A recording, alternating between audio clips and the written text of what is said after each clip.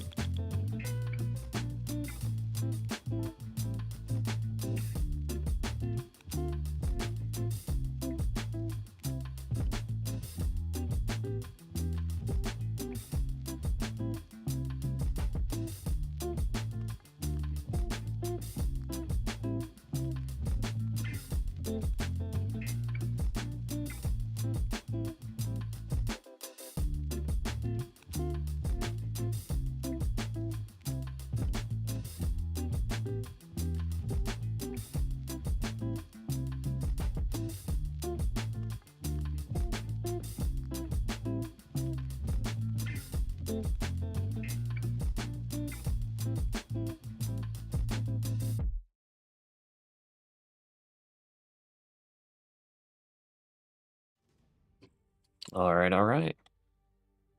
Good Monday morning. Jason, Randwolf, good morning, guys. So I tried to take a couple scalps to the long side this morning. I got stopped out a couple times, unfortunately. But finally got some strength here. So we'll see if this is a little bottom here, pre-market. Finally got some buyers that stepped in. But we reached all-time highs again over here. And we basically pulled back a little bit, bought up, pulled back. I was essentially trying to buy the top of this previous high. I mean, there's a chance that we can continue down. There's still quite a ways to go. If we were to go down to the, I guess, bigger support levels. I kind of removed a lot of stuff from the graph here. But essentially, we're just gonna play how it goes. Good morning, All About Fish. I continued doing some back testing, and I realized I think I'm just gonna take the 15-minute ORB strategy from now on, as well as the bullish and bearish breakout off the indicator. So currently we're technically in a bullish or bearish breakdown. We already got, let's see how many points. 66 points to the downside. The average is about 68. It's a 72% win rate. I didn't take that trade. It was before I was awake. I tried to take a scalp near the VWAP, right up here. So, I believe I did. Yeah, I think I took a trade near the VWAP off the bounce, and it kind of rejected down here. Now we're looking like we're getting a little bit of bullish divergence. So I think I might buy this here. Order filled. And I'm gonna move up my stop a little bit. 231, so that's down here. So hopefully we find a little support here. Bull flag forming. We continue to leg up. I'll let go of one of these minis. I think for the leg up, we probably want to let go at like 244. So that's just about 6 points up, 5 points up. But yeah. Gonna be trying to take less trades overall. Just playing the strategy. And yeah. Good morning, Yo-Yo. Am I changing strategy? Yeah, sort of. I think I'm going to take less trades and try to take at least on the cash account, I'm going to be doing the 15-minute ORB strategy strictly, and then taking bullish bearish breakouts on the Lux algo signal, because I backtested it a little while back. I backtested it by about 2.5 months, and it's got a let me just check, 54% win rate to the bull side, 72% win rate to the bear side. So I think that's what I'm going to be doing. I want to make sure that, you know, minimizing my drawdown and maximizing the potential gains. So I wanna do that. I don't wanna blow accounts. Good morning, Zero Trident. Let's get it. Xander, good morning. What is ORB? It's called it stands for Opening Range Breakout.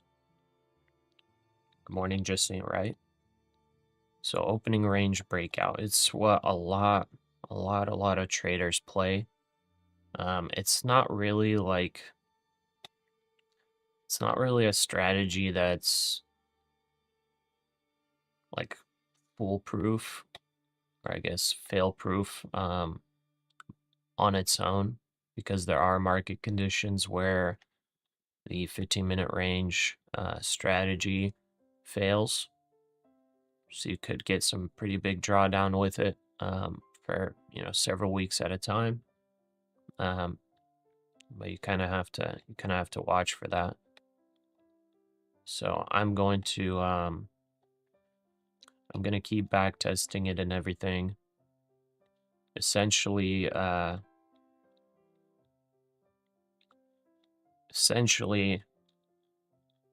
so far from the limited back testing I've done, 2.5 months, as long as the opening range is fairly small, and by fairly small I mean under 100 points, the strategy works a lot of the time. If the opening range is huge, meaning that in in the first 15 minutes, you get really big movements up and down, then the strategy, at least playing it the very strict way, could not work as well. So, because then you have to essentially take more risk for, you know, the reward, because it's kind of just like you play off that range, and that's your risk and reward, essentially. And it's not daily high and low, it's the high and low within the first 15 minutes. Jesus, good morning. What's the Lux algo indicator you will use? So I'm using the ORB and targets 15. It's a 15-minute range, 15-minute ORB strategy. And then the one with the bullish and bearish breakouts that I backtested, it's called Lux Algo Trend Lines and Breaks. And I didn't change any settings on trend lines and breaks, but for the ORB and targets, I had to change some settings with the time zone so that the 15-minute range is for the opening of New York session. So yeah, I think that's how we play it. All right. Nice, we're getting some buyers. I think I might let this mini go at VWAP maybe.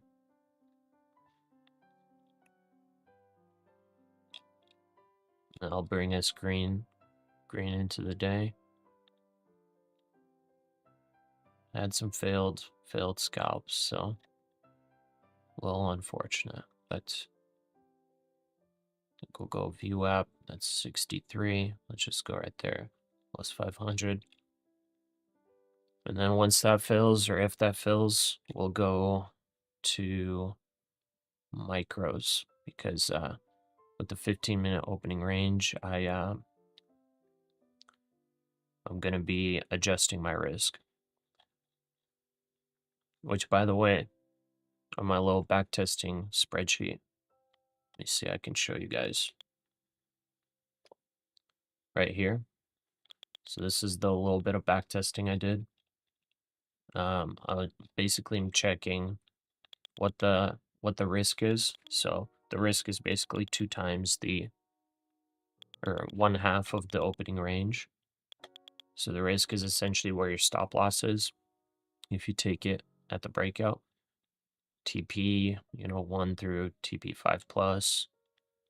Whether it stops out before hitting the first TP, that's all tracked. And then whether the orb gets flipped. So if it goes bearish, for example, right here, if it goes bearish and then it flips to bullish, and then, tracking all of that. Also tracking that Lux Algo trend break.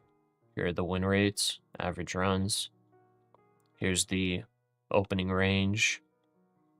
And then I just threw in this calculator right here, just out of curiosity, how much risk would I need to take to be able to make like this amount per month, essentially. So you could like put this to 20K. Essentially with 20K, you would have to take this much risk. Amount of contracts is basically, I just put the average risk. And this is essentially how many micros you would have to take to make 20K a month based on this backtest. And that would essentially be only 1 trade a day. With this breakout strategy, that increases profit potential. But yeah, that's how it's looking. Orb, yeah.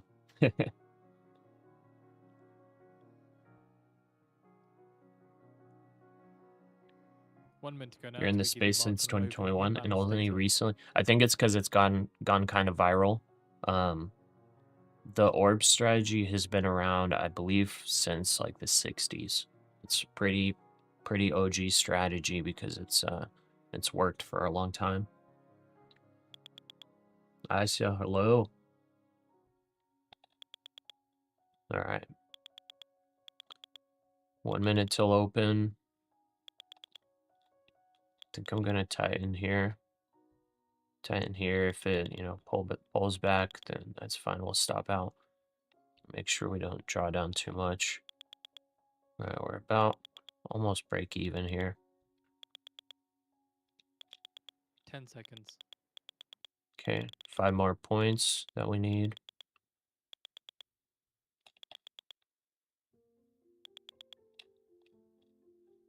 Market on open imbalance S&P 500. Buy side Okay, 173 perfect. million. NASDAQ 100 We in the green. sell side 16 Look at million. that buying Dow pressure. That's 30 crazy. buy side Wow. 18 million. And Mag 7 sell side 16 million. All right, and now we basically wait for the opening range and also potentially wait for breakouts. So if you look on the bottom right, we're actually looking at a potential bullish breakout if it breaks above this trend line here.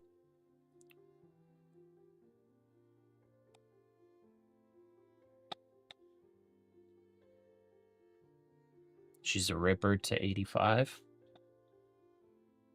Yep. You highly recommend pure TAPA and keep it simple. If you master that, you don't need any indicator because the orb is, in my opinion, a part of TAPA. Orb is new to you. Yeah, Orb is pretty old. It's just like I said, it's gone kind of viral on YouTube and whatnot.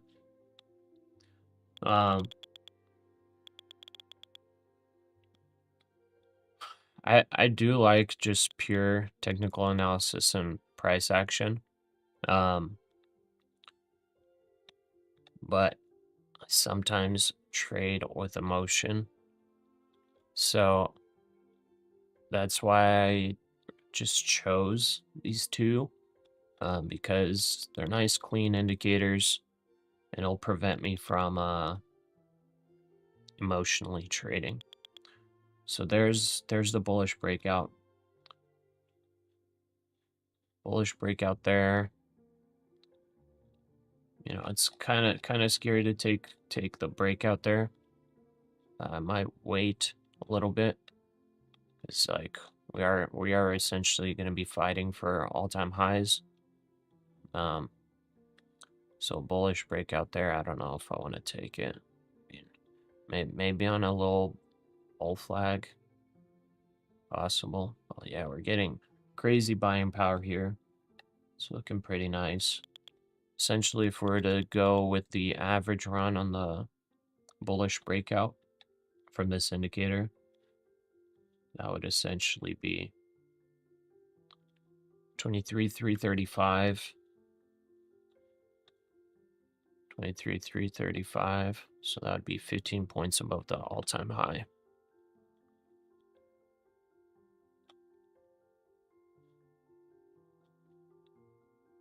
Let's see if we get resistance there.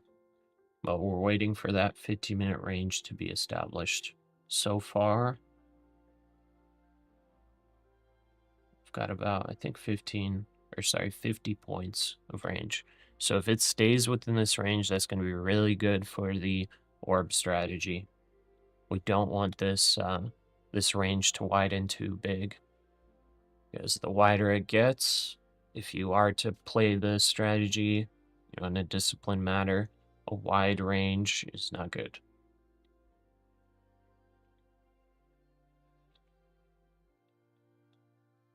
I would like to, by the way, do you guys like the camera? I wasn't able to get 60 frames per second set up. I don't know why. I was only able to get like 30. But we got 30. This is a Seeing DSLR shares of camera Verizon that I up use for recording. 3.2% after Q2 I was revenue able to profit set beat. it up for streaming.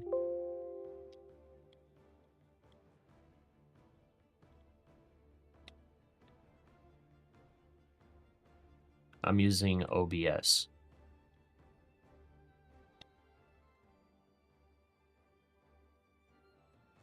All right, so from here we only need about 3,500 on the 3 accounts for us to get them well funded. So I don't know if we're gonna get that today, but I'm definitely gonna try.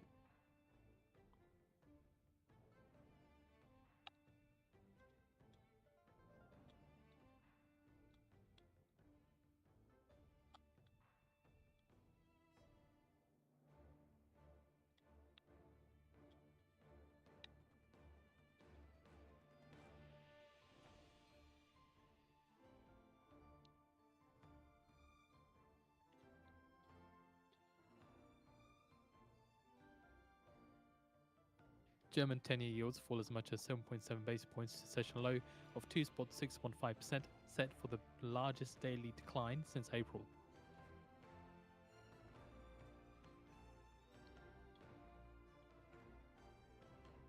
Thanks, Sander. All right, that's 309 a hit. It looks like it wants to go to all-time highs. Let's go 20 points, you're out. Nice. Very nice.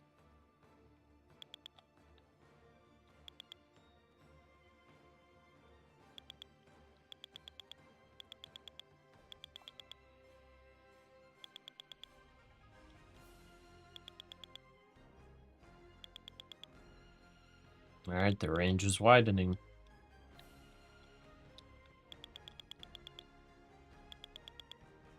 Now we've got almost 60 points on the range. So that'd be only 30 points of risk. So I'm hoping for this to pull back and this range to be established, but it could rip higher. That makes it more risky. The higher the range, the lower the probability that, you know, over like TP2 hits. Because that just means that overall, you're going to have to get like 200 points of movement.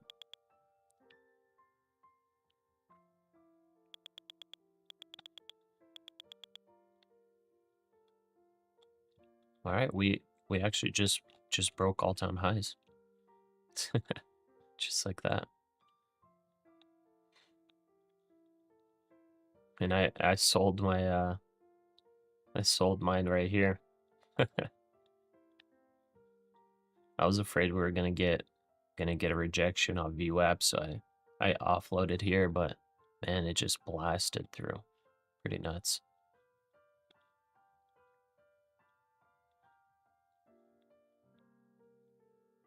All right, well, we went from oversold to overbought very quick. That was pretty gnarly. Went straight to overbought. Look at that, all the way up to the 5-minute candle.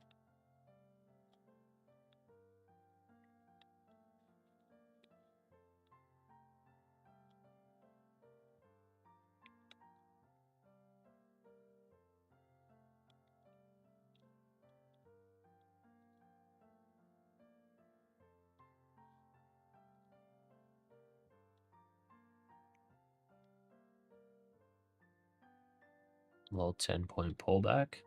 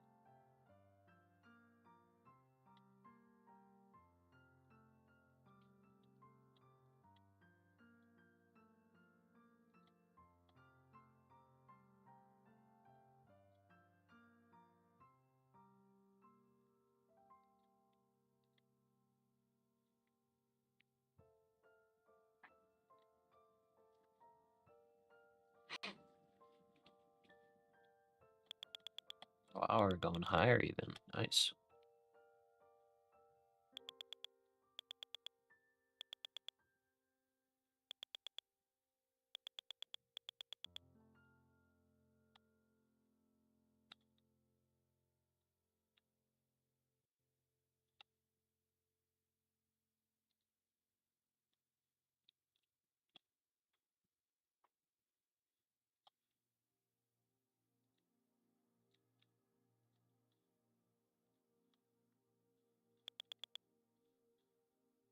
All right, we got five more minutes until the range is established.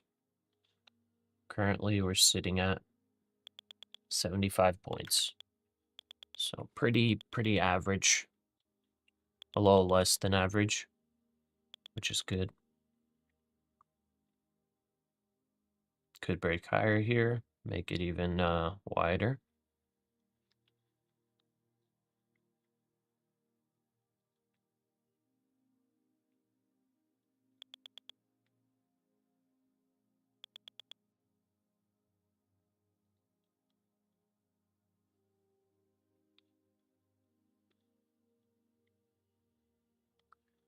Okay, so for bearish breakdown, we're gonna have to break 310.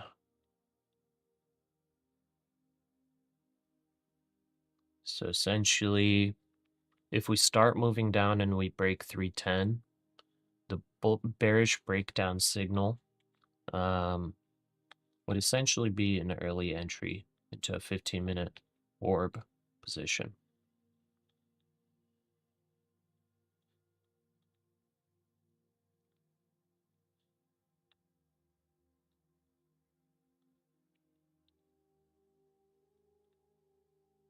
Okay, let's just check real quick. So,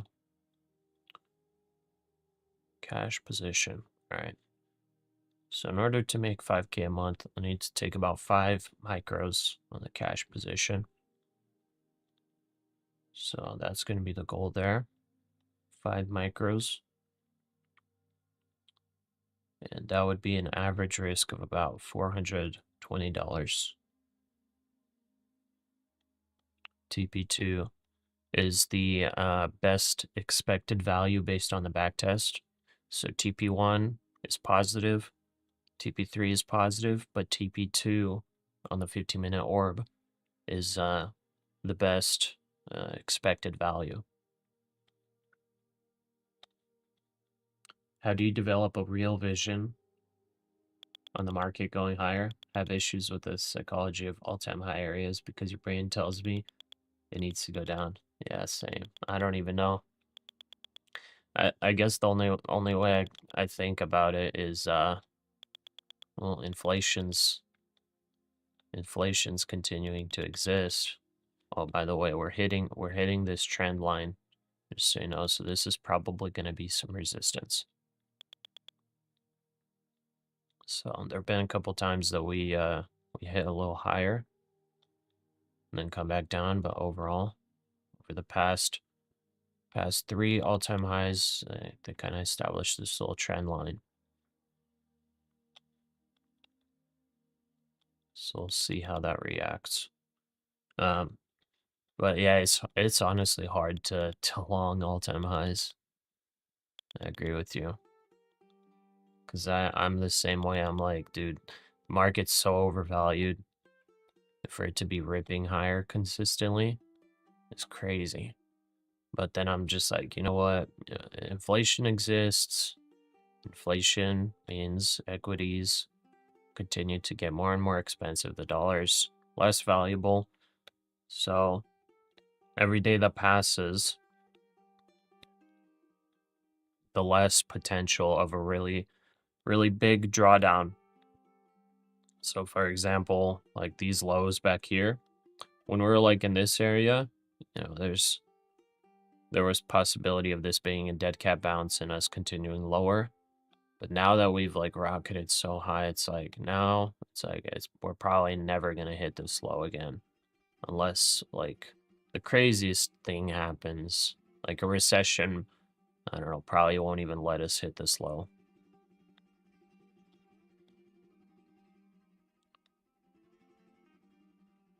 We would have to have like a really bad time for us to hit that low. The only way it makes sense is stocks and values are always going higher as a normal rule of capitalism and growth, but it always has a feel of a crash. Yeah. See, the thing is, like, I look at let's show it real quick while we're waiting for this orb to happen. Whoops, I just minimized everything. There we go. So let's go.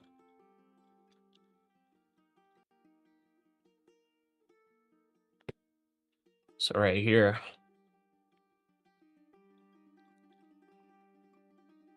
we're at 200% with the Buffett indicator. I guess this is back in March, so they'll probably post one, I guess August 31st. Let's see that. We're like, whoa, whoa, what just happened? To move up post the market open. Holy no moly. News, though, to back the movement up. Whoa. That was a 30-point rocket.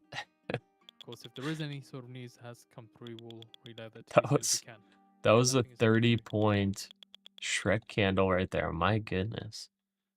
Okay, so we officially broke through the 15-minute orb. I don't feel comfortable taking this long. It's already halfway to TP1.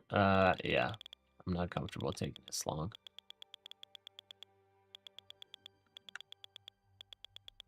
Wow.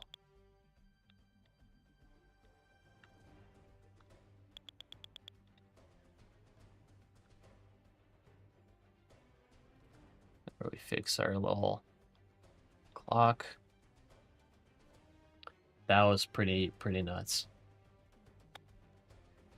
Must be news instead of trading. New war. You're long since 23-245. Nice. Broke the rule of getting in before the bell. Hey, well, that's a good long. What happens here? Yeah. Let's see. Wow, this is some insane buying, though. This is actually crazy. S&P 500 now up 15-minute finally 0.36%, overbought. and NASDAQ continuing to move up, and now up by about 0.62%. So again, S&P 500 up by about 0.36%, and NASDAQ now up about 0.62%. So continuing to move higher. Wow.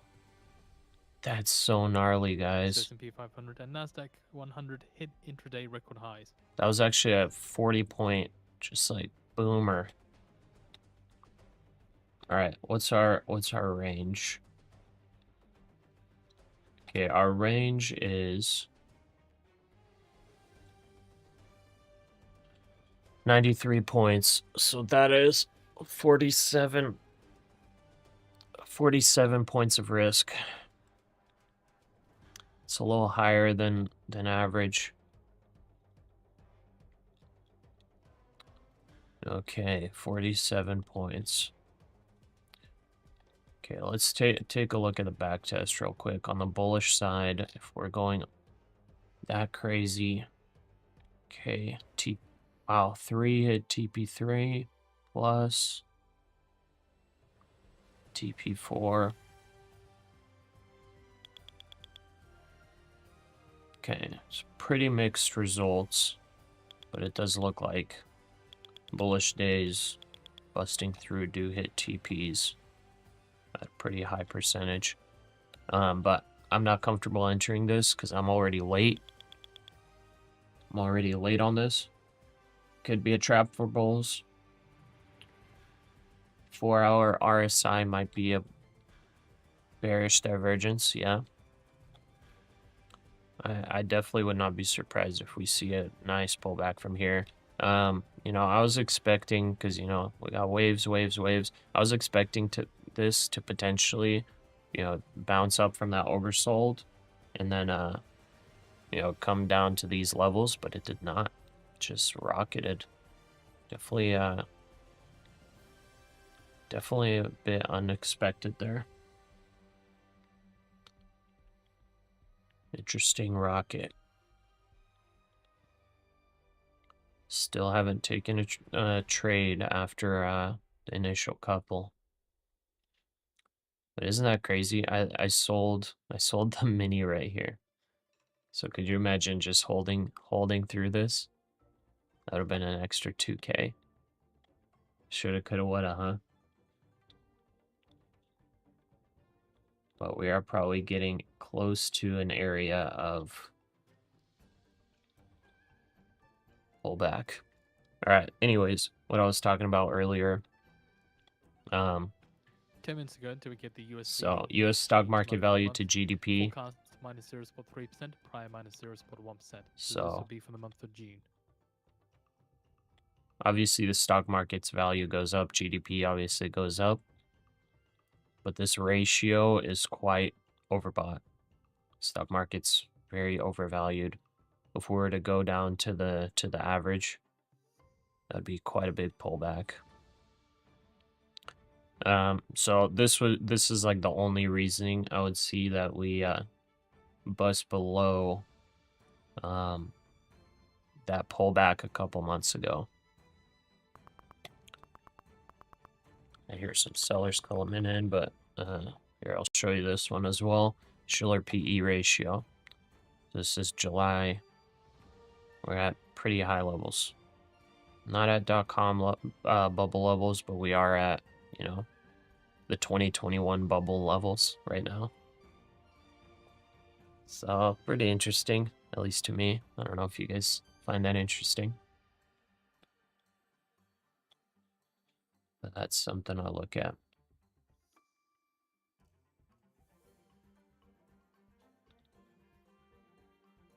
All right.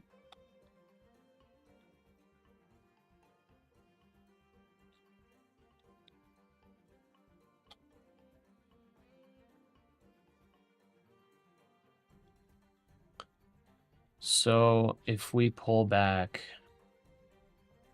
I think I have to enter at around 23,350.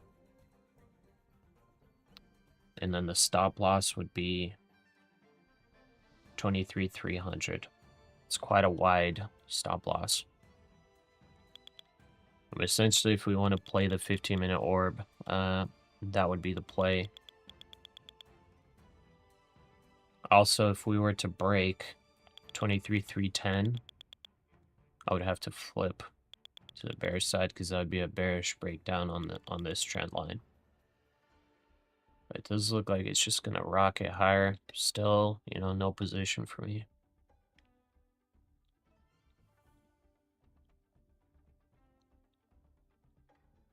You know, I could be playing against the trend. It's kind of risky.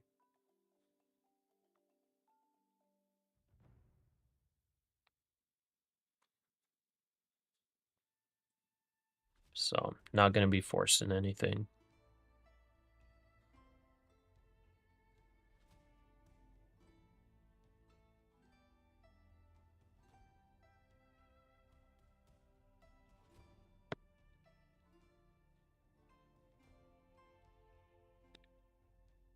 Holy pump, yeah. Crazy pump. 170 points from pre-market lows. Pretty insane. I was trying to long here on the VWAP. That's how I ended up negative 500 because I longed here a couple. Then it pulled back down here. I longed a couple, got stopped out on this little drop because I was taking like, I don't know, 10 points of risk or something like that for 20 points of return. And then once we, I guess, showed bottoming, I went long 2, sold one at like 10 points profit, and then the other one right under VWAP because I was like, man, this was pretty heavy selling pre-market. Like if you see the volume, pretty heavy selling there, and then guess what happens? We just go to all-time highs. Pretty gnarly.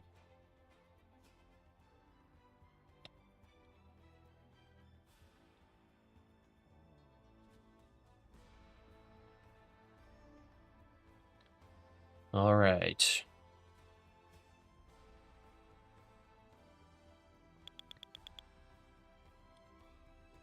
Let's see what the other indices are looking like. So, S&P, very nice break.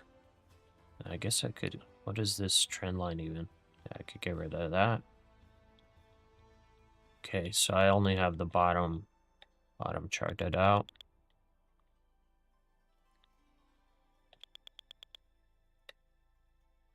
Let's just continuing to break up. Russell surprisingly nothing at all. It is looking like it's possibly going to break up here though. Dow, same thing. Prior minus 0.1%. Look at how gold's moving. By the way, remember when I was talking about this this trend line for support? Whenever we were down here, I think that was last week. I don't remember, or maybe right here. I don't remember. Maybe over here. Whenever I was live last, I was saying this is probably going to be a really nice gold long position. Look at that. It's been respecting this trend line, and this just going up, you know, could potentially break through these highs. Pretty crazy. Silver's looking nuts. Look at silver. I was talking about silver too when it was getting down into these levels. I was like, man, this is looking like a long potential. And it came back through and ripped up. It's fun stuff. All right. The NASDAQ continuing higher again, and it's about to hit TP1. TP1 is at 23,396. So just hold back a little bit, 50 cents away, and there it goes. Hit TP1. Okay, TP2 is at 23,442.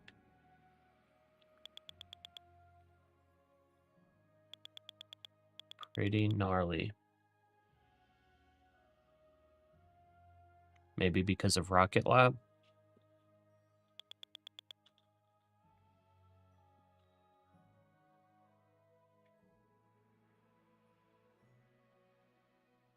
I'm not seeing Rocket Lab doing anything.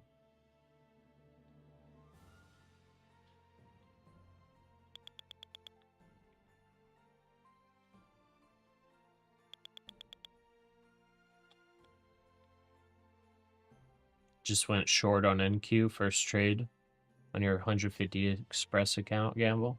10 minis. You probably will get a pullback, actually.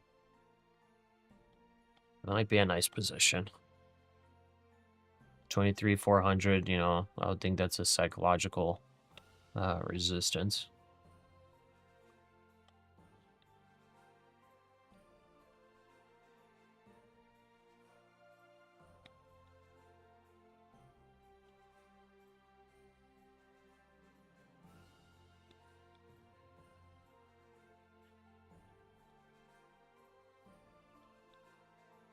In order for me to get a bearish breakdown, this thing needs to drop 70 points. Isn't that crazy?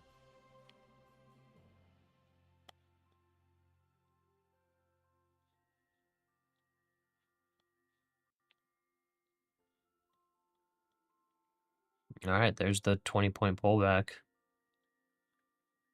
Entered at 23.93. Oh, tell me you're cashing this. Or are you holding it? Tell me you're cashing this. That's 4K right there.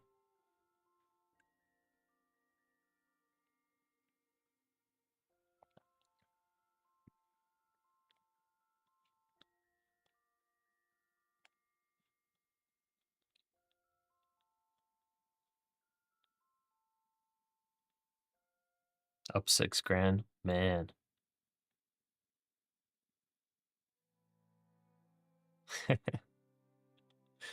1 minute to go now. I mean, that's pretty freaking gnarly. I guess you could trail the stop and try to go for like a 20K banger, but man, that's scary. Very nice short there. Hearing some market sells coming in too. You saw that pump to 393, got you worried a bit. Still holding, all right. I'm rooting for you, brother. So if 65 breaks, I should get you another 10, 15 points.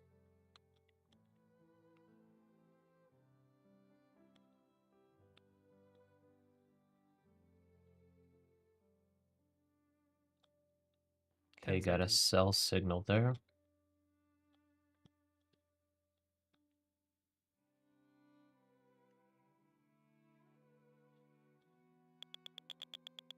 Oh, market buys coming in. Trail that stop, minus brother. 0.3%, minus 0.3% as expected. Oh man, crazy buys coming in.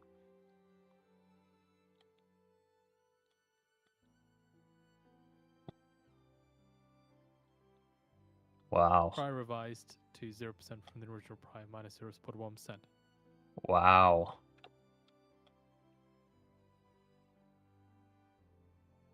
Dang. Yeah, this pump is strong. Ben, did you get green? Please tell me you got green.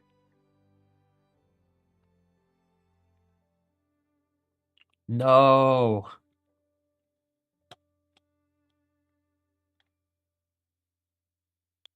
You're still holding, just ain't right.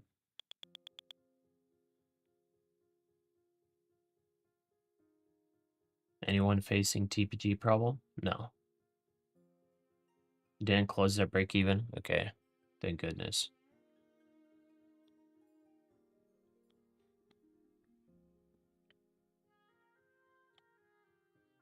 Man, that was a crazy trade. I was honestly rooting for you. You know, on this pullback, I was hoping we break 65 because that would get you a little bit more, but Yeah, sorry, brother. It's hard to take the profit sometimes.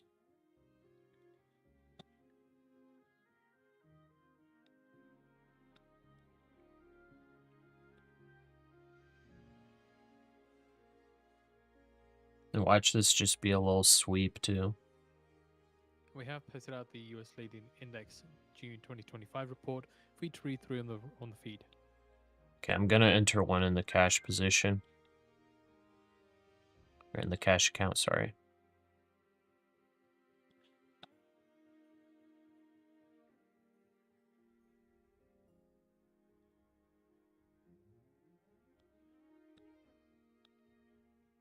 You switch to long and it drops. Oh man.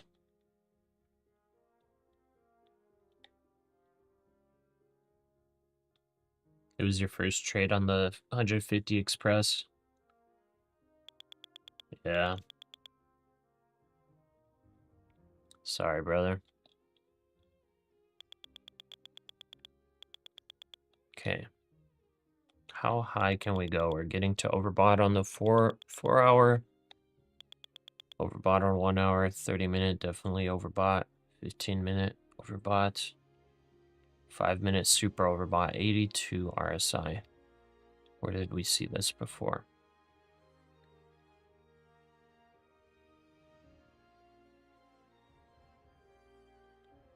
Okay, we saw that here, and that got to 90. And it still moved a bit.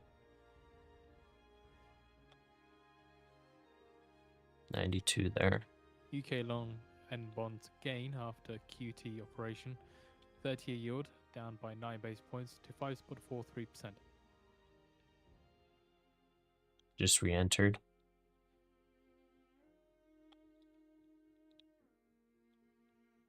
Yeah, I feel like 23,400 would be a nice psychological level.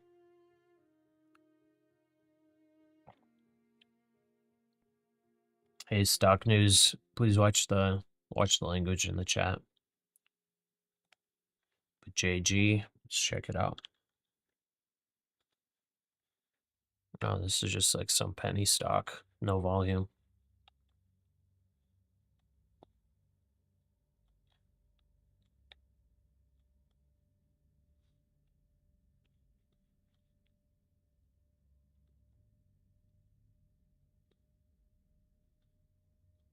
Stock news just gonna spam stuff. Okay.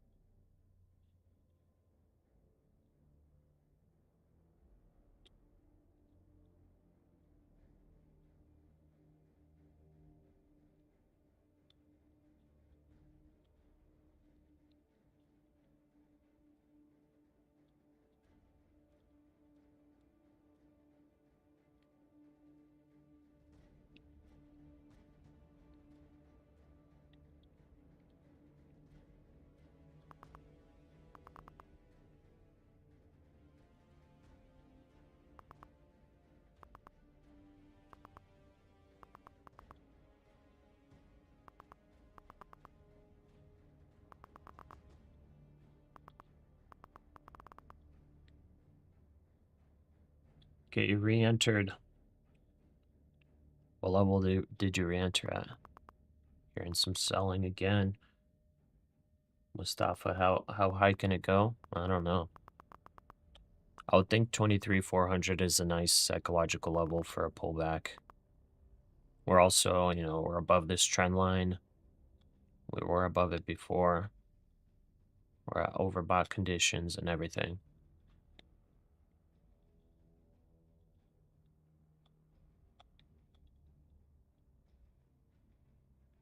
We entered at 23,397. Okay.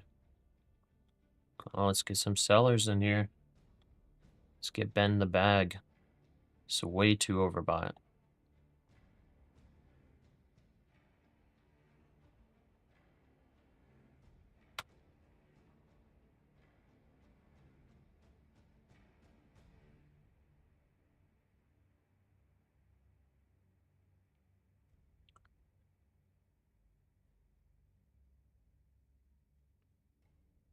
Gonna take a look at what exactly is rallying.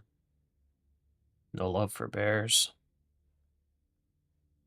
Yeah, I'm surprised everything is jumping. Bonds are jumping. Everything's jumping.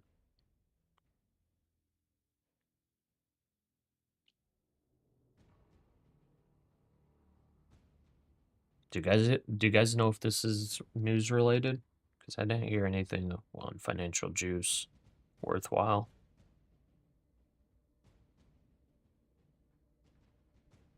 Nvidia is pretty much break even right now. Meta's 1.5, Google 2%. Apple's up a little bit. Microsoft is not up much. Tesla's break even. Tesla's selling off actually. What exactly is Just keep an eye on causing the this dollar. rally? Now seeing some downward movement here. Again, no news to back the movement up though. We'll keep an eye out for any news. Again, as said, so general weakness coming through from the dollar now. Dollar weakness. Do we take a short here?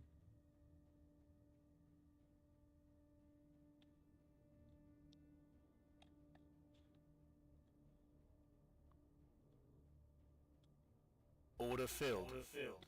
Okay, let's take a short. Let's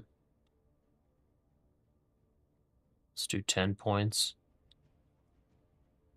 Spy reach target. Now we're at TP1. All this stuff. I'm not seeing why we're moving up so high. Trying to figure it out. Financial Juice said we got some weakness in the dollar. I think I enter short. I mean, it's not a disciplined short, but let's keep the stop loss tight.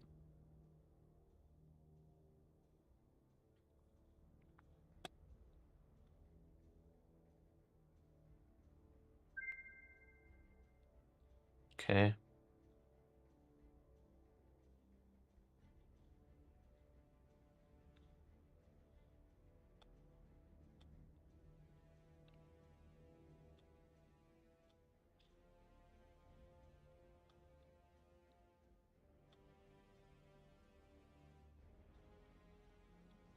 Our stop over here, 409.25.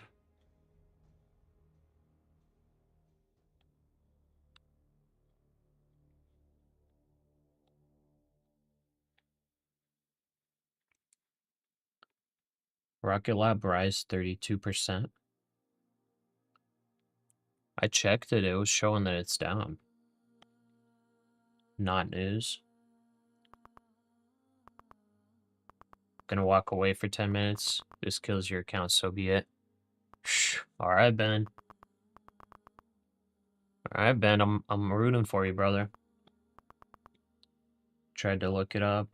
So Verizon, new rise of prognosis. New rise. Huh. Oh, you're getting some sellers coming in. That's 10 points there.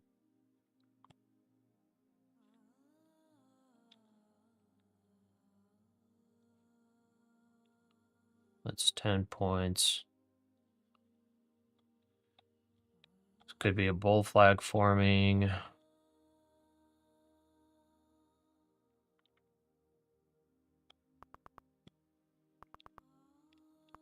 Okay, 79.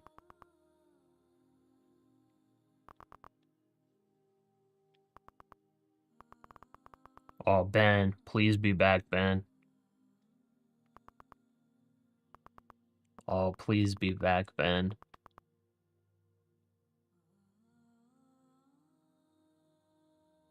Japanese yen rising. Ben just walked away with 10 mini 147 position. spot 30 per Oh dollar. my goodness.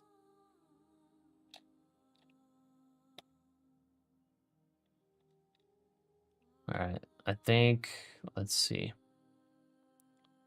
We could hold So this reminder for a last night banger. with the news from Japan, they had Japan's PM Ashiba said he would stay on as PM. All right, that's TP1 hit. We're sitting at pivot point, top of the range, 350.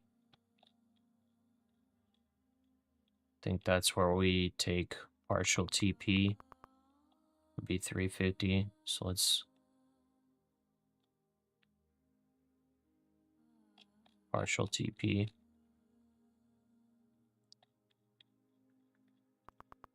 See if we could get some good movement. This was an undisciplined position here that I took.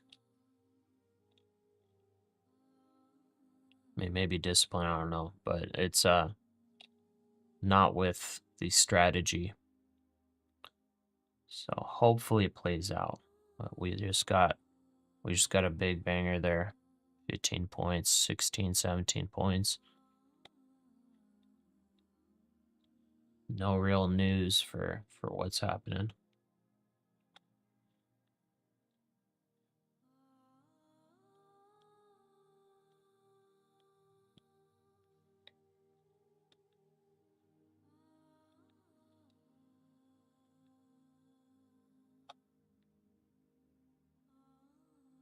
$23,400 needs to reject. Okay, let me see what stocks are moving.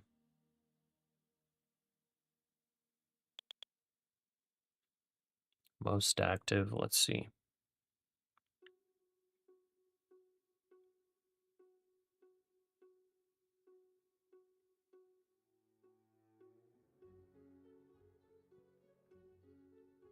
I mean, I guess Apple up 1.6, Google up 2, our fiscal rules are ironclad. 1.3 on Meta, Broadcom 1.5.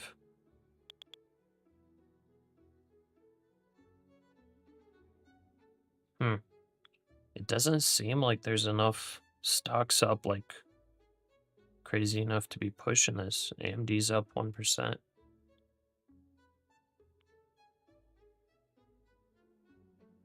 Interesting. Nvidia's pretty much break even.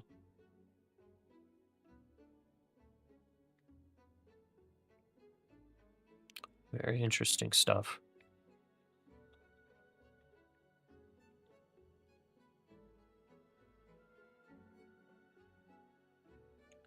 Well, I think I'm gonna do the same thing as Ben. Just gonna watch and wait.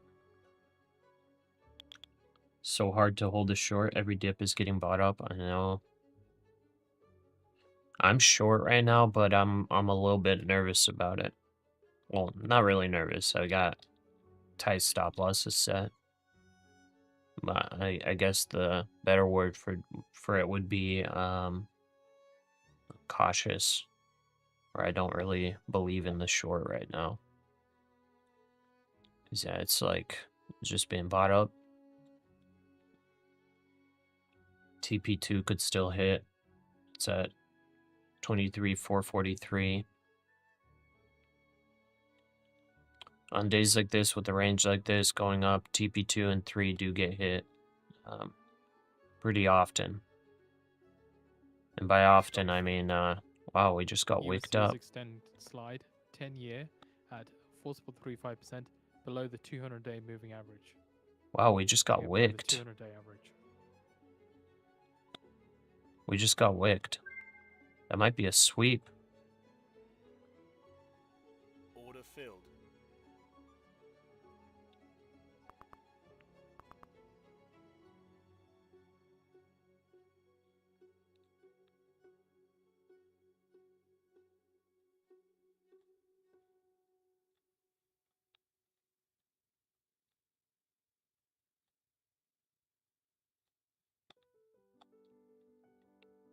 Well, very interesting sweep there.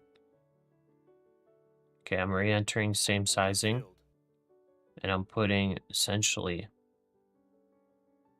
that sweep as the stop loss.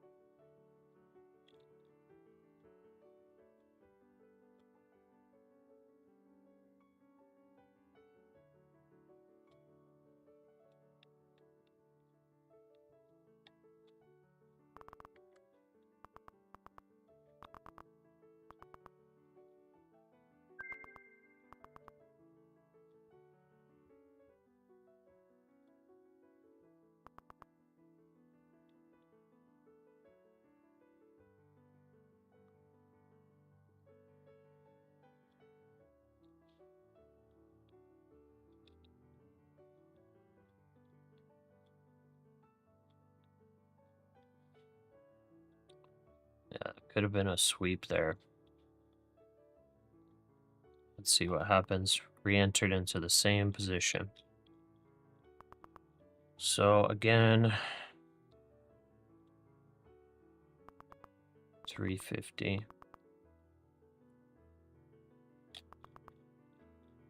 310.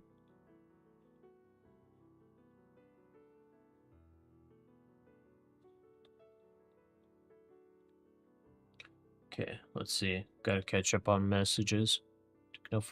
Technical factors, market mechanics analysis. Analyses suggest that major market participants are trying to keep the NASDAQ 100 at high levels, particularly ahead of key events like settlement options. Could be artificially propping up at a failure of this strategy. Bullish side currently appears to have the upper hand, continuing to play capital. Okay. Noob QST, but why short when ES is bullish? Why short it? Because I got limited risk and a lot of potential gain.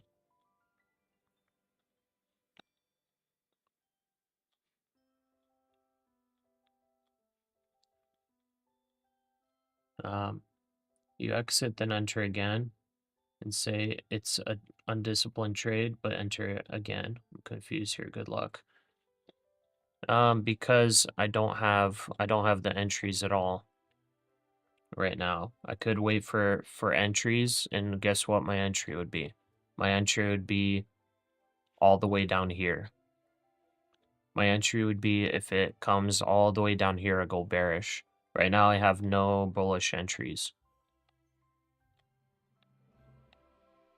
So the only entries I really have here, hypothetically, are either a bullish entry once it comes down to 33.50, bullish entry, or bearish entry from breaking around like 23.315 down here. So those are my potential entry points. Those are both way lower than what the price is right now. We got to essentially, a round number, psychological resistance. This looked like a sweep, so I re-entered. I said it's undisciplined, as in it's not 5 minutes ago now, we get the Bank of Canada. it's not part of message my strategy that I'm trying to play overall throughout the day. But as for like just looking at this as, what would be a better position to go into, long or short here, I would say probably short. And there's another sweep right there. These are sweeps that I would say are these are sweeps that I would say you would probably want to go bearish. Well, we got stopped out again on a sweep.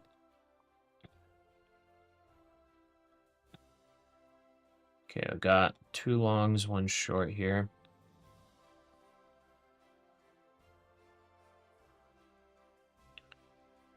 Wow, another sweep. All right. ES went to 369. Okay. Back now, still hodling. Oh man. Dude, there's I hope that sweep didn't blow your account, brother. Did that blow your account? Oh man. I'm sorry, bro. They're sweeping.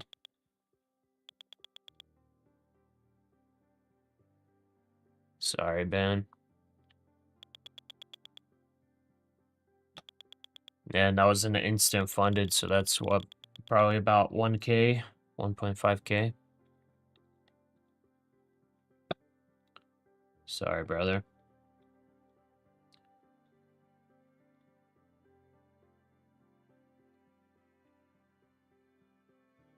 All of us blow accounts, yeah.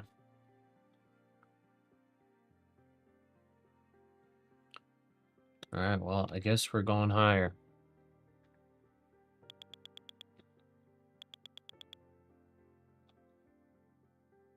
That's crazy. I have no idea what's pushing us. I guess Apple's really leading this.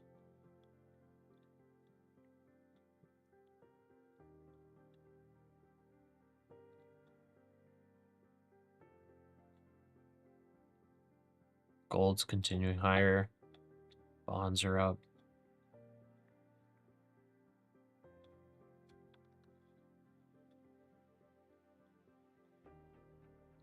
Yeah, it probably was a bit of a short squeeze there. No doubt about it. But did you watch Max versus Dustin? No, I have no idea what that is.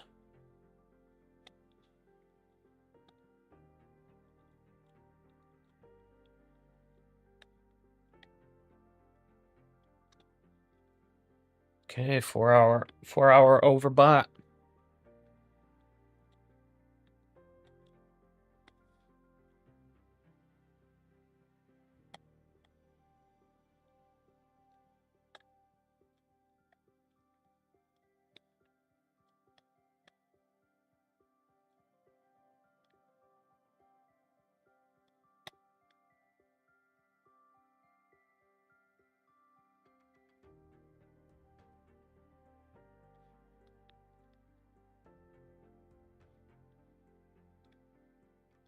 Okay, so at the current levels, we need about 3,800 bucks.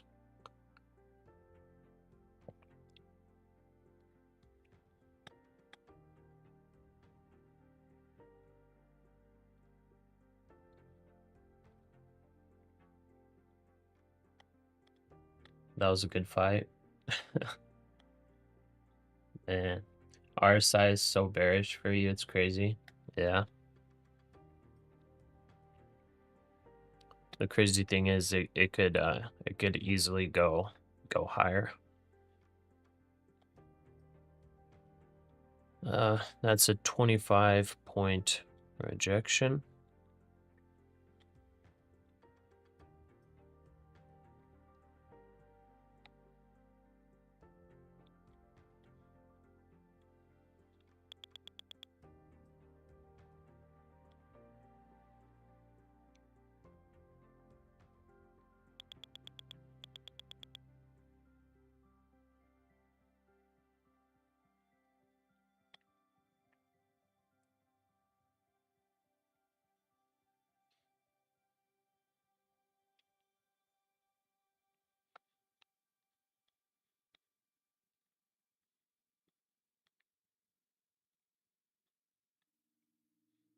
Five minutes ago, to get the Bank of Canada Overall Business Outlook Survey.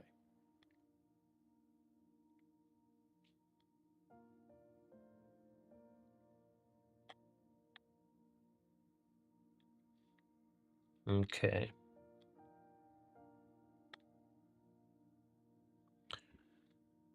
Ben, are you about to be revenge trading? Get another Express account?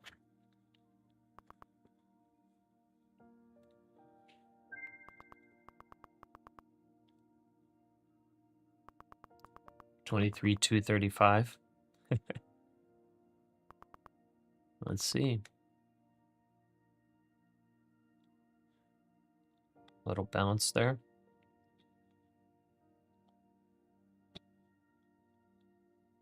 Oh, 435.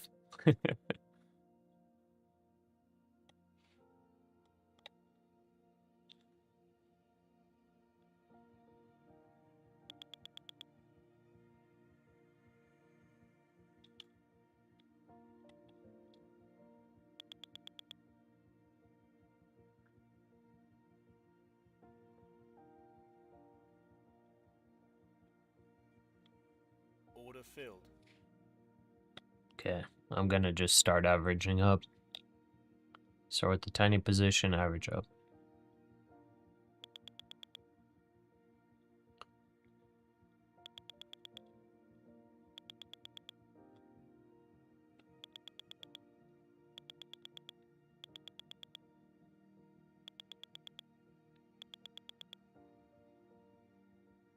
And we go, I think we go for max loss of 500.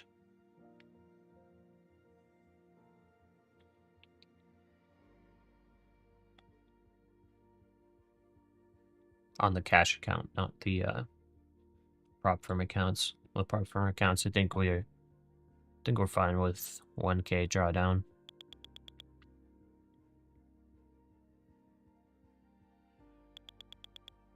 Market's ripping. Yeah, it's been nuts. Anyone playing RSI strategy is probably starting to average in here. Look at that daily RSI. That's actually so crazy. I didn't even see that earlier. 72.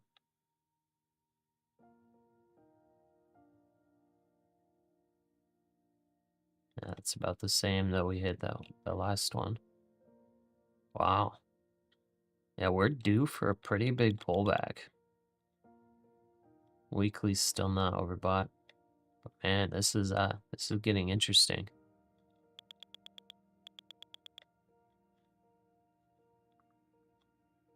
It's definitely getting interesting here, guys. How's your opening, Pasha? Only have 3 long with profit, but now is new highs. That's why you're waiting. Extreme greed, buy greed. Opening was okay. Pre-market, I took a couple trades. Was negative 400, something like that. And I went long down here. 2 minis. Sold 1 mini at like 10 points profit. And then the other mini I sold right below VWAP. Because I thought because of this pre-market selling pressure, I thought that this would probably reject VWAP. 1 minute to go now. Like to blasted Bank through. of Canada Business Outlook Survey. A little unfortunate. That would have been already almost 4K profit on 1 mini. It's nuts. According to TASS, Russia and Ukraine may hold discussions between July 24th to the 25th in Turkey.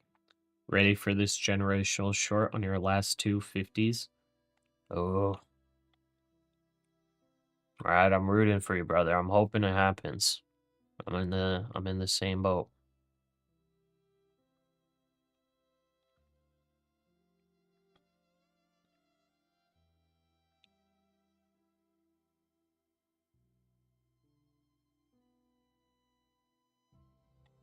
Ten seconds.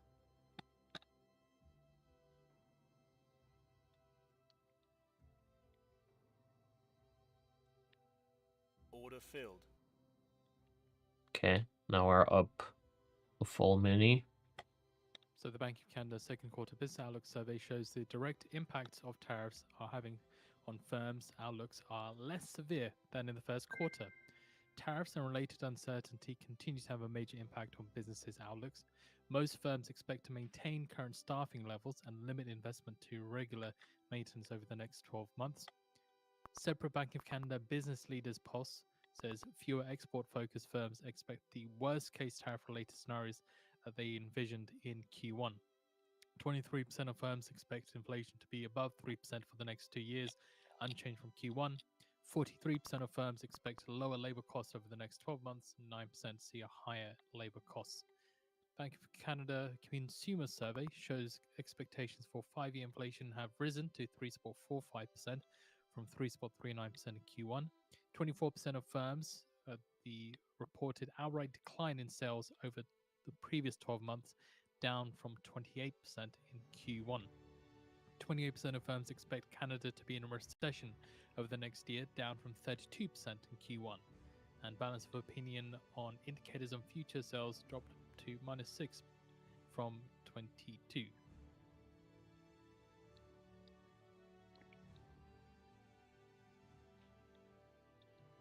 So also separate Bank of Canada Q2 survey of consumer expectations for the next 12 months shows 64.5% of Canadians expect a recession, down from 66.5% in Q1.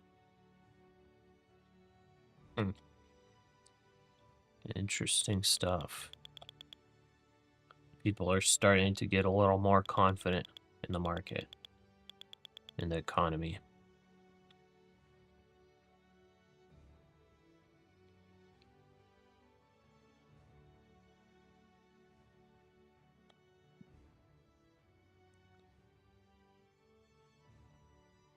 Okay, TP2 is still 20 points above this current level.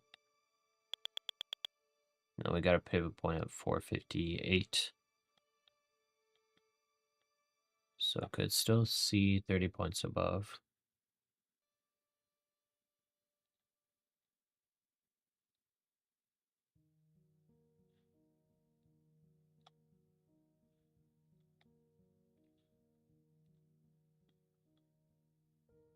$23,435. Yeah, I think I'll add one there. Turn 3,435 there. Boom.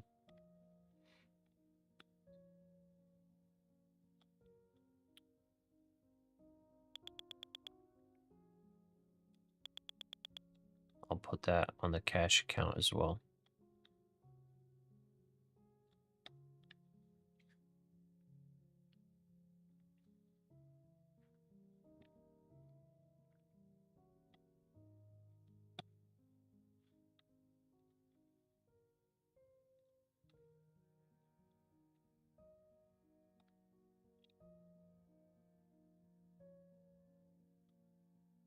Oh, I just realized, yeah, fear and greed index, 76, extreme greed.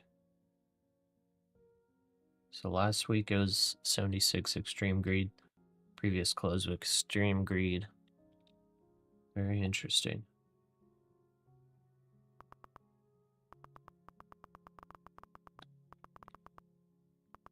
Seeing shares of Verizon extending gained 4.7%, up the most since January 2024.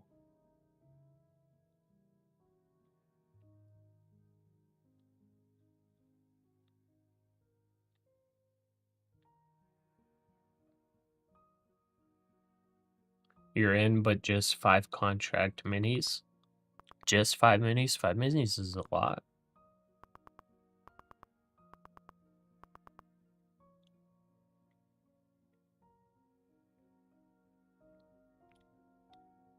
Jason, how much did you make with 5 minis going long? Didn't you enter super early? Or are you talking about micros? 5 minis on this rip up is nuts.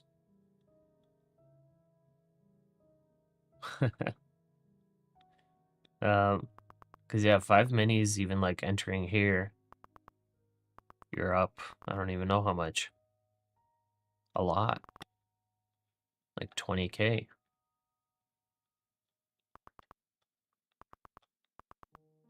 Okay, I'm hearing some market sells coming in. S&P. So if we break below here, might see something. S&P's selling off slightly.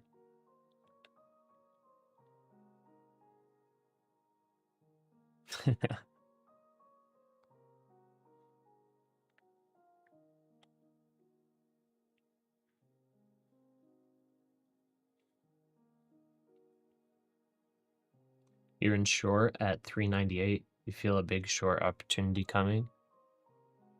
Yeah, let's see.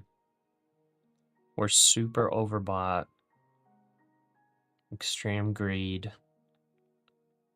We're up above this trend line that has rejected multiple times. We were above before, but that was like when it went up above before like that, it was a nice pullback. How many points was it above?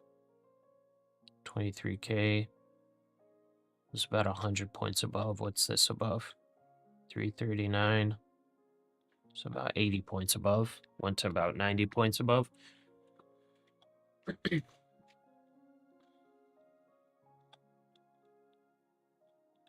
That's going to be interesting.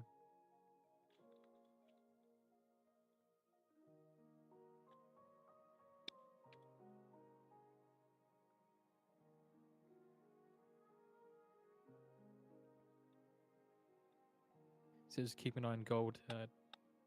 Did touch 3,400, up about 1.5%. Oh, gold's. So it did touch about Look at how gold's rallying. Oh my goodness. 5%. Look at how strong gold's rallying. And silver as well. Silver's gonna So break continue out. to move higher there. Silver's gonna break out. This is nuts. Bonds are rallying. Dude, one of these are gonna give.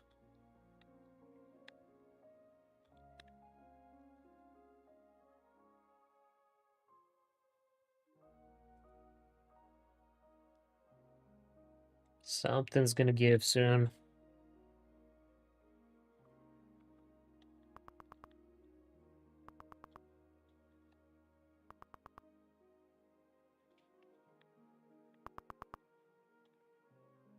You're on MNQ.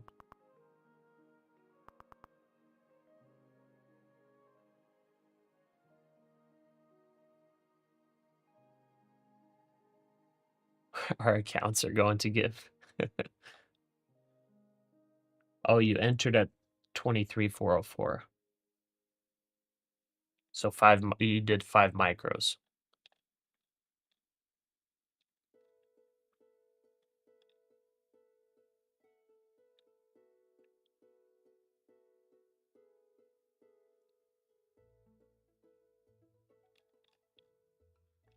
All right, let's see that 23,435.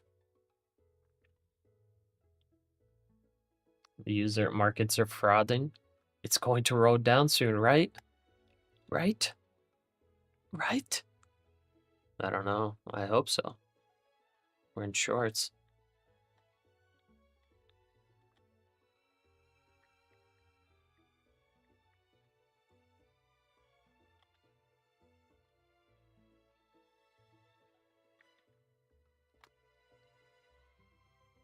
You like 10 or 15 mini contracts when you're 100% sure. You take your time to trade, sometimes don't trade. Wait, but are you taking minis or are you taking micros? Because M and Q is micro contracts. If you're on NQ trading minis, then 10 or 15 is a lot. 10 contracts, just a $10 change is $2,000.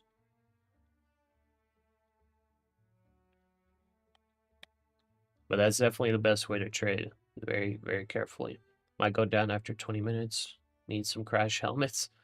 Yeah, where the heck is Ponzi? We need him in here.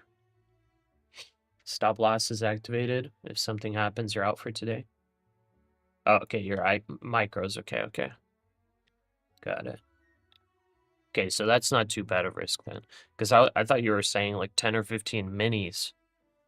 That's like a lot of leverage. I mean, I guess depending on what your, net worth is or trading account is, 10 or 15 could be nothing. But yeah, micros, that's not bad. For me, 10 or 15 micros on the cash account is a little too much.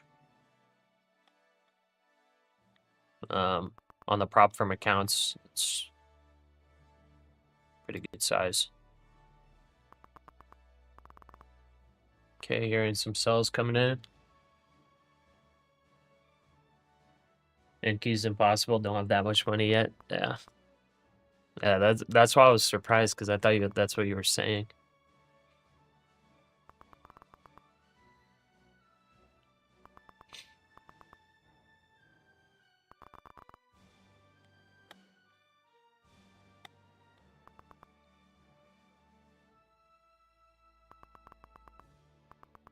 Oh wow, the trend line changed. So for me to get a bearish break, it's got to go down way below 23,300. Wow, that's crazy. So we might not get any bearish breaks today.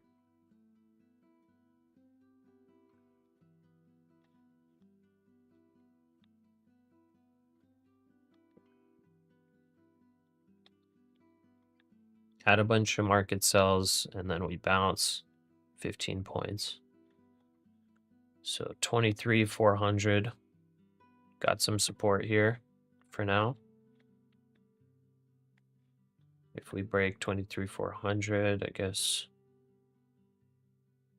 we just got to break through these little minor support levels. And I think we retest 23,350. So I think I'll take a partial at 23,350. Okay, I'm gonna add here. Filled.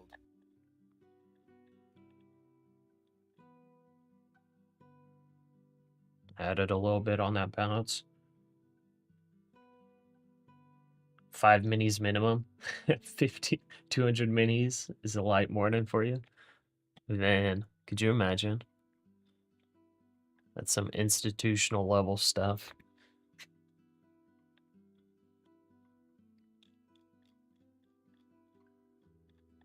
Okay, 350 would be there. Okay, and then we'll take 1/3 there. I'm gonna go use the restroom. I'll be right back.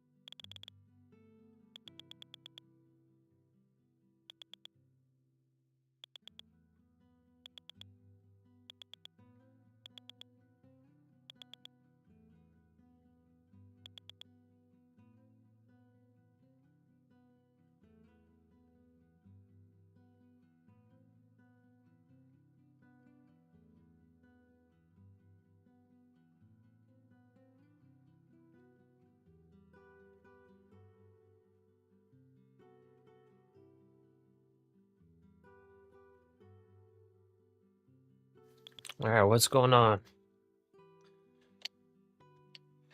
Okay, I got a little pullback again. Let's see, 400 break. On the 5-minute, not looking really like a bull flag, looking like some weakness. Got to break through 400 though.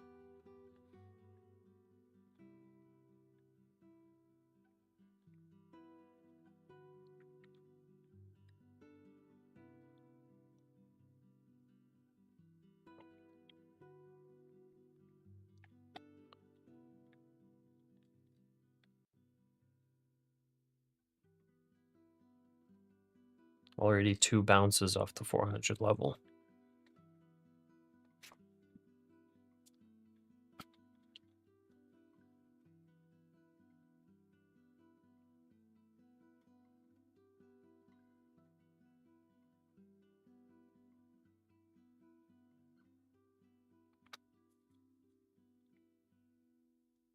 Time to close. The market's crazy.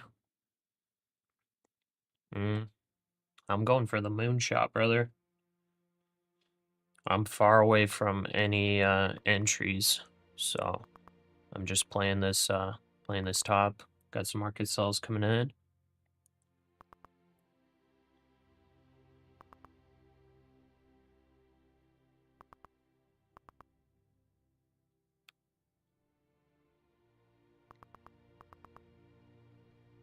All right, 400 cracked a little bit.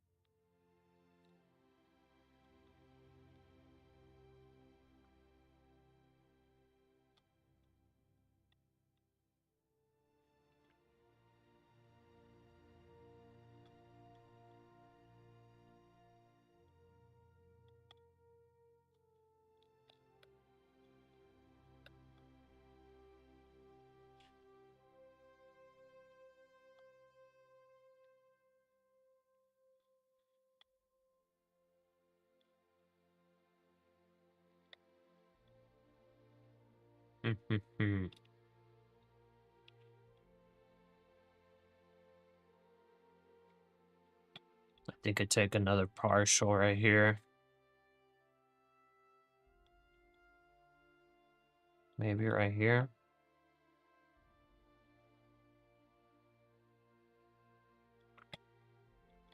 So take a partial there. 57, and then if it's continues going down, we hold for the VWAP retest. We're gonna need some serious weakness to test the bottom of the opening range. It's 150 points below.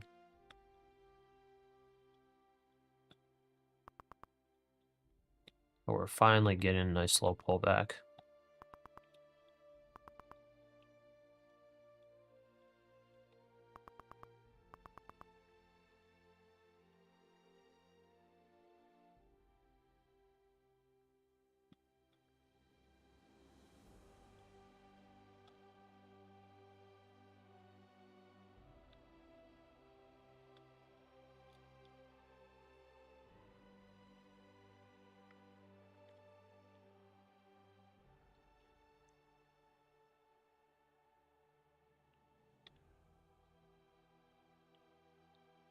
Okay, broke the 9 SMA on the 5-minute. 365 is going to be the 20. Then VWAP at 330 about.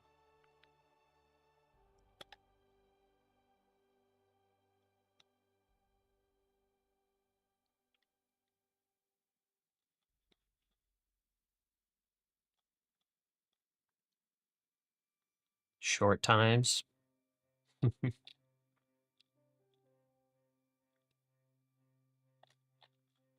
I'll remove this sell order here.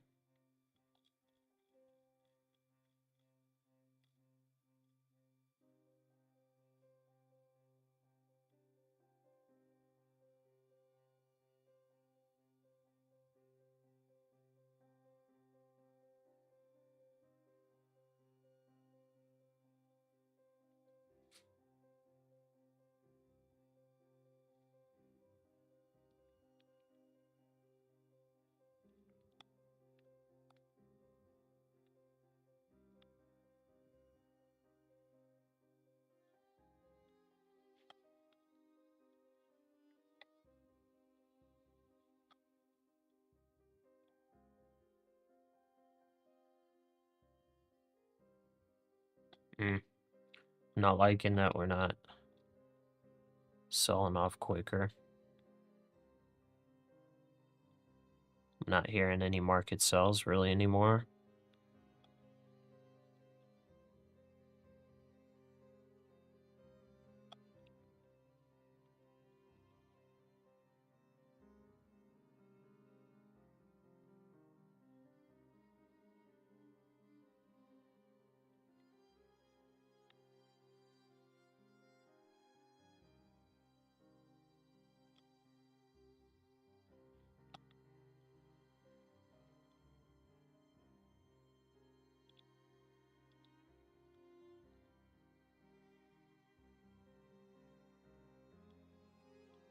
Almost to our partial.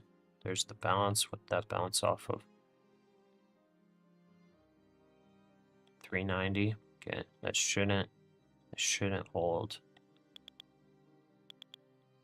I'm actually hearing some market buys on the S&P.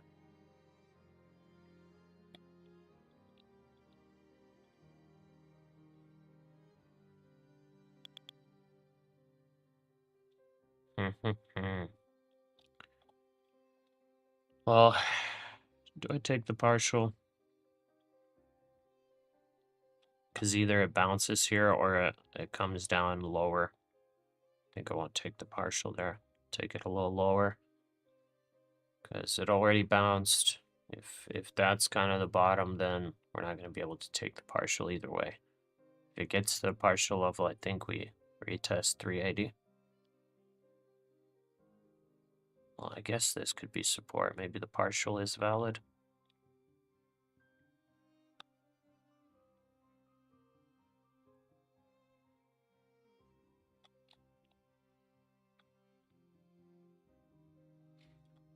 Alright, let's just hold that. Let's go down, let's go.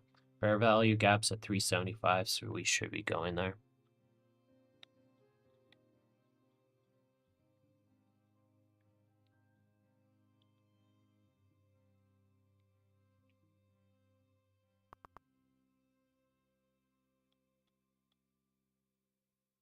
Couple market sells, so that still didn't get to where our partial was.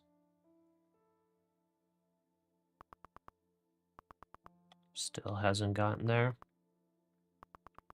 Market sells coming in.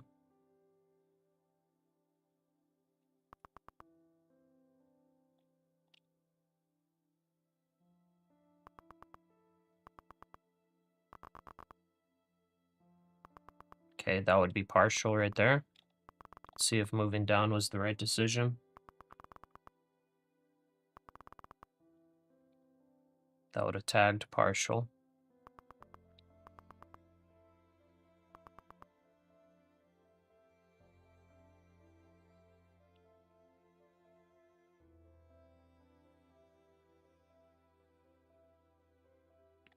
That's also a pivot point there.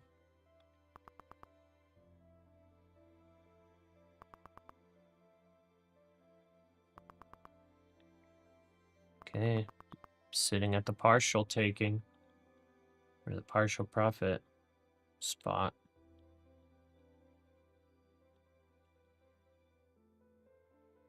Fairly strong bounce. First bounce of the sell-off.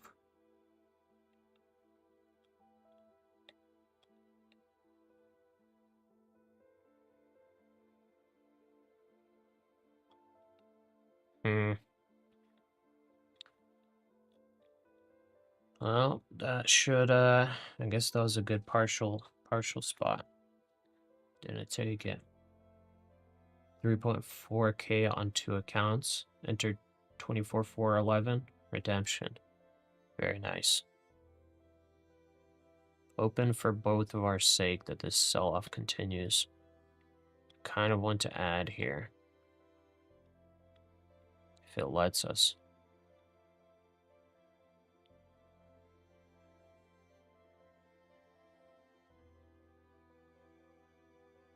Okay. Couldn't add. That's fine. Let's see it bust lower.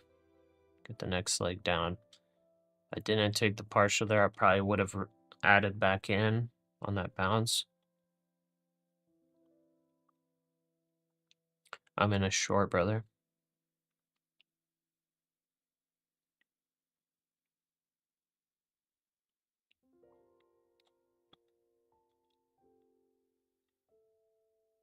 Okay, nice. 2-minute 9 SMA rejection. Bearish flip. Sell-off needs to continue.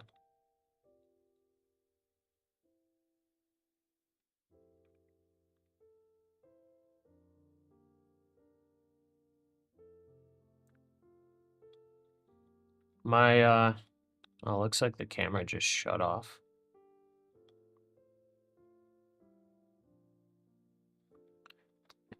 My first TP is, 357.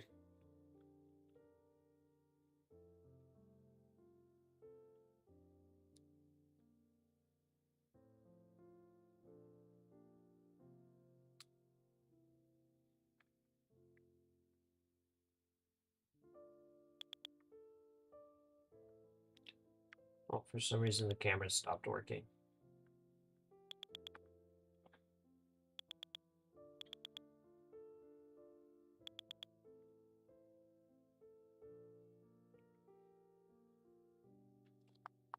Here, one sec, be right back.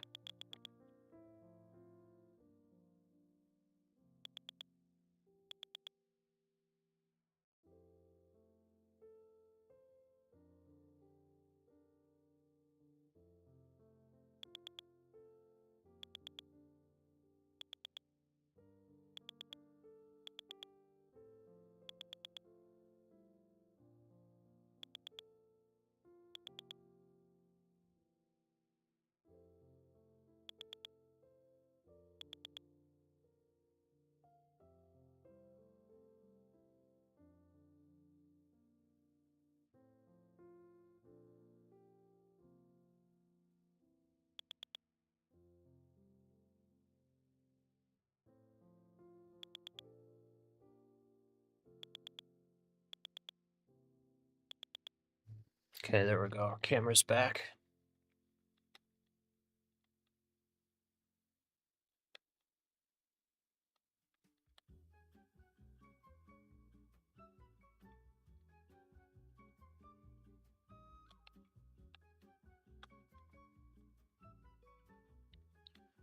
All right, we got a little bounce, potential bear flag. Jason, you're out. Oh, you were in long. 97. Okay. We took a couple points and then got out, right?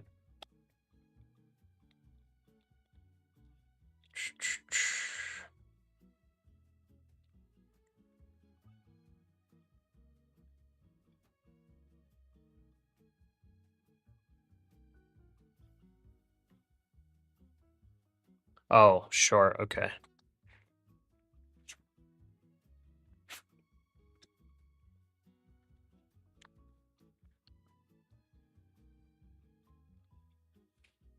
Okay, so it was that pivot point that bounced us a little bit. Ended up being 15-point bounce. Let's see what happens.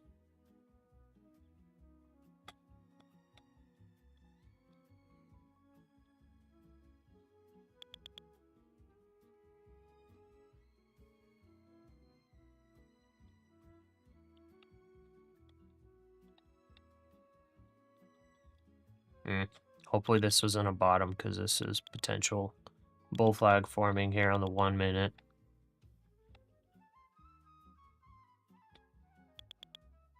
I really don't want to exit this position. This is either a bear flag forming on the higher time frames, or a bull flag if this is the bottom here. So kind of a decision point for the market. We're 30 points below the top, went to 40 points below. We got no bullish or bearish breakouts on the chart. So there are no real trades that I can take other than playing the overbought RSI. Overbought RSI and also overbought and coming well above this trend line for tops.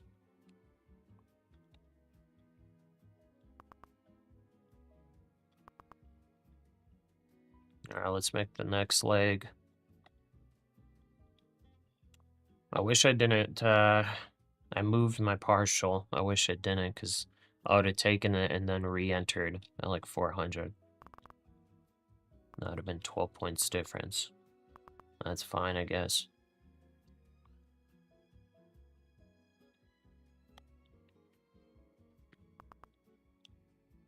So 82, and then 57. And essentially, I guess I could play this for retest before this crazy buy came in.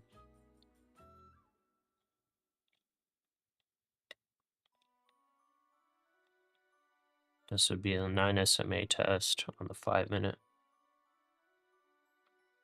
Or sorry, 15 minute.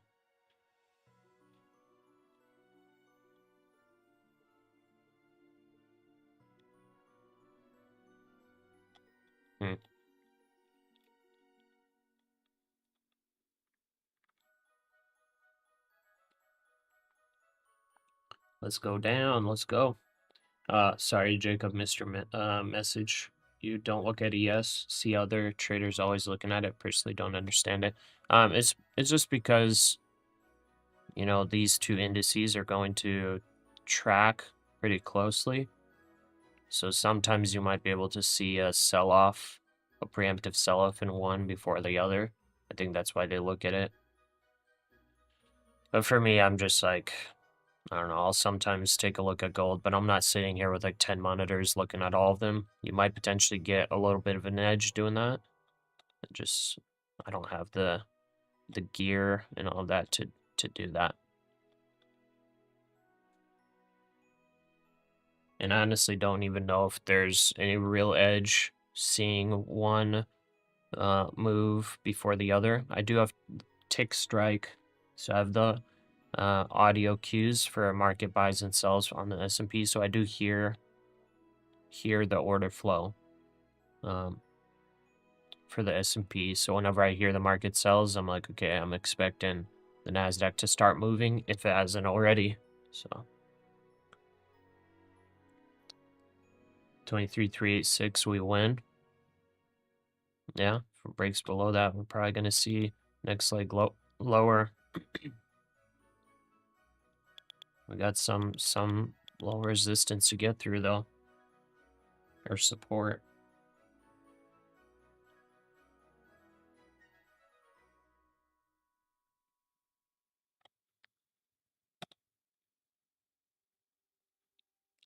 Gained a follower today. New here, will come back every stream. Hey, thanks, Jacob. Welcome, brother.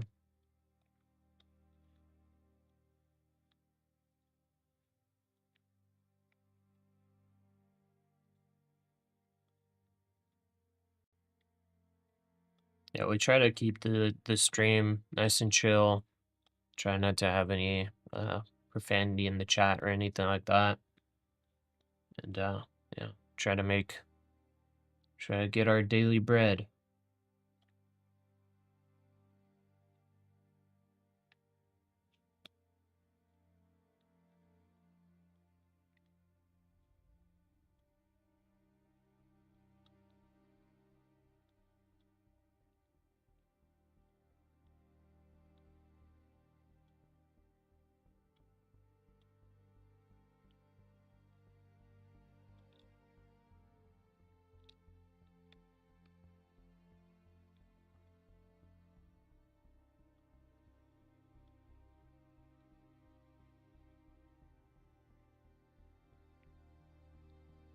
Does this historic bull run feel manipulated to y'all?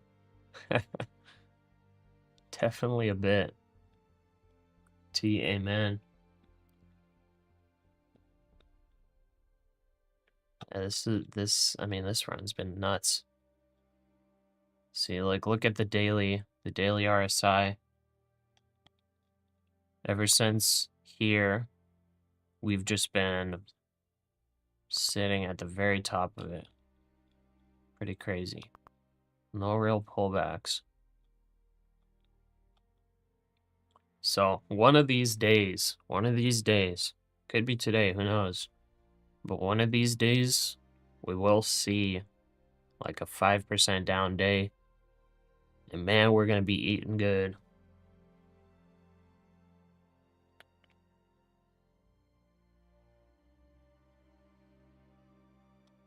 Blow off top. What does that mean? I do like the rejection here though. See, if you look at the previous time it kind of broke through this little trend line. We got very nice pullback.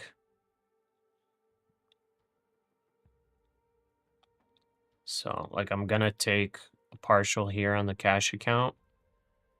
Like, ideally, I would want to. Wait, when does the 4 hour end? How many more minutes?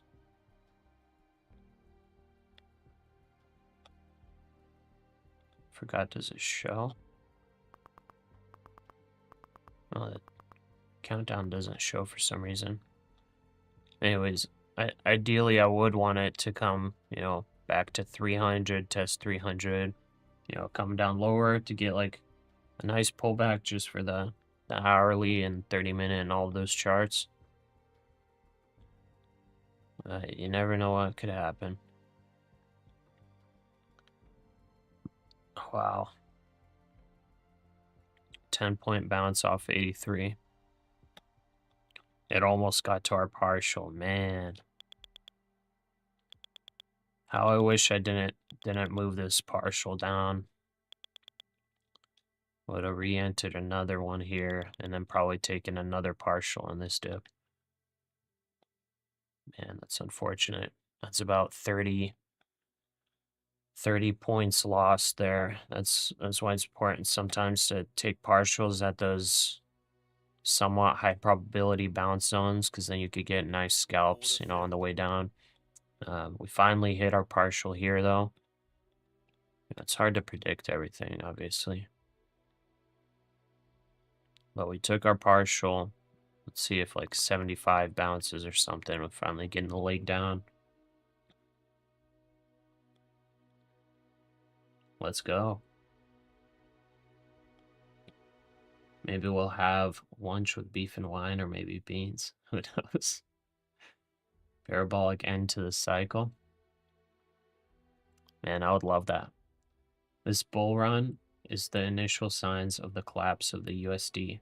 Venezuela's stock market goes up over 300% a year on their currency collapse. Yeah, see, that would make sense, Nick. That would definitely make sense. It has been a pretty parabolic rise over the past, literally just couple months.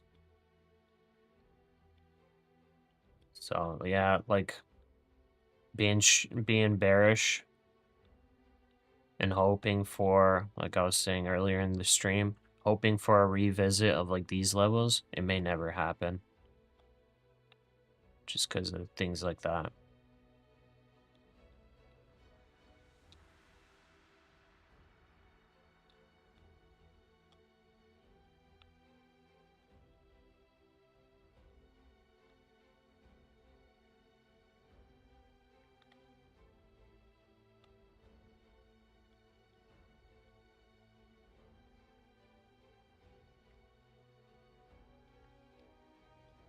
Okay, our next partial's at 57.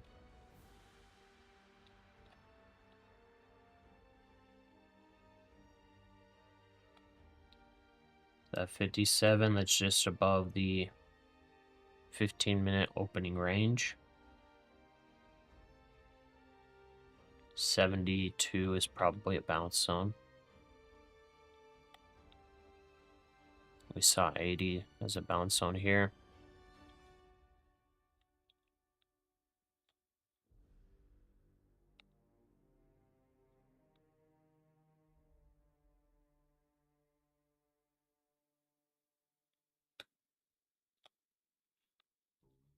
$50 is most definitely going to be a bounce zone as well.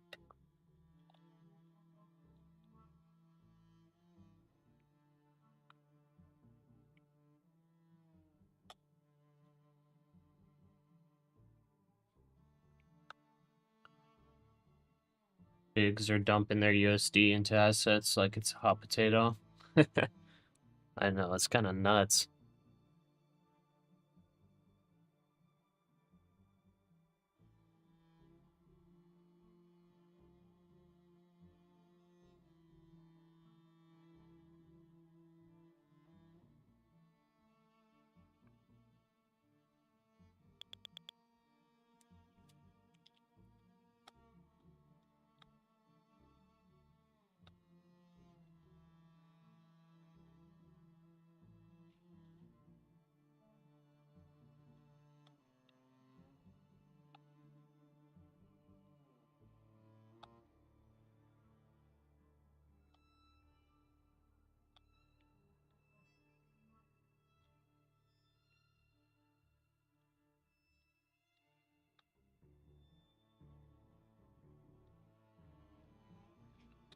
Okay, I think I add here. Order filled. Order filled. I add there. Take it again right here. I should probably set a stop. Where would the stop be good?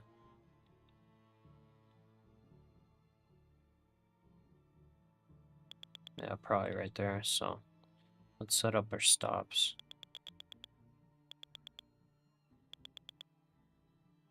402.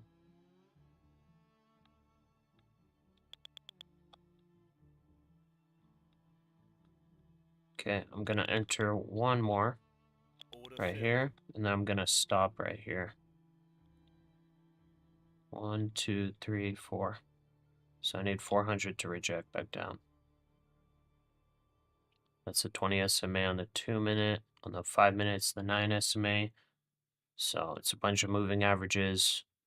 It could be too tight of a stop, but yeah, don't wanna risk this potentially flipping back long. The ticking sound, that is financial juice. It's the little tick strike thing.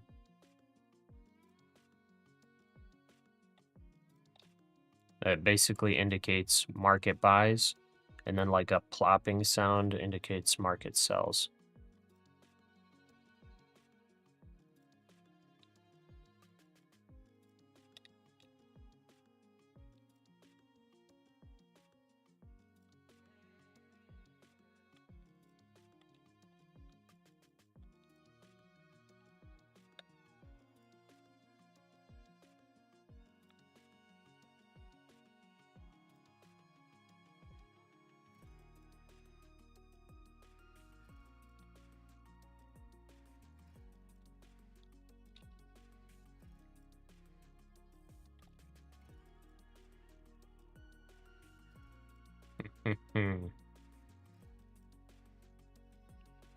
Where do I take the partial?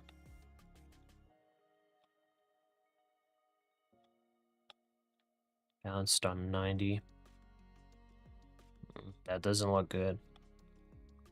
Need the rejection here.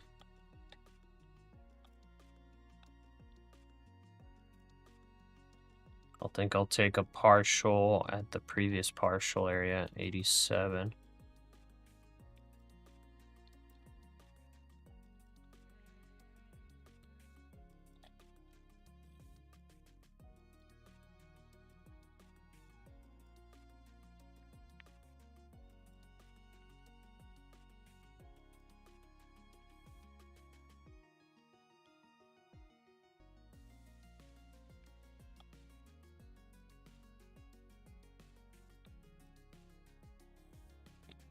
Maybe I want to go a little higher, 403.50.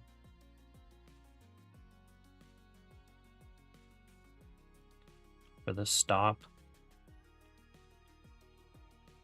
It's just above this wick here.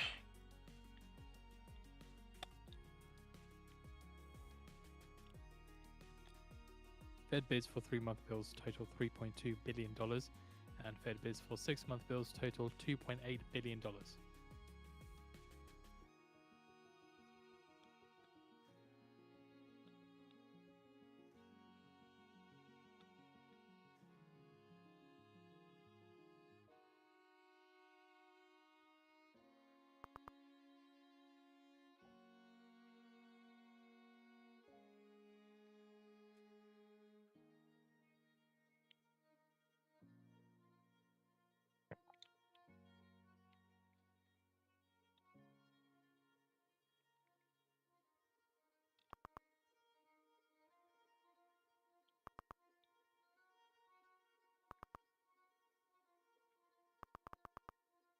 Let's go, let's go.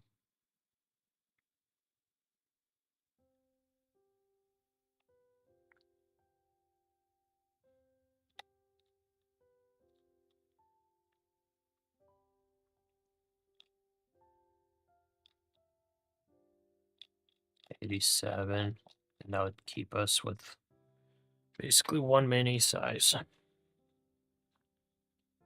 We go down to 82.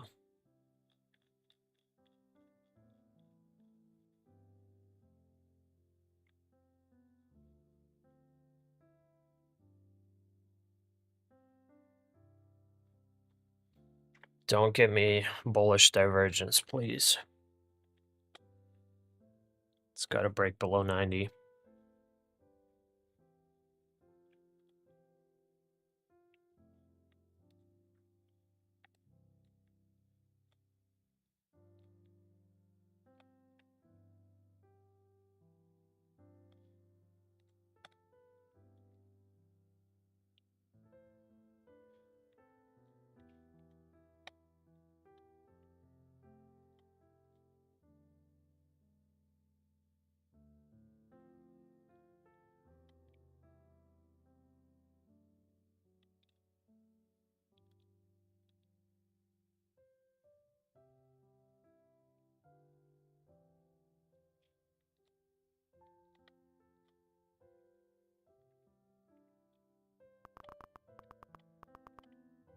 Okay, filled. there's our partial.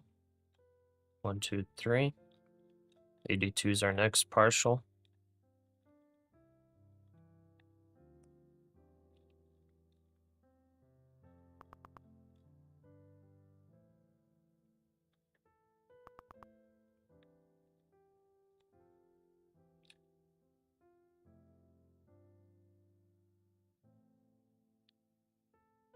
Still on short, like 15 minutes. Let's go down. Let's go. Let's go.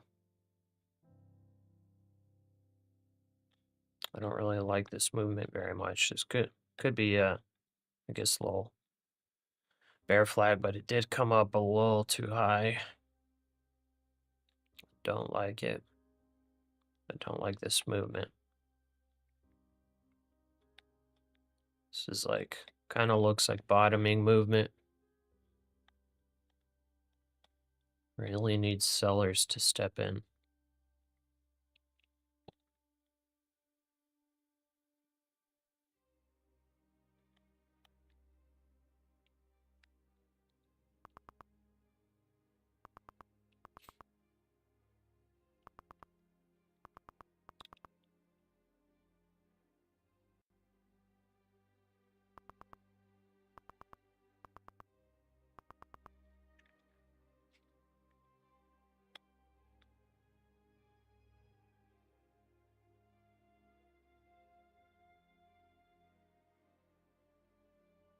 Let's get that next leg. Hit my partial and then next leg.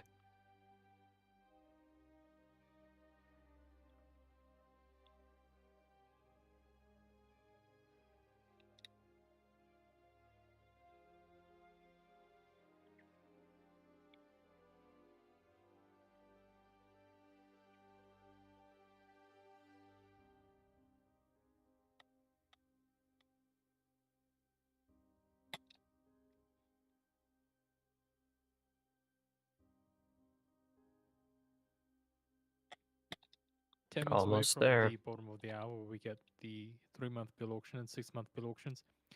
3-month for the US looking to sell $82 billion, and the US is looking to sell $73 billion of 6-month bills.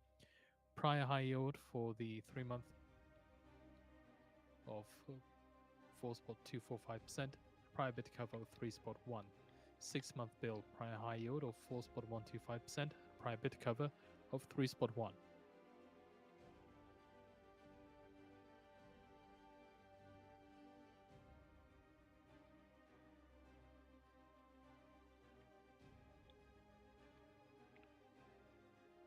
Yeah,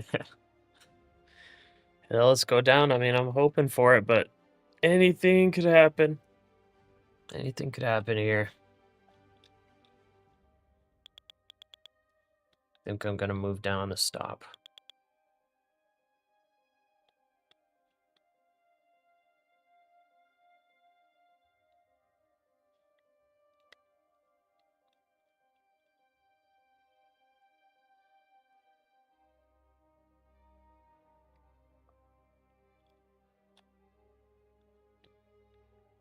Didn't hit our partial. We're 50 cents off.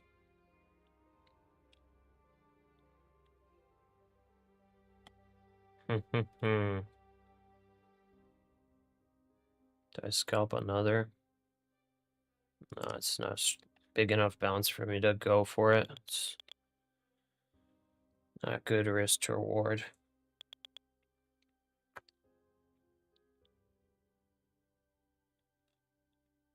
I guess I could take a 5-pointer. 5 for 7.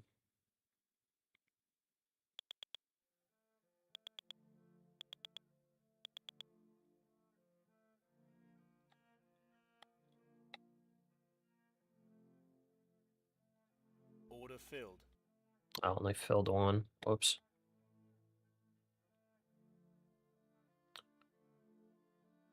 $48. Okay, what happened here? 16, 16, 16. So only filled one. So let's 3 at our partial target.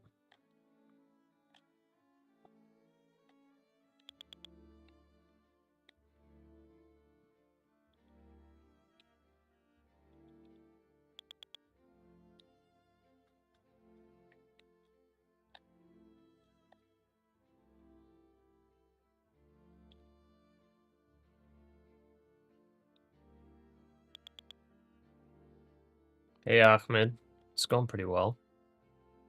How you doing? We're playing to the short side right now.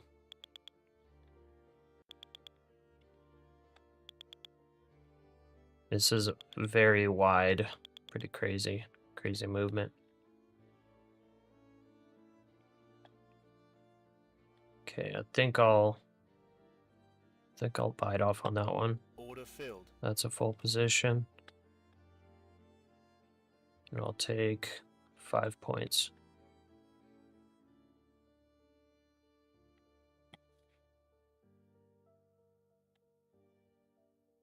Doing great so far. Very nice.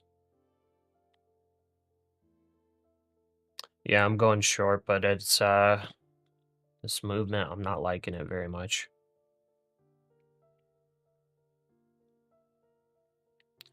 I'm hoping for at least a 50-point move down, but I don't like this pattern here.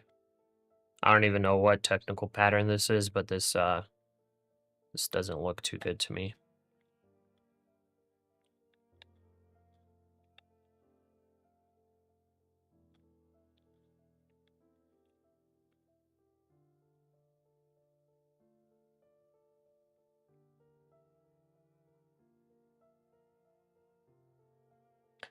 No, I didn't split. I just got a partial order, so I went in and fixed it up.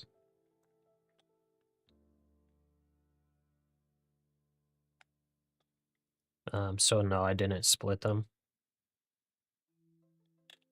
I blew 2 accounts last week, so that's why I only got 3 right now. I blew 2 accounts and then 1 account expired. I didn't want to keep it. With a prior bid cover of 3.1. Don't like these candles. Maybe they'll close 388.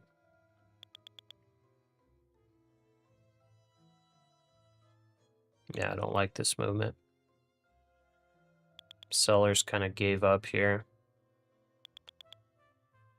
Well, I guess it's a little bit of a battle, but I don't like this. I don't like this battle.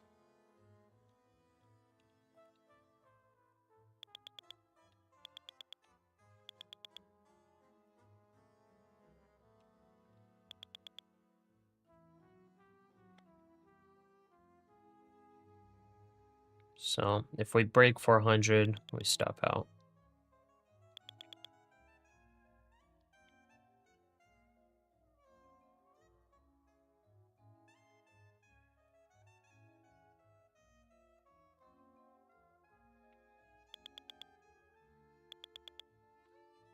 Lots of market orders coming in, everything, so that's sounding good. This is the key spot to reject. And now I essentially need a 10-point rejection to even hit my partials. Could do one more here. Stop there. Take partials 5 points down.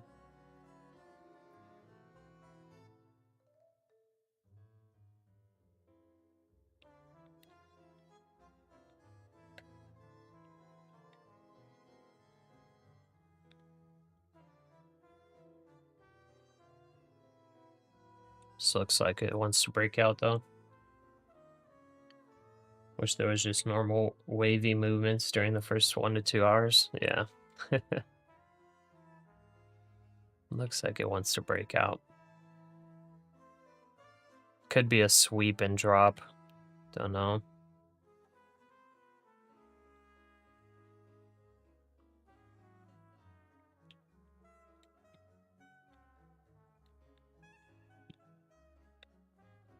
We're right on the line.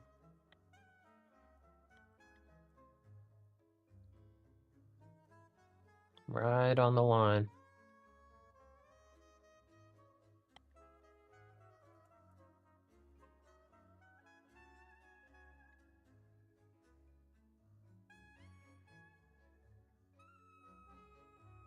I mean, I don't want to close this, honestly. I honestly don't want to close this. I removed my stop loss. I don't want to get swept. 411.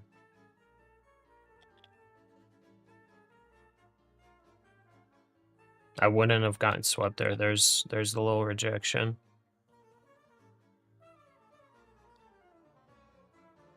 I really don't want to get swept there.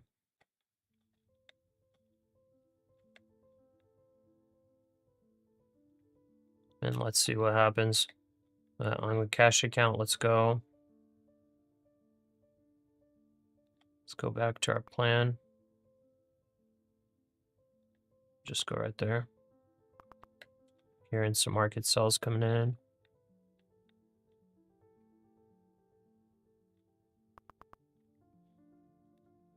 Surely expecting the 3-month and 6-month bill auction data. You're in 397. All right, let's go.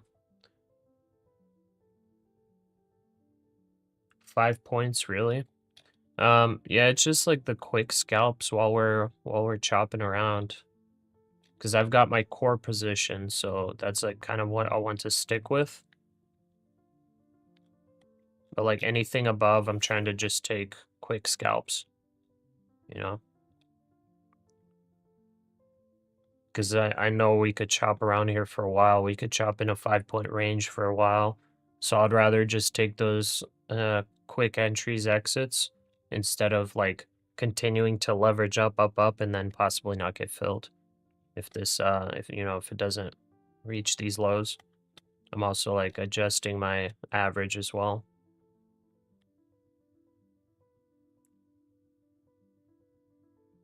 The Tokyo session, we'll see 300s. Yeah, possibly.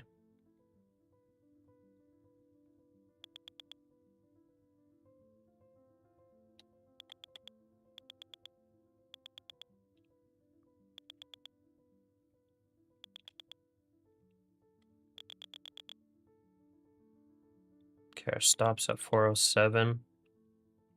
407, that's not the best stop. 414.50. It's quite a long ways though. Quite a long ways. We are basically 2 minis right now, 2 minis deep. We are looking for a nice move down, so the risk to reward is worth it.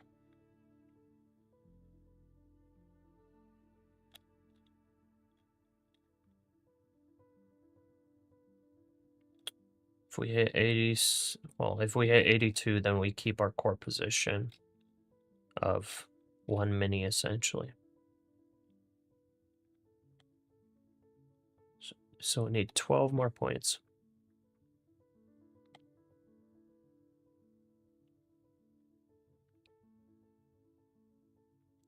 On Apex, you have a daily max profit.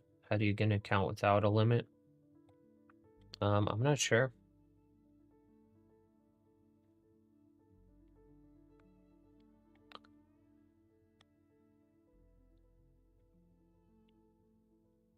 I have a feeling that every prop firm has some sort of limit, especially if they have funded simulation accounts, because yeah, like on a Black Swan day, if you have like US 3-month bill. several thousand funded simulator accounts, all making tens of thousands of dollars, they probably want to minimize how much they have to pay out when they're not getting a profit split. So the US selling $25 billion of 3-month bills at a high rate of 4.240%, awarding 25 Seb. 4% of bids at high. That's hilarious. The US is selling $76 billion of 6-month bills at a high rate of 4.115% and awarding 81.60% of this at high. Okay, I'm gonna go use the restroom. If we get stopped out, then whatever. It's all the way up here. All the way up here before this big sell-off happened. So that's our stop. I'll take one more here Order filled. on the prop firm account. And I'll add that as a partial. Okay, be right back.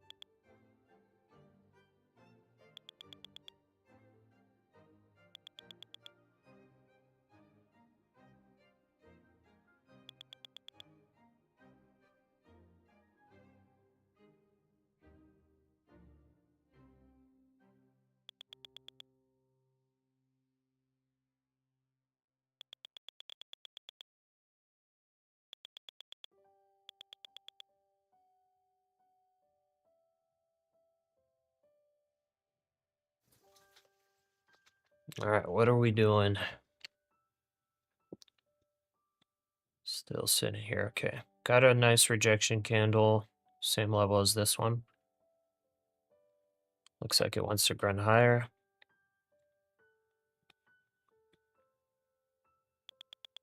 Short. Primo market reversal time. There's going to be reversal. Or reversal in which direction? Let's see what happens. Okay, I got about 1K risk. I don't love it.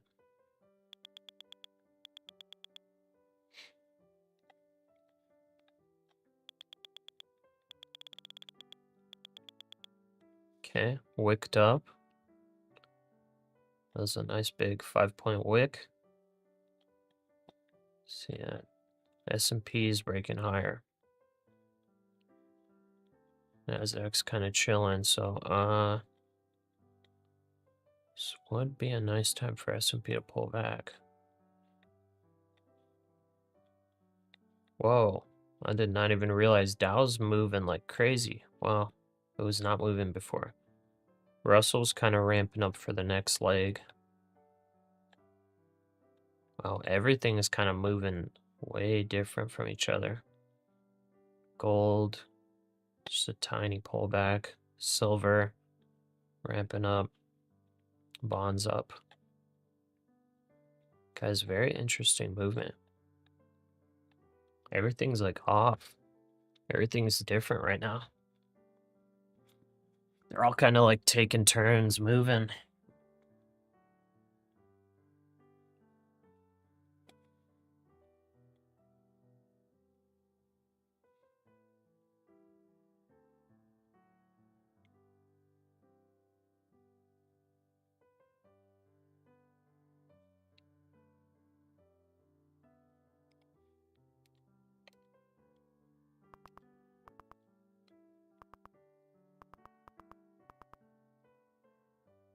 Okay, that's a nice pullback.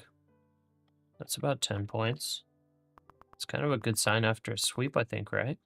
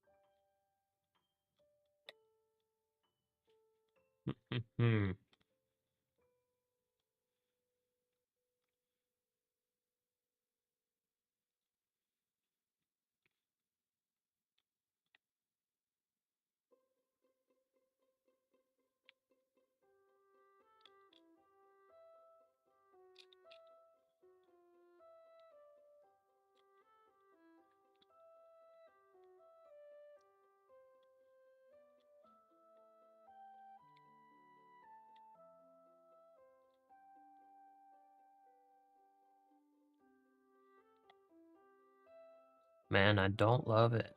I don't love it.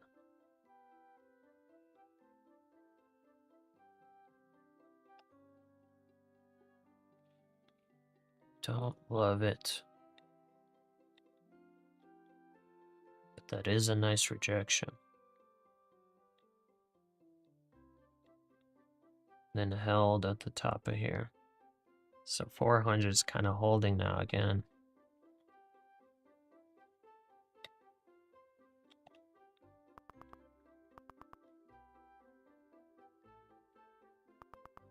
Will we get a next leg down?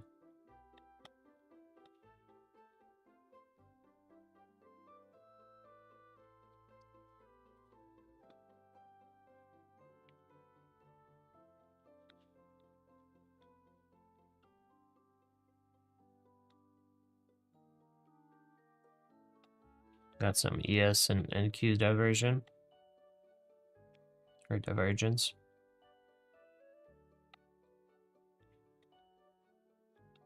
I mean, like everything is kind of moving differently. Russell, Dow, S&P, NASDAQ, they're all super different right now. And then gold's rallying and bonds are rallying as well.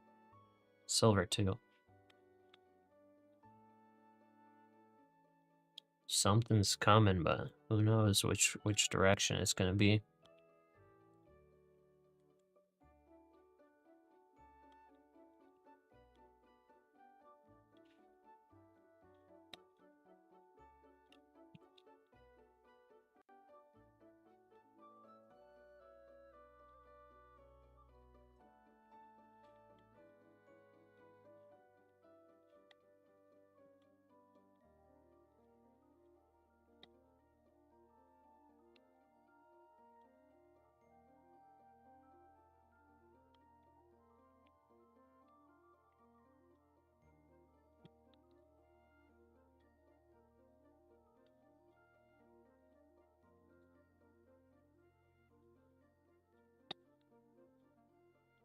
Not loving it.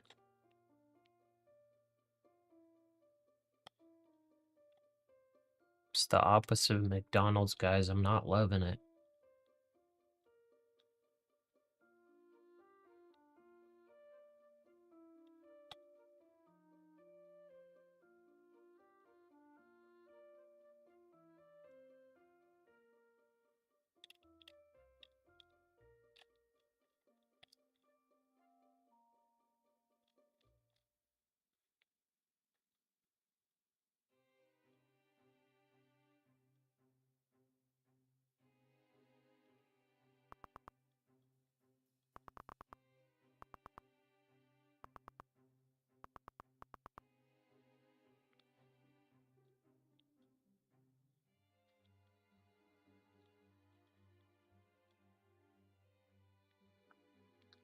Okay, let's see. Sorry, guys. Not catching up on the messages. Crazy market. Yeah, it is. Gotta go. You're gonna hold on to your short. It's coming down for sure. All right, Jacob. Hey, you have a good one. Take care, brother. Then Xander, is there 78 contracts across 3 accounts? That's correct, yeah.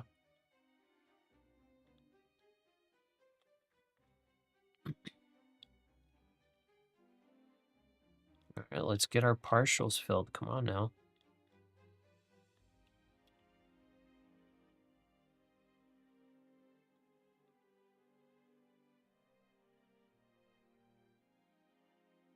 It's crazy how everything's getting bought up.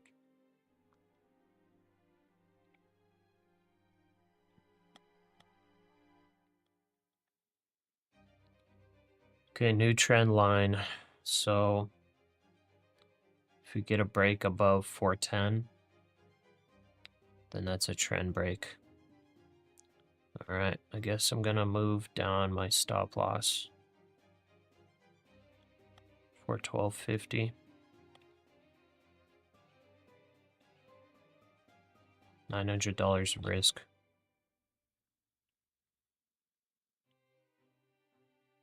So this is potentially a bull flag forming right now again. Really need to see some weakness at this $400 level. If we don't, you know, it's GG's for my gamers out there.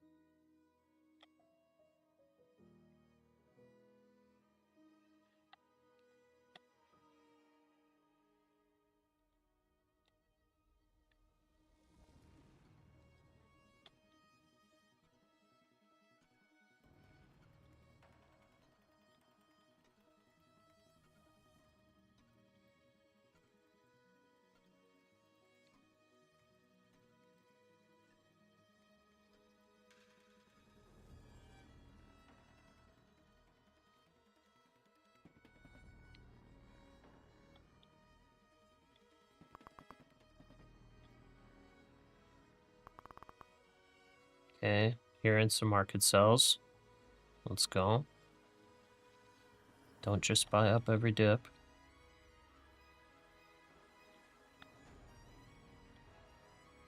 $89 is the first partial. 89.87 will take off a significant amount of risk if we come down here.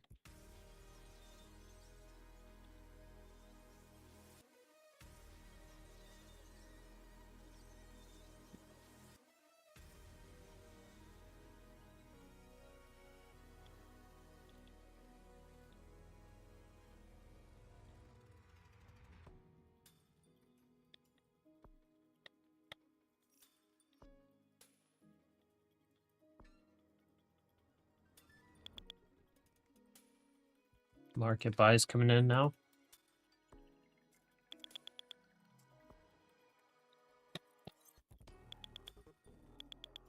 Not good, not good.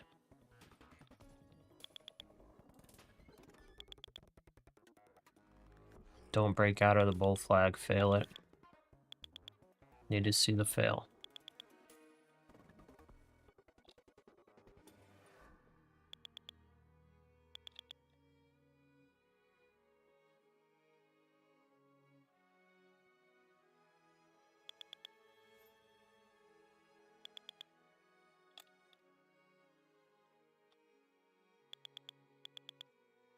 Yeah, S&P made that bull flag. Looks like it's breaking out. NASDAQ's kind of just sort of following it. But thankfully we're getting a little bit more selling pressure on the NASDAQ. Your best trade today has been long silver. Yeah. Haven't even traded the indices. Yeah, silver and gold has been very nice today. I unfortunately haven't taken really any commodity trades. Even though I do talk about like some of them being really good buys and whatnot, I don't take them.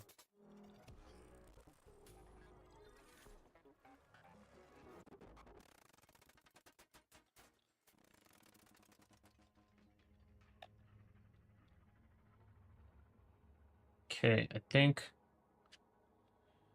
I take another partial here, Order filled. unfortunately.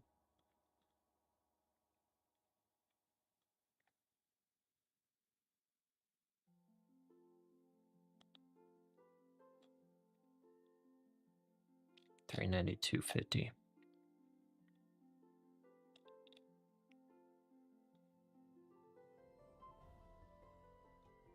That's not even low enough, man.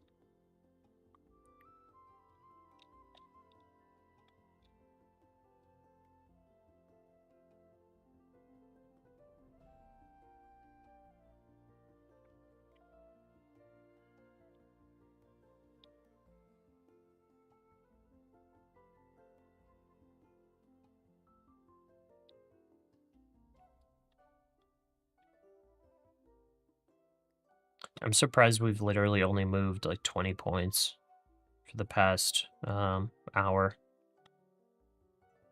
20 points of range for the past hour. It's so weird.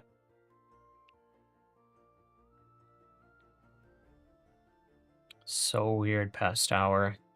It's as if they're doing some distribution here or something. Because I'm sure there are a lot of people trying to go long here. I mean, I guess maybe people are going short too. It's hard to say who's gonna get wrecked. Shorts or longs. Overall, like, this looks pretty strong. I would think most people would tread along this.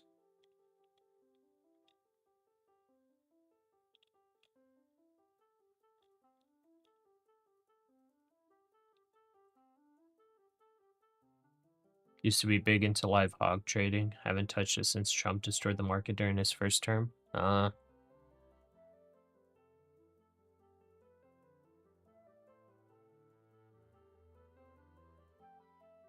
Oh, okay, I gotcha. Because I was like, live hog, huh? I've seen lean hog. Okay, that makes sense.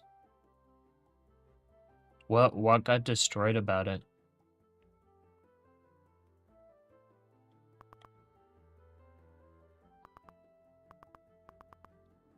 Okay, take that partial. Come on. And these partials are only going to get hit if we, like, actually change trend here. This trend isn't looking good. Didn't even hit our partial, man. Just about $1 off.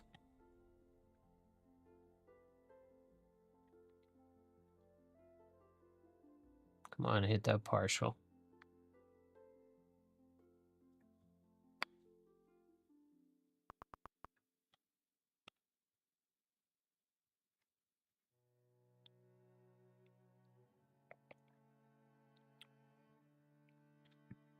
Possibly could get explosive to either up or downside here. This has been pretty tight.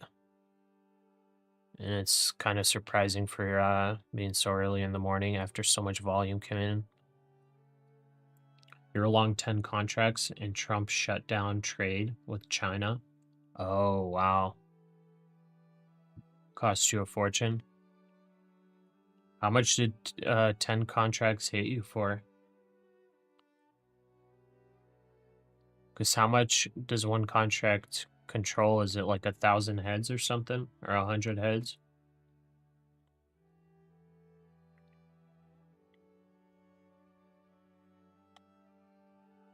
That's pretty nuts.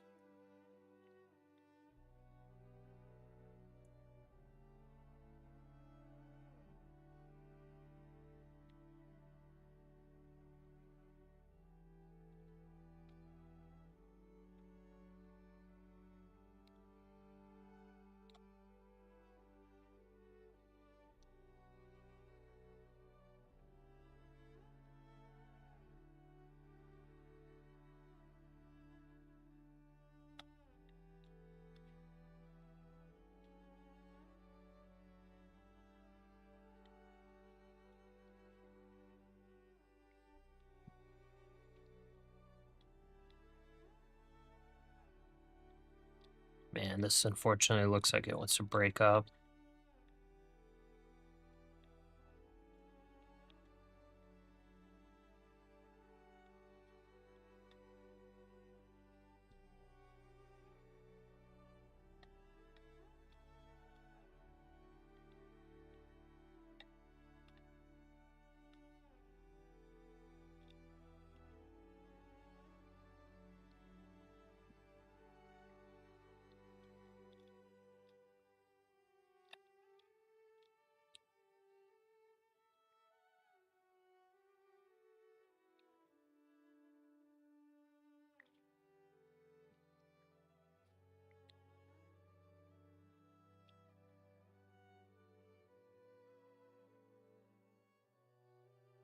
What do I think of shorting the S&P? I mean, I like it. I like the short because we're so overbought and everything, but like it can definitely go higher. I'm currently shorting the NASDAQ. And it's like this is, you know, probably a bull flag forming here. It's a very interesting one. Like, look at this. Look at how controlled they've kept the price here. We had these crazy ranges here, like really crazy, and now look at these wicks. A definite battle going on here. It's like probably going to be an explosive move, and it's like it looks like it's going to be to the upside, but I don't know. Because it looks like it's to the upside, maybe that's who gets hit as longs here. Order Okay, filled. there's our partial. So now we're 25 deep. 1, 2, 3, 4, 5.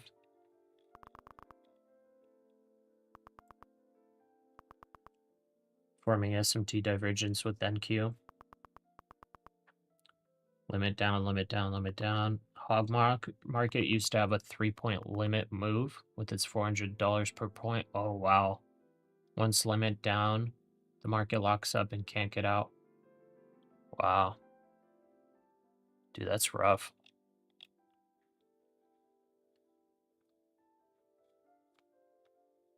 Yeah, some of these contracts are so crazy. Futures are fascinating use to stocks. No day hardly looks the same, yeah. So we broke slightly below and then we're right back into that range again.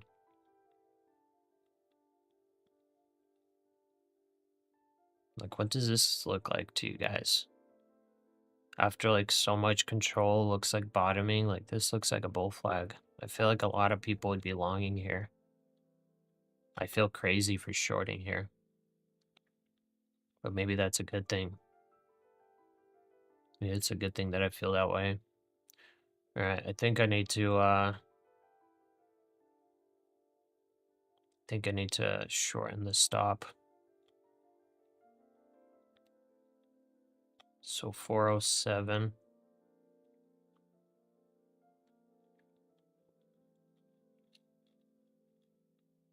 Shorten the stop, 407.50. There we go. $500 of risk. Nice, that's one partial.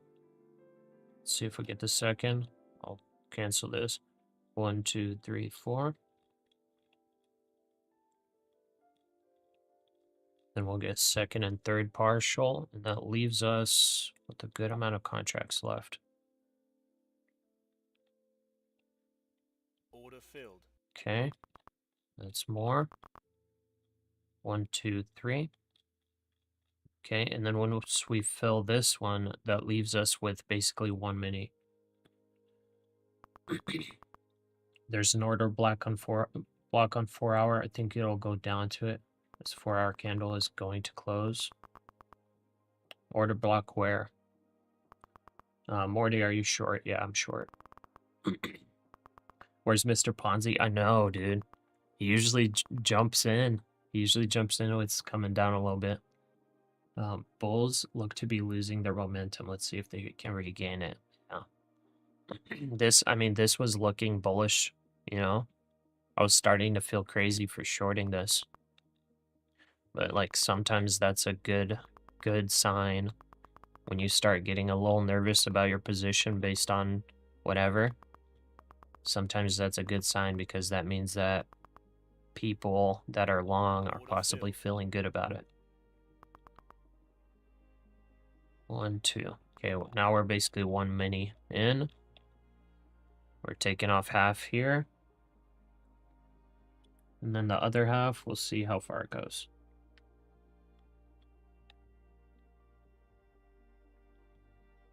Okay, so 57. Cover 1 there on the cash account. What is TP? TP is take profit. Oh, what is the take profit? I'm taking, okay, so the prop firms, I've been kind of scalping around. So now that we have our final core position left, first TP is 357, and then the second one I'm gonna wait. The second one I'm gonna wait, see how hard it hits. I would think probably around like 315 would be the second. But we got VWAP here, so we'll see how it reacts on VWAP. I would like to take it around the 300 level, probably 315 to front load a little bit, but yeah, it just depends if it breaks VWAP.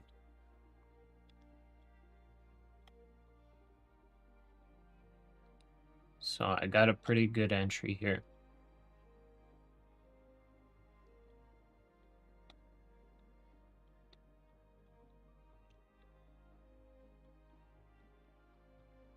Okay, again, a bounce at that 380 level. Again, a bounce there.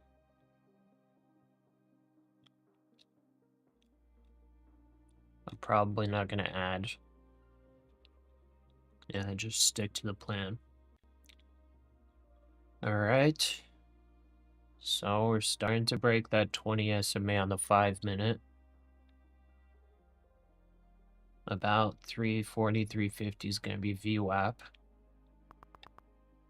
Top of the 15-minute range is 350.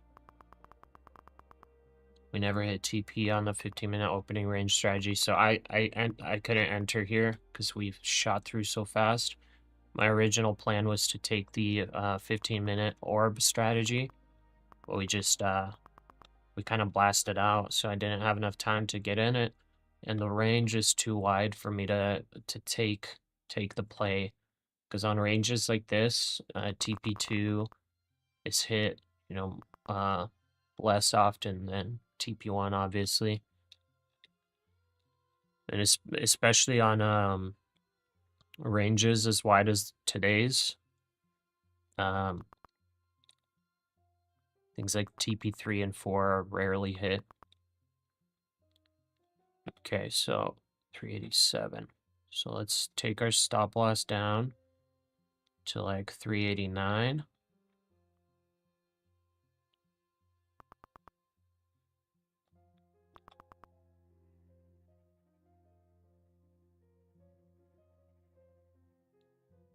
Okay, there's 389.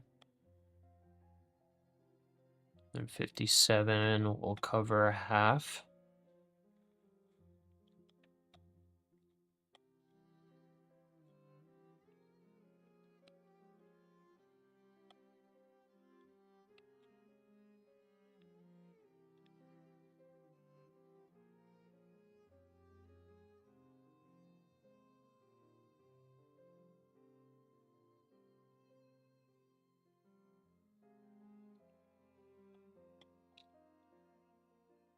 Okay, there's the bounce.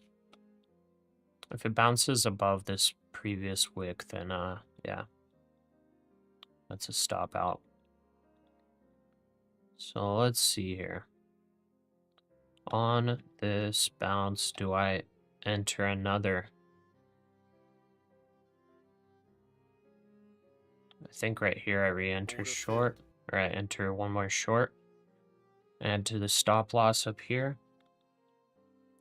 So the stop loss still in profit.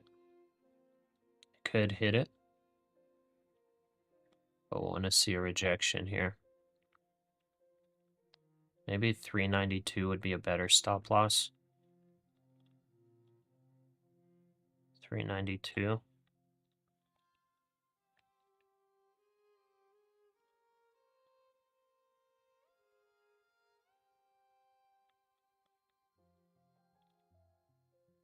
Okay.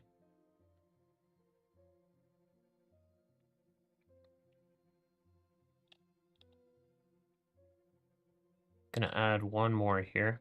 Order filled. Order filled. Okay, and the stop loss is practically break even. We'll take 10 points on that one. And the other one, I think we'll take 5 points. Let's see. Could get stopped out here, but it's fine. We gotta keep our profits up. Why are you not trading on 9:30? You talking about why didn't I trade when the market opened? It was too crazy of movement for me. That's why I didn't trade it, if that's what you're asking.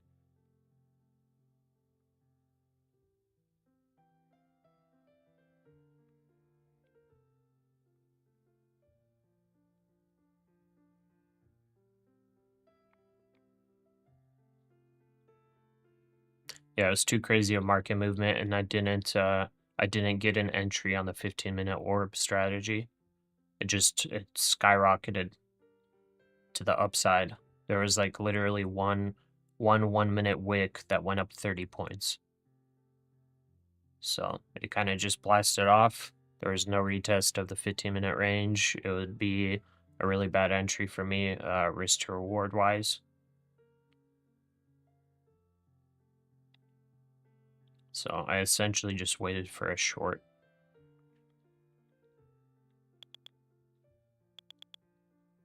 Okay, market buys coming in. We got our partials down here.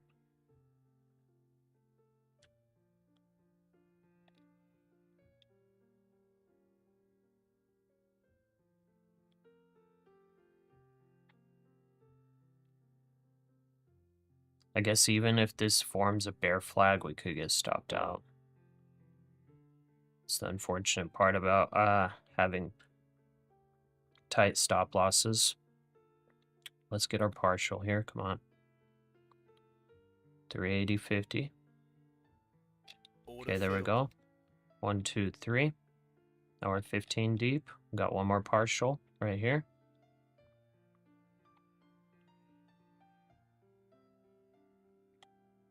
And when I say we're 15 deep, I'm talking about 15 per account. So we got 3 accounts spread.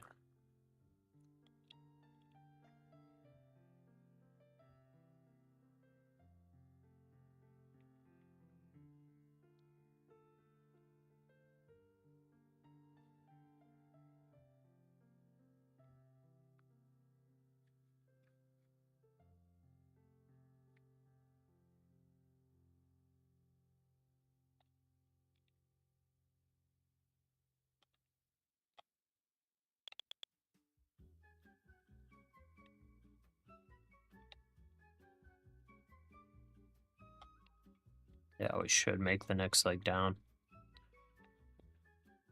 Shouldn't be much resistance here.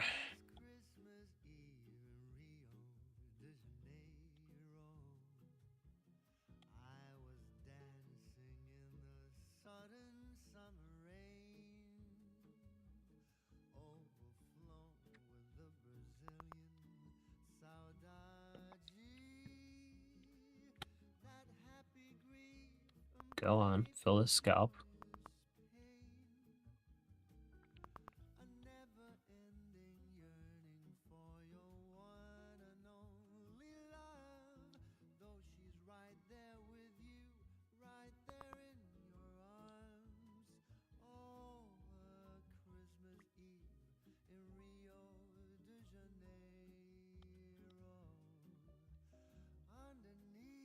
Kind of tempted to just force this one. I'm gonna force it. Order filled. All right. Now we're 10 deep.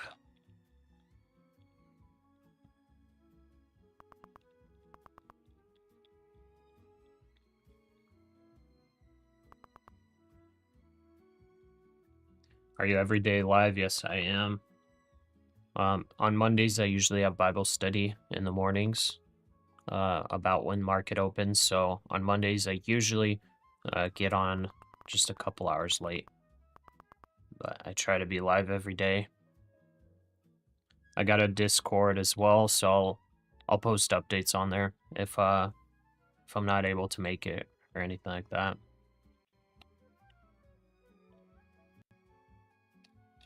It's a nice place to post your wins and losses as well. Share your progress.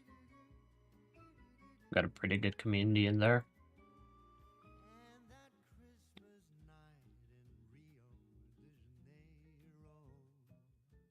Okay, I see a big streamer right now who's going long. And for me, that's a good sign, I think, for continuing short.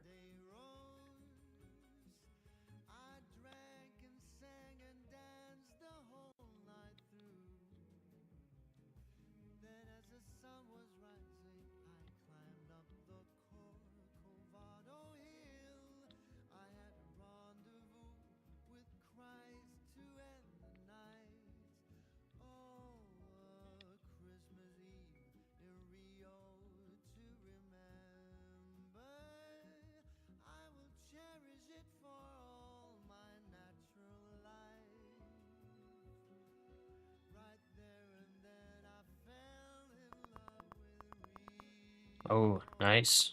Nice wick there. Wow. I'm honestly even tempted not to take the Pasha here. Do I take it? That's fine. We'll keep 5 contracts if it does. That was a very nice wick. Okay, a little 10-point bounce there. Who knows? Maybe this is a sweep before taking it long, though.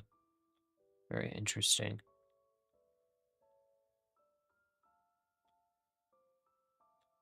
I'll take it on the cash account, but on the prop from account, I'm gonna add one more. Order filled.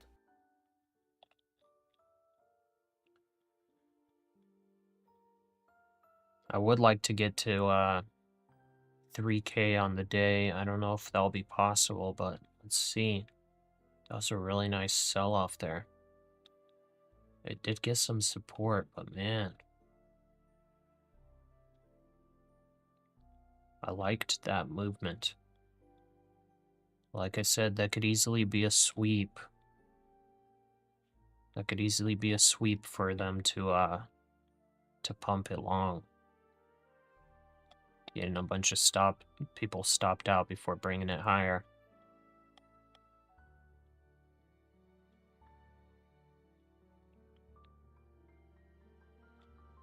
Let's see. It did bounce right at this level right here, the bottom of this previous wick.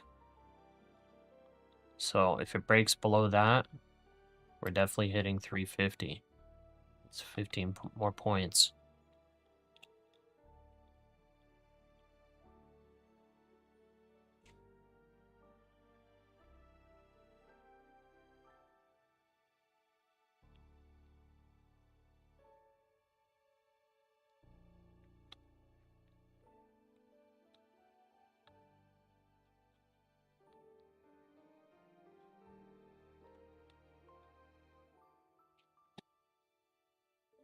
I do his opposite. No, I just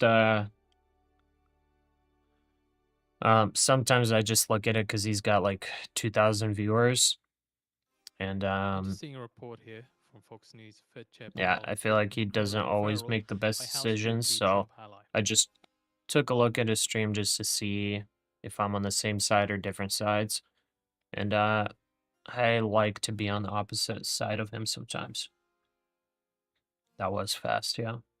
Before Trump, you were a great hog trader. Then the market humbled the heck out of you. Haven't been back since. Yeah, that's kind of rough. It's like you could be doing futures very well for a very long time, and then just all of a sudden it's not working anymore. So from Fox News, Representative Luna refers Powell to DOJ for criminal charges. Wow. Powell for criminal charges. Okay, here in market sells.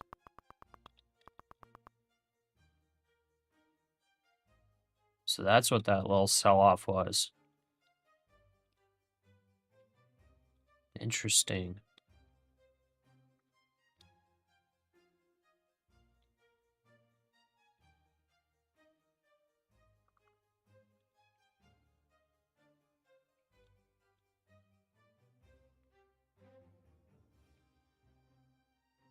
So the House Luna refers Powell to Department of Justice for criminal charges.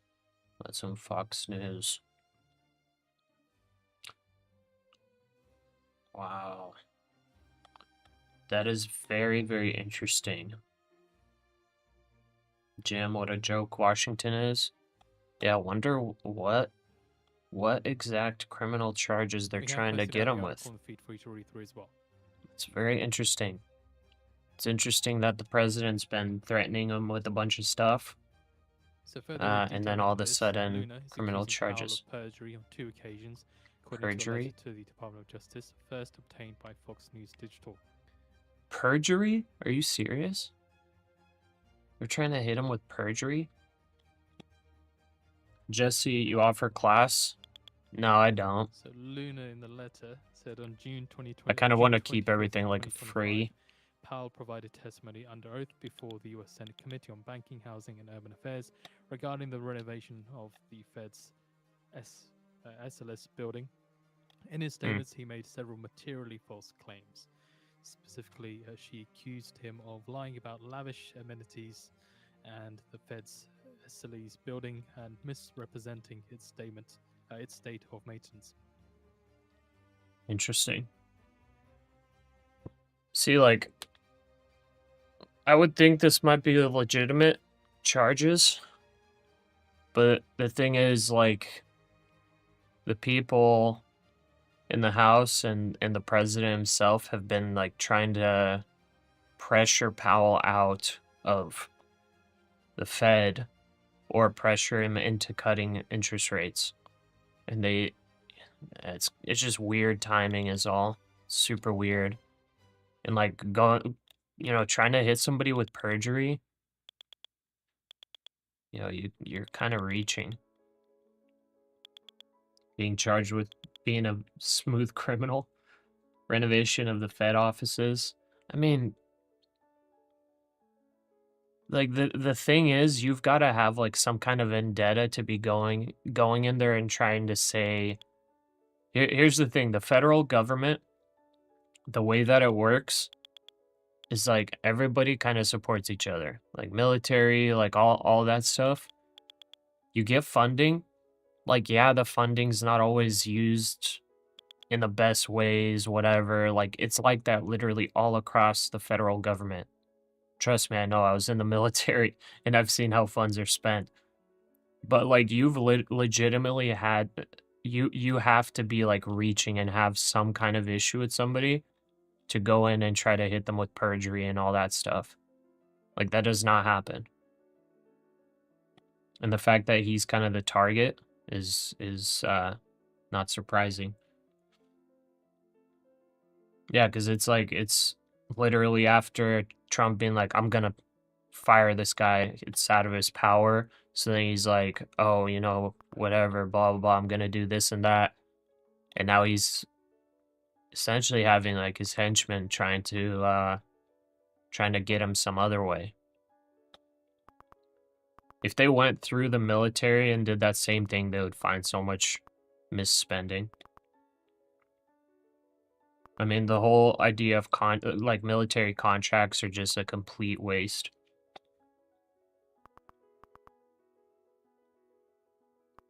They're not rational and they like that image. Yeah, I guess so. Trump is using the legal system the way it was used on him. I guess so, yeah. The whole financial system is criminal. Fiat currency is not constitutional. I mean, I guess so. I guess fiat currency is kind of a waste. All right, well, we're almost... Well, I guess we need 3,500 today. How much are we at? Yeah, we need 2K more till profit target.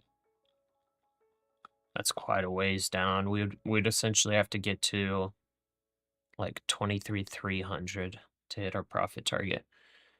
Or even lower. So we might not hit our profit target today. So these accounts might not get funded today. Unless we get like a, Hail Mary type of dump. We're probably not gonna hit our profit target. So I'm coming to to grips with that. That's totally fine. Let's move our... Let's go there. Let's move our stop losses down. 382. Making sure we're, locking in profits if we do get a reversal. 382 is above a lot of these wicks. You have YouTube video to teach your trading strategy? I don't yet. I probably will make a video at some point. And I'll probably post like my spreadsheet on Patreon for free users. Maybe I'll make it a paywall. I don't know. Be scummy. No, I'm just kidding. I'm not gonna make a paywall. But here's the back test in case you're curious. I wasn't able to take this strategy, by the way, today. But this is the strategy of the orb. These are the win rates. Essentially, the top 3 taking TP1, 2, 3 are the only ones with a positive expected value. I made this little calculation just to see how much risk you need to take based on this 2.5-month back test to make 5K a month. Here's how many times the strategy stop losses out, things like that, which that's accounted for in here. And then I have this second strategy, which you can't see fully, but it's basically Lux Algo's indicator for bullish breakouts and breakdowns.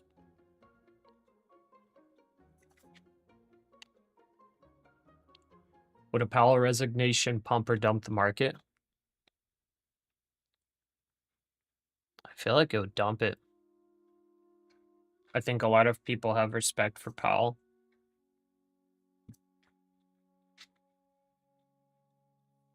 Did some good homework. I mean, it's not that crazy of homework. It's only a 2.5-month back test. I didn't use like Python or anything for it. I went through manually, entered all that stuff. I'm not smart enough to do code and all that. Would you like to share it? Yeah, I can share it. Here, how about this? Maybe today after market closes or after the stream, I'll record a video showing the back test, and then I'll post it on Patreon. Patreon link is in the link tree. That's in the description if you want to join early, and then I'll post it on there. Powell resigning could be bullish though. Rate cuts are good for businesses. ChatGPT writes backtest code well. Really? Okay. I just don't know how to use all that software. I don't know how to do all that stuff. So I just did manually.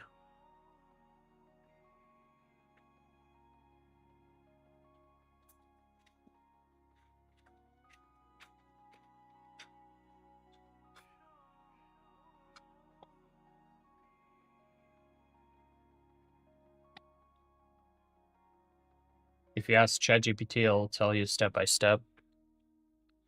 Yeah, but I also would kind of not trust the backtest as well, because if you run backtests, for example, in PineScript or whatever, on TradingView, it's like fairly inaccurate. But if I'm manually going through and backtesting, I can see like all the wicks. I can see if like a stop out would happen. I could see exactly like how the market moved and all of that. And also with the indicator, I can input those data points as well manually. If I just run like a huge back test, it's like I'm not 100% sure if it's that accurate, you know? That's kind of like, even if I were to learn how to do it, I don't know if I would trust the result. I know a lot of people do it. But I'm just going to continuously every day be updating the spreadsheet just so I can be on top of the win and loss rates and correlation between a larger opening range and whether it's a bullish or bearish breakout, things like that. Just how it moves.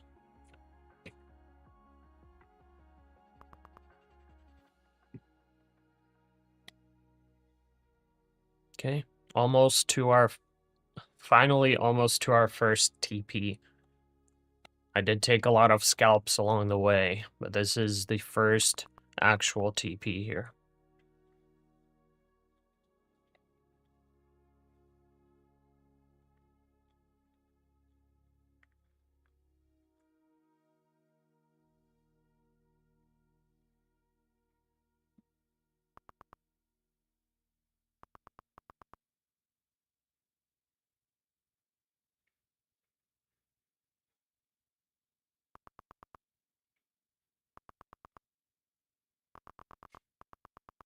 Nice sells coming in.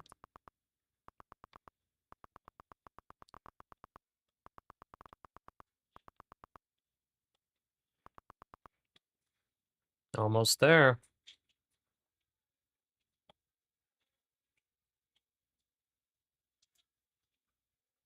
How far do we go? We're almost to the top of the range, almost to the VWAP. Once we hit that 360, I guess is bouncing. I expected 350 to bounce, I guess. Maybe some preloaded. Well, let's get that TP so I can go PP.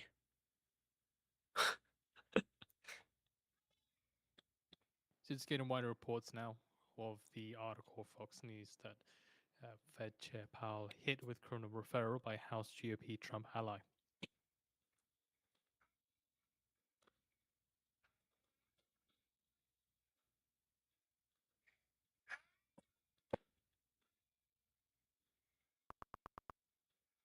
Go, go, go. Go, go, go. S&P is going lower. S&P is getting close to bounce range.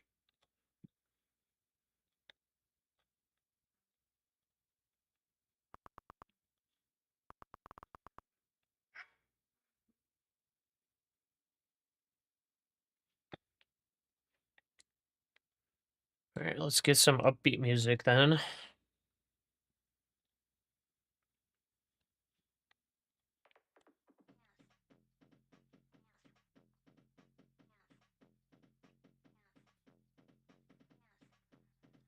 All right, I'm gonna go use the restroom. I guess it wants to bounce. I'll be back. Camera for some reason keeps like glitching. I don't know what's up. I'm using my DSLR camera today for the stream. I don't know if you guys like it more or not. It's a little better quality. So got the higher quality. It's like not that good of frame rate. It's a little interesting. Webcam is a lot lower quality. Oh, maybe that's because I have my stream at 60 FPS. Maybe that's why. Oh, wait, no, it's at 60. It's not 30. Never mind. False alarm. All right. Getting the bounce. All right, we already moved our stop loss over here. So if we get stopped out, that's fine. I will be right back.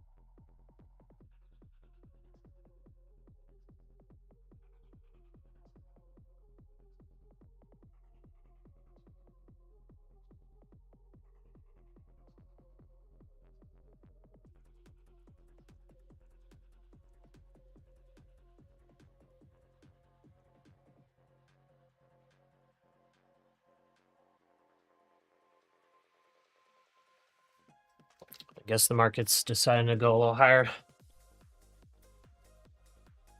The glitch seems like a cool effect from time to time. Thought it was intended. All right. Okay, 5 more points up stops us out.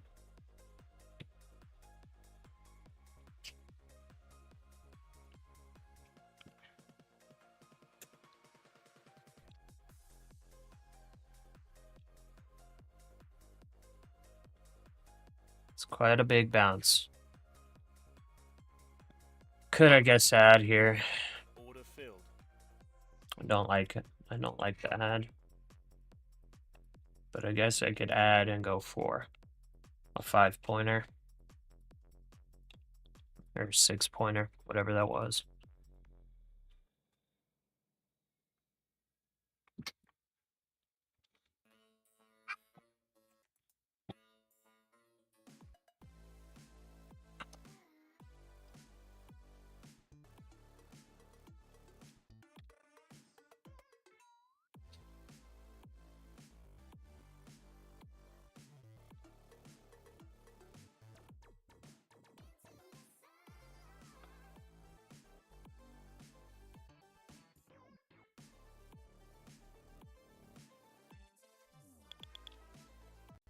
Stop Okay, filled. stopped out. All right, well, about just under 3K. 3K up there on the cash account. I think we're basically break even, unfortunately. Just checking here.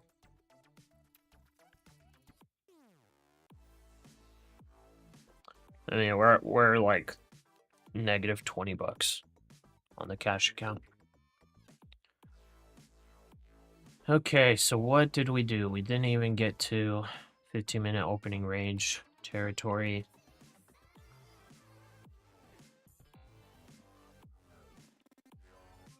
Didn't get there. So I think if we get up to like 385, 390, I re-short.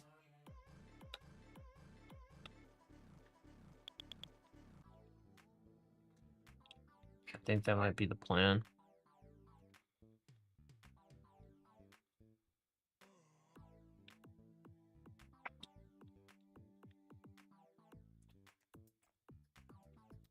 Because we stopped out at 382, so could get into a better position.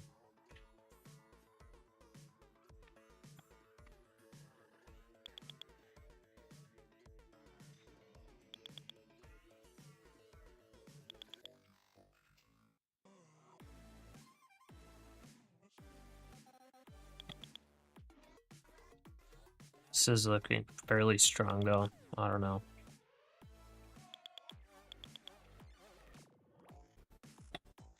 Maybe we don't short this. Let's just see what happens. Because TP2, if we do reversal here, TP2 is at 23,442. So about 60 points above. The pivot point is just about 70 points above that. So maybe we just wait this out because this is a lot of buying pressure coming in.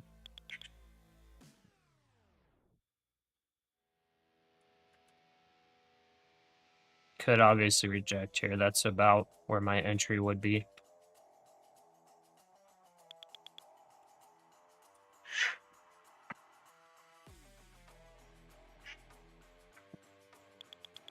I guess that's pivot point as well. 390.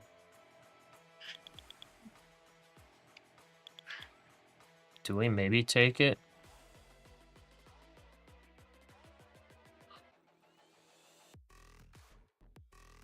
Maybe we do take that actually. We got pivot point there and everything. So I'm just doing a very tiny position right now.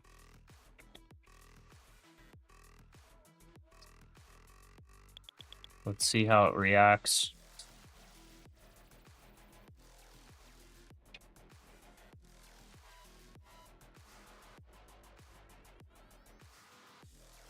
For a stop, we could do about 10 points. If it's going to continue bearish, I don't think it goes to 400.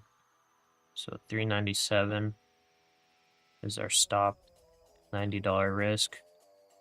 We could essentially play for 300 retest. It's about 1 to 5 risk to reward, I think, on this one. Fitch Ratings 1 to says that 3 if it's a little more France's conservative. ambitious consolidation package is unlikely to pass as proposed.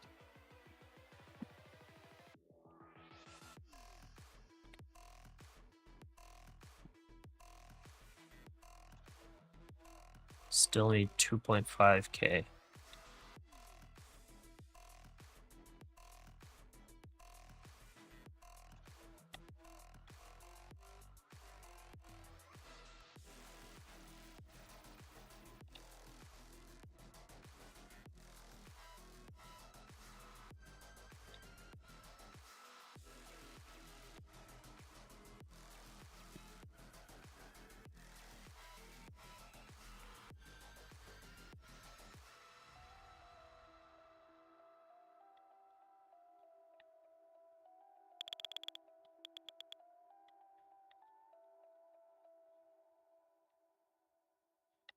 We have posted out the piece from Fitch Ratings again. France's ambitious consolidation package is unlikely to pass as proposed. Okay, I'm gonna add one more there. Order filled. Let's do 10 points of risk, 398. Further we go up details 5 into more this, points, then I think I France's add on. proposed 2026 budget measures could help improve fiscal outruns, but the likelihood of Parliament approving the package in full is very low. Persistent political fragmentation, the risk of social unrest, and weak economic growth means bringing down France's sizable deficit will remain challenging.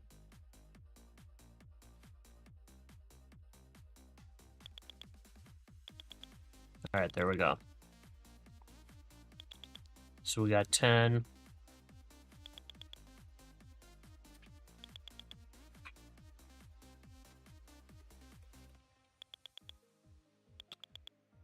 So about this level should reject. If it doesn't, then that's basically a breakout. Basically a breakout, and essentially you would want to take it long, but I don't know if I feel comfortable taking it long here. I think there's way too much risk to the downside to take it long. I'd rather be in shorts. So, but if it does break out, you know, then I'll just sit it out. I guess this is kind of what we're looking like right here. Right on that level.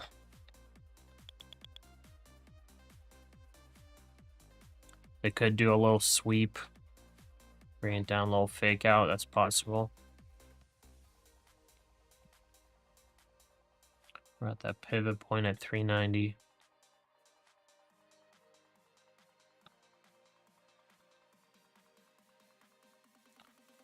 Oh, here we go, Mr. Ponzi. Where have you been this whole time, man? Ote now boarding the southbound express, ladies and Chiltons first. Hey, we're waiting for you. Whenever this happened right here, we were waiting for you to come in. And then here we were waiting for you to come in. You were gone. Now boarding southbound express. Let's see it. Let's go. Mr. Ponzi, you're coming in super late. Come on now. We're waiting for the crash helmet call out.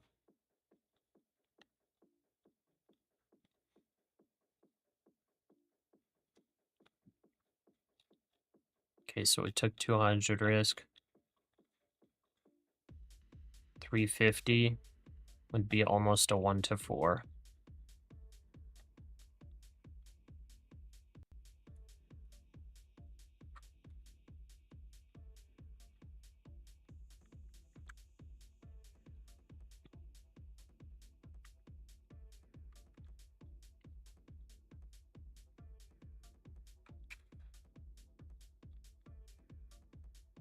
Been busy, no worries. Had to sell some Mo at the top before the drop. Nice.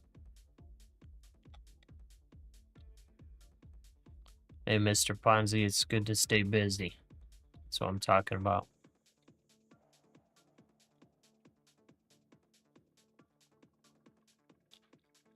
So I think I'd take a partial at 355. That's a 1 to 3 plus. 1 to 3.3. Y'all ready? Fasten chin straps. Let's roll. Let's go.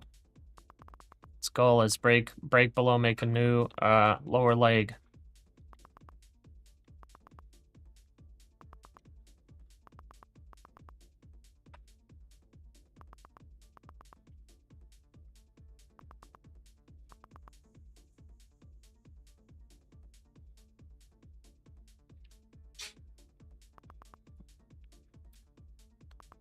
Let the donkey show begin.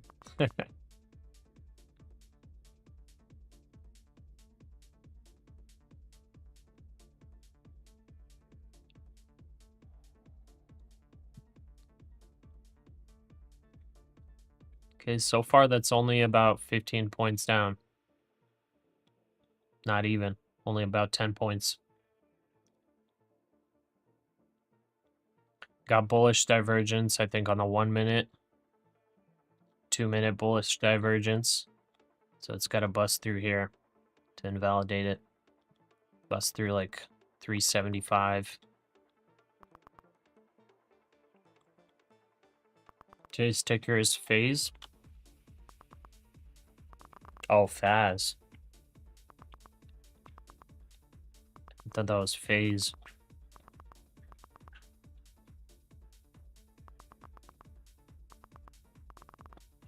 All right, here we go. Here we go. How much capital are you trading with?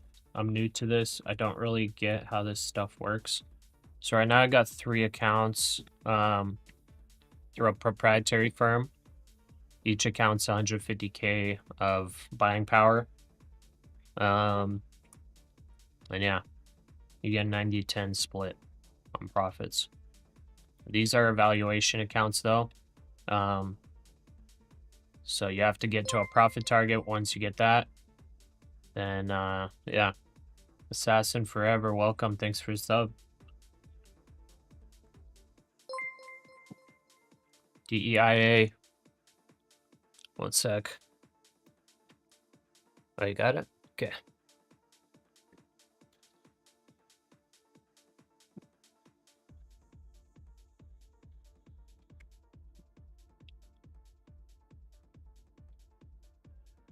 Okay, a little bounce on that 20 SMA on the 2 minute. It is a potential ad zone. I don't know.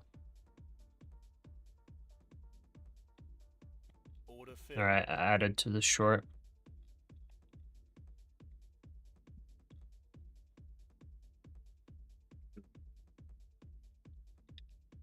Let's go with about 10 points. Almost 15 points for the scalp. So if we make the next leg lower, that hits our scalp. Then we're going to be essentially 2 minis deep. I could let it run further, but I don't know. Still need 2.5K to hit the profit target. I'm coming to grips with the fact that I probably won't hit it today, which is totally fine. No need to over leverage. Just take the small trades, grind it up. That's about it. Maybe we get to 2K if we get a nice leg lower. I mean, we will get to 2K if we retest 23,300.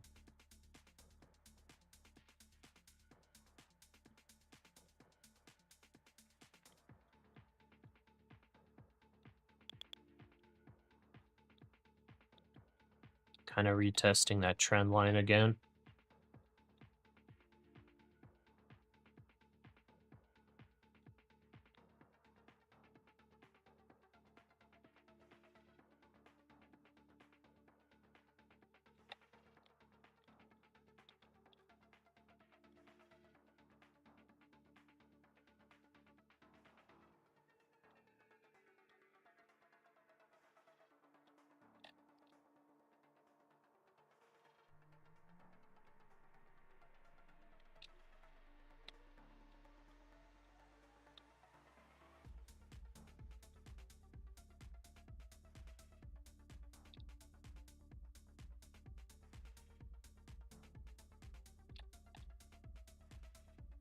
$340 risk.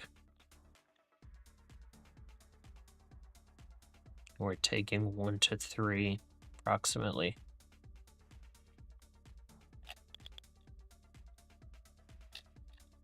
On the scalp, we're taking 1 to 1.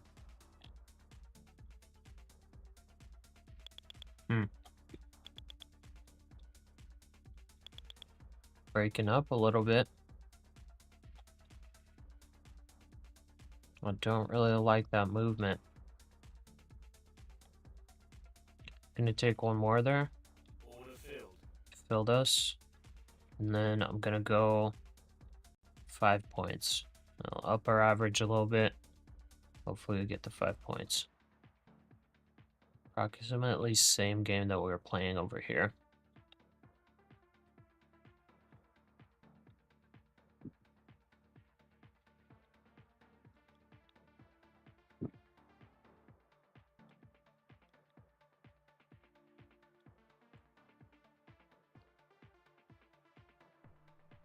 Added FNGD.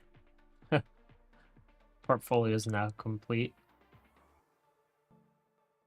Never heard of that one. Sounds like a leveraged ETF though.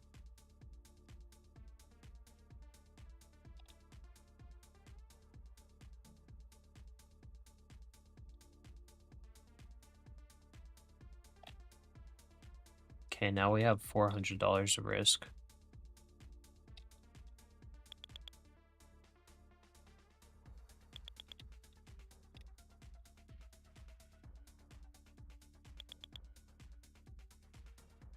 Big time leverage.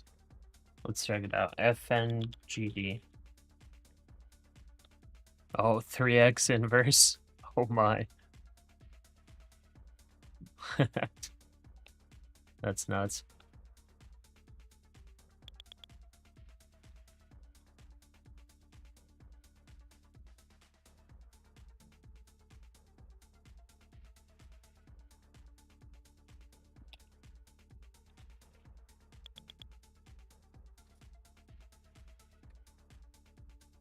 Okay, we're grinding up.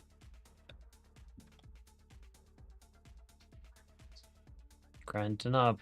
It's gotta reject off these levels, or else it's gonna be a confirmed breakout.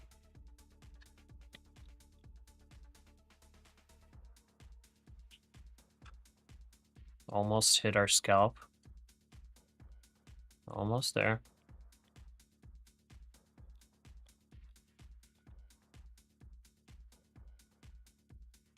I think this was about a 5-pointer or something like that.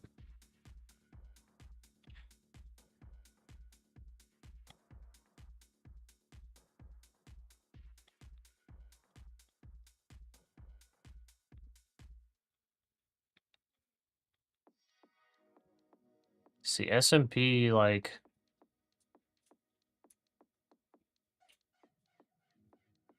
this could potentially have been a reversal and then bull flagging it out right now. Yeah, hard to say what's going on.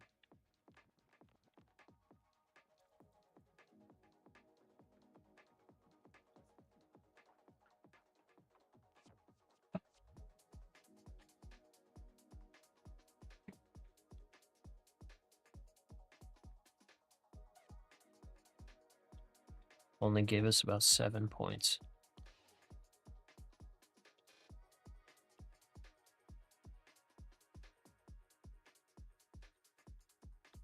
It's getting close to that breakout zone. Now looks like the pivot point's kind of holding. Not good for shorts.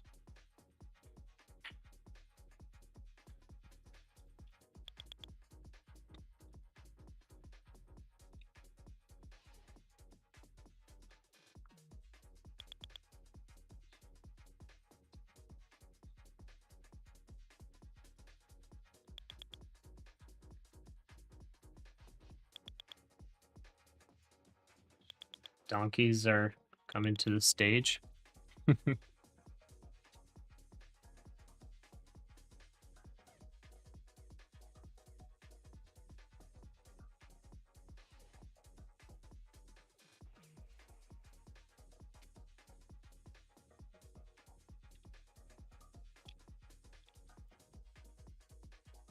I got like a fairly tight stop loss. It's possible that 400 is the actual rejection zone.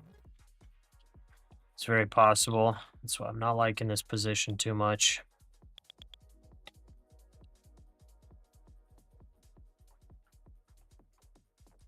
Yep.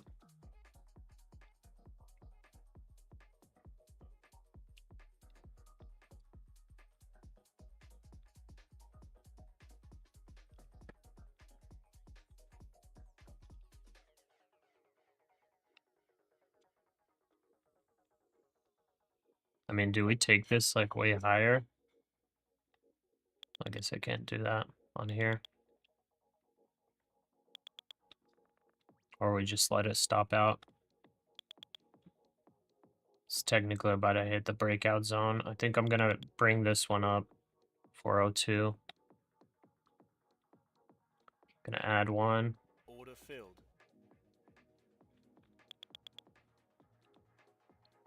I don't know if I should just risk the day's profit, because it is about to hit a bullish breakout.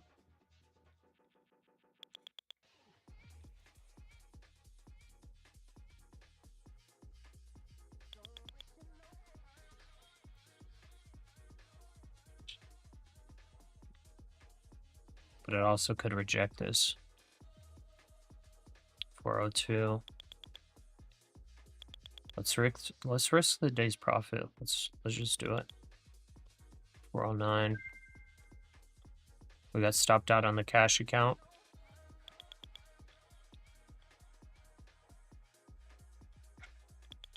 We're gonna risk the day's profit.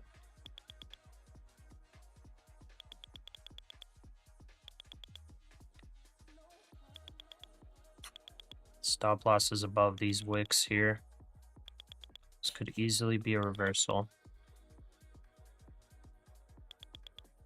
There's the breakout signal. Order filled. So that should be pullback territory.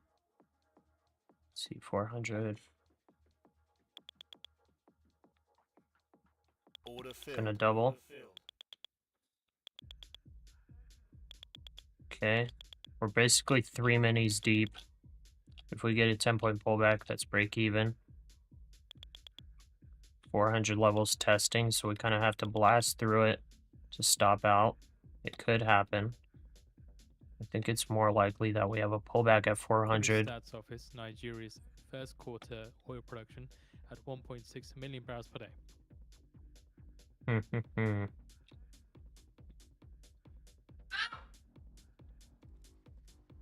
Our stop is fairly tight. About 5 points above. Let's see the pullback.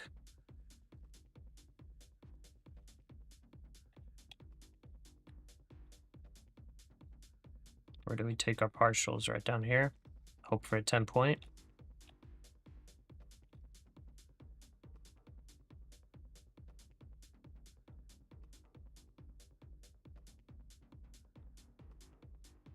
We have a super trend. We got a mega super trend. 15-second bouncing off the 9 SMA. On the 15-second, we got a big super trend coming in.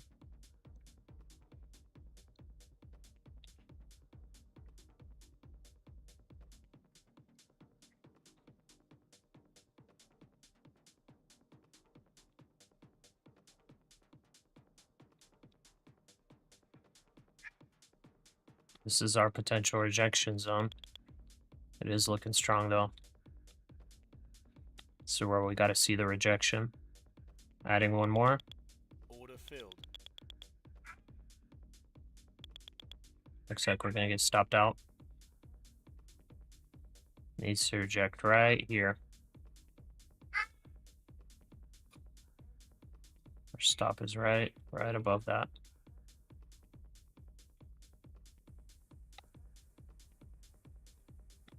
For a 750 there. Stop is right below this rejection. It is looking strong. It is looking very strong.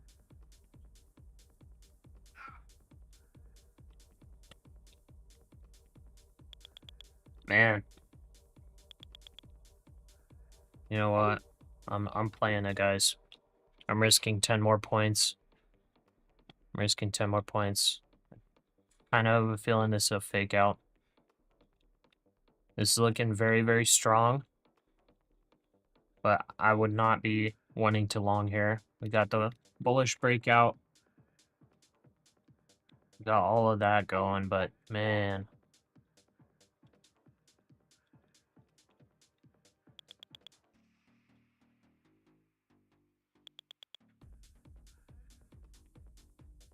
I want to risk this for the retest down here.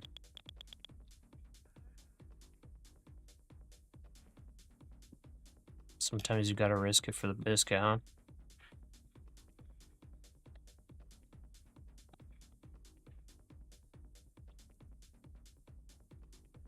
What other levels do we have? That's basically it. Maybe 410.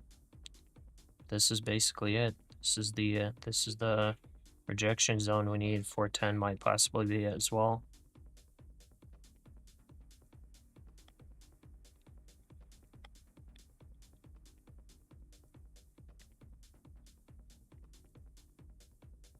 Okay, we already got 10 points out of breakout.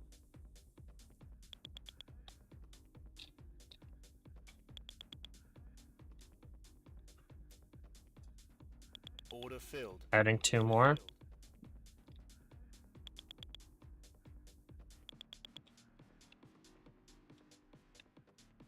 Added 2 more. This is the spot we needed to reject.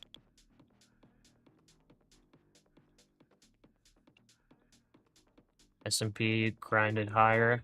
It's also getting to those rejection levels. Russell's ready to sell off.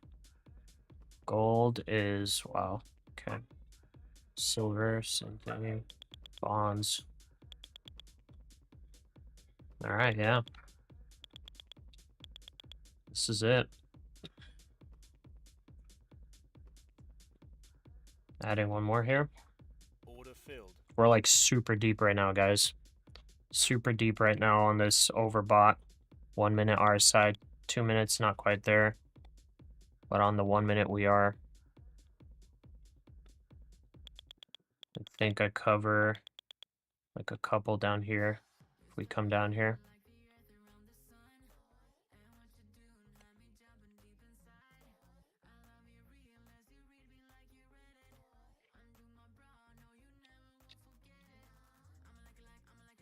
So that's 20, leaves us with 40.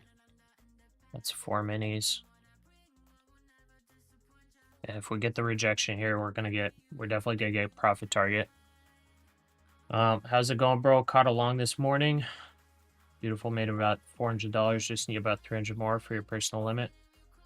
Yeah, don't force it. I'm kind of forcing it right now. Any big earnings you're looking at this week, next week?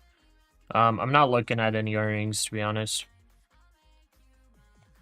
But I definitely know there's a bunch of earnings coming up.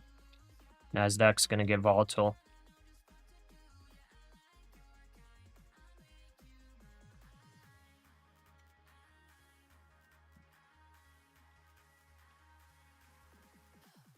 Come on.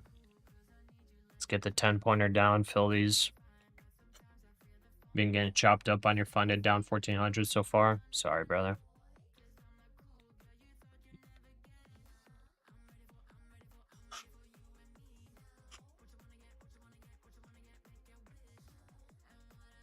Let's get the 20. That's another 20 there.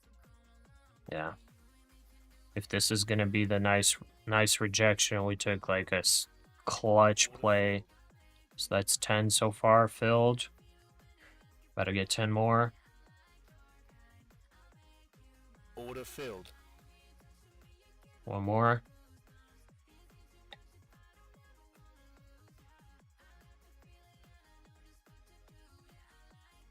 Gonna try to force it. 401, come on.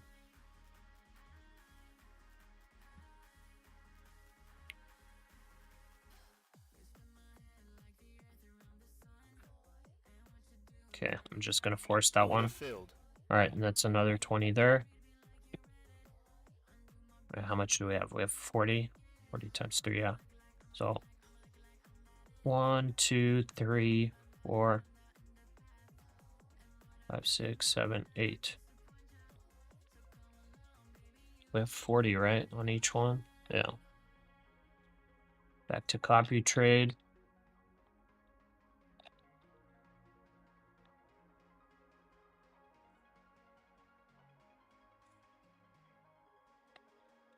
Taking a pretty big risk on these shorts. I think I'm gonna add one on the cash account.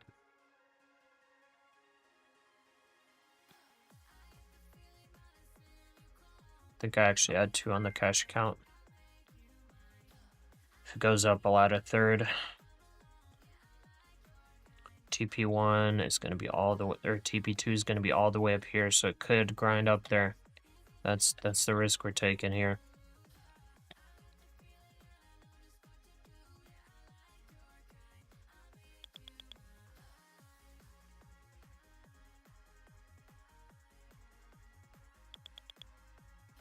Been buying loads of healthcare.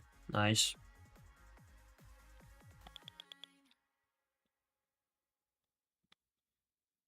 $4.16.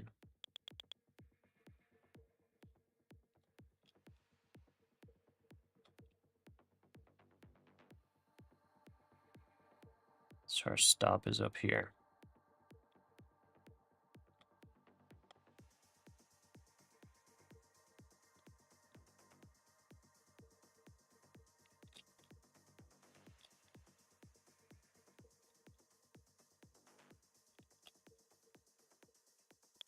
All right, well, our trade is in.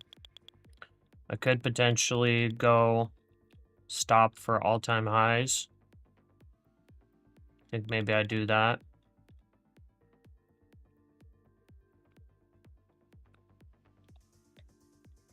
But yeah, we did have that breakout.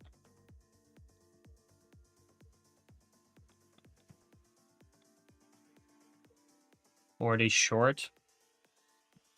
You shorting? I know I'm short here. It's a risky short. My average is 402 right now. Risky short here.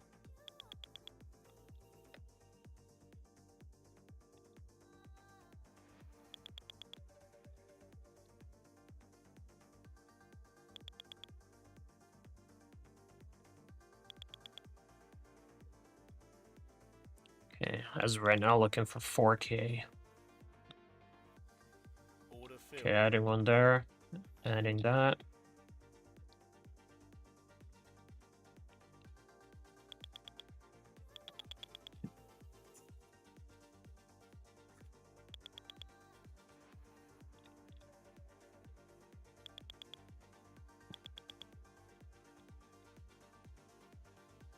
Okay, back to overbought in 1 minute.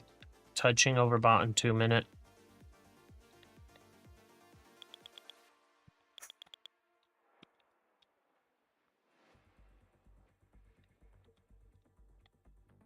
Order filled.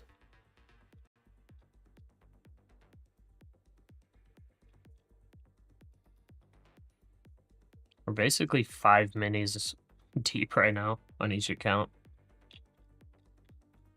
Pretty crazy.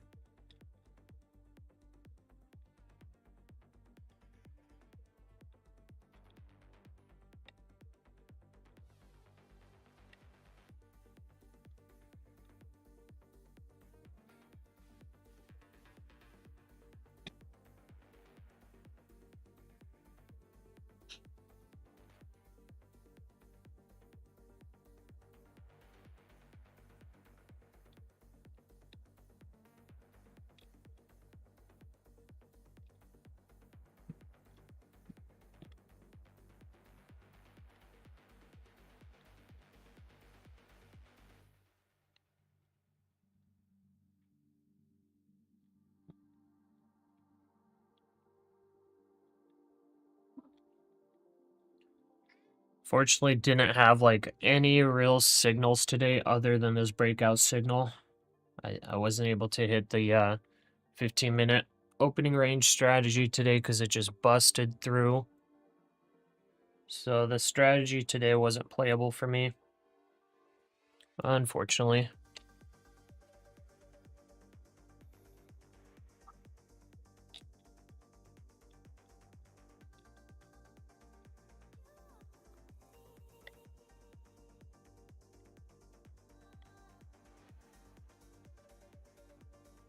According to a government statement, UK government and OpenAI have signed a new strategic partnership.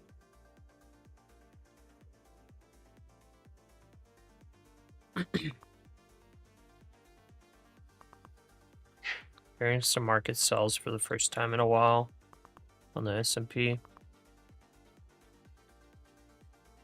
Barely any movement though. Let's see if it's a double top. It's a rejection zone, so some of the buyers taking some profits.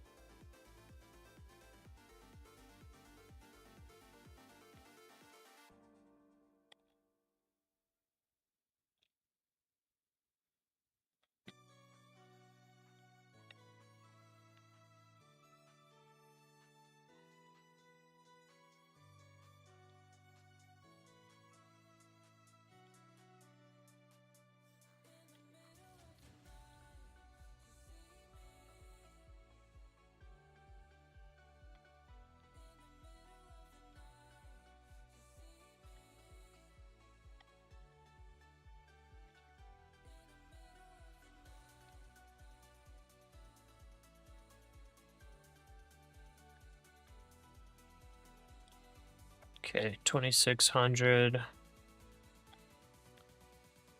UK government Basically says 2K OpenAI risk. may also explore developing an AI-enabled research development infrastructure in the UK.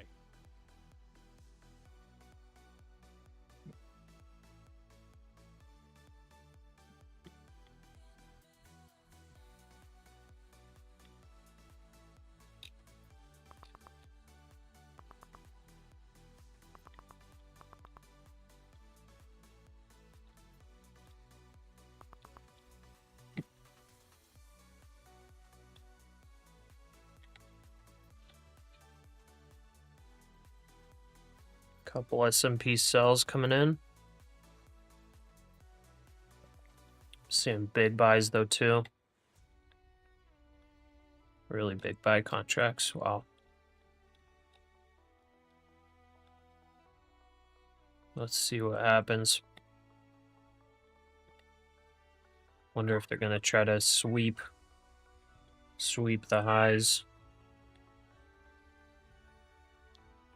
Your eyes are bleeding from this slow action. I mean, we don't have really any market moving news. We have like decent volume too. It's just there's a definite battle going on here between shorts and longs.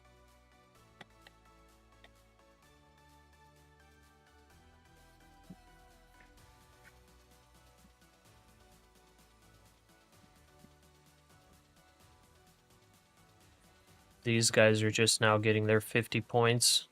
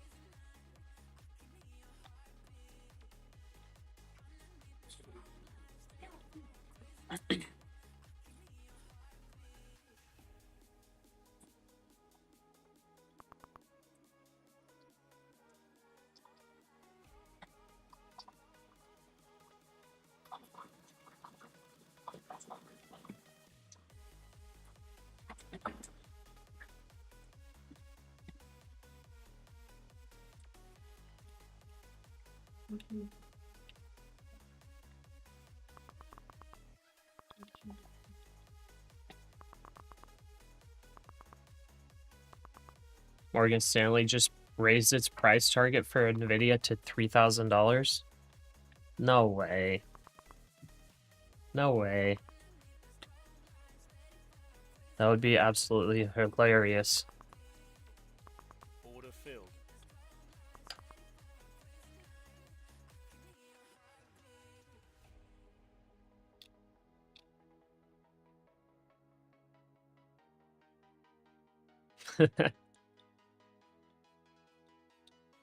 If you said like 3 trillion, then that would maybe make sense. Maybe 3K before the split. That's probably about where it's at right now.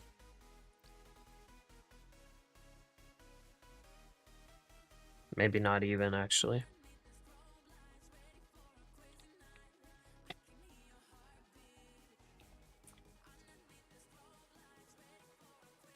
Walked away and see some red bars. Yeah, a couple.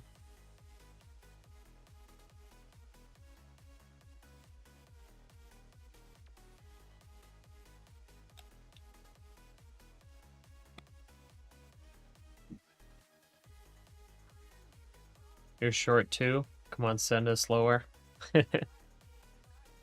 Yeah. We'll see what happens here. This is definitely a nice little rally. It broke above some levels. It got 20 points only on the bullish breakout. The average based on my back testing is 52.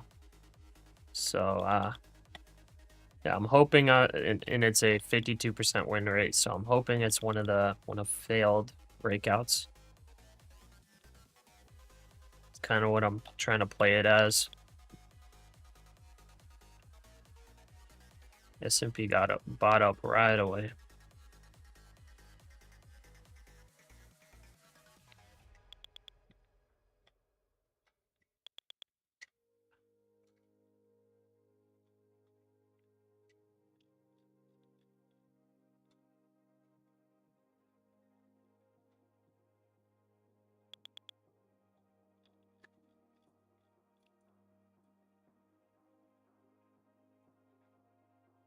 Shorts will get paid, but can they survive the squeeze? Yeah. Yep, I'm trying to survive the squeeze.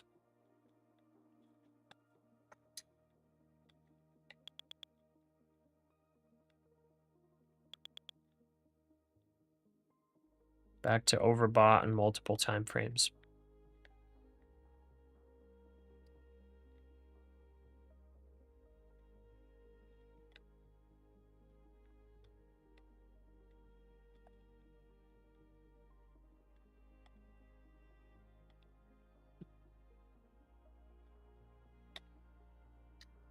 Let's see these moving averages flip bearish.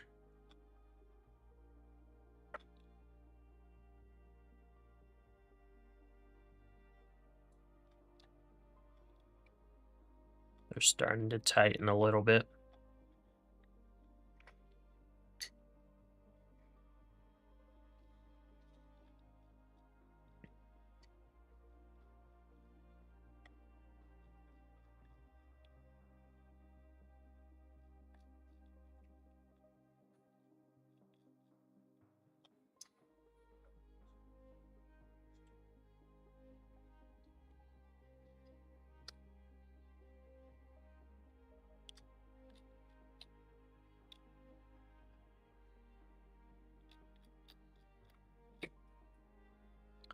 So I need it to come down essentially to 368 to complete the to make these 3 funded accounts. So 368 and these accounts become funded. I'm gonna take these TPs off.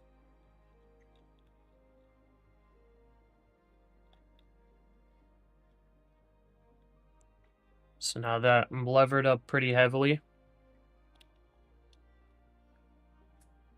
Pretty heavily levered. It's essentially At a 2K loss versus getting these 3 accounts funded. Would only need about 40 points to the downside.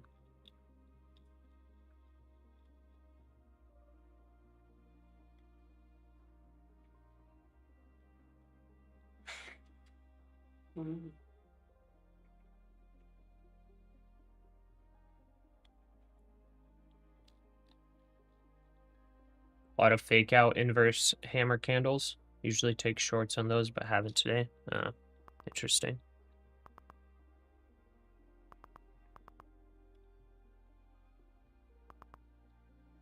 Very uneasy feeling about shorts all day today. It's been kind of difficult deciding on going in on them. Data.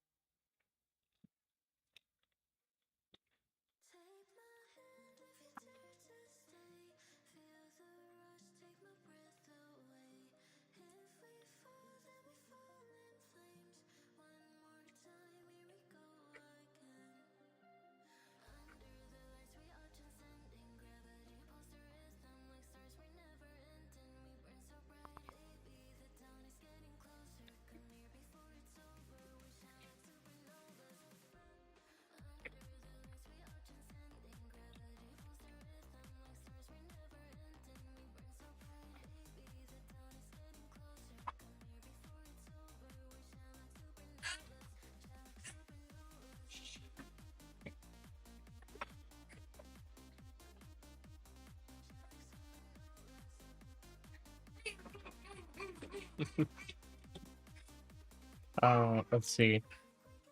Just learning about futures. Thanks for the stream. Yeah, no problem. In case anybody wondering what that is in the background, that's the little baby. He's hungry.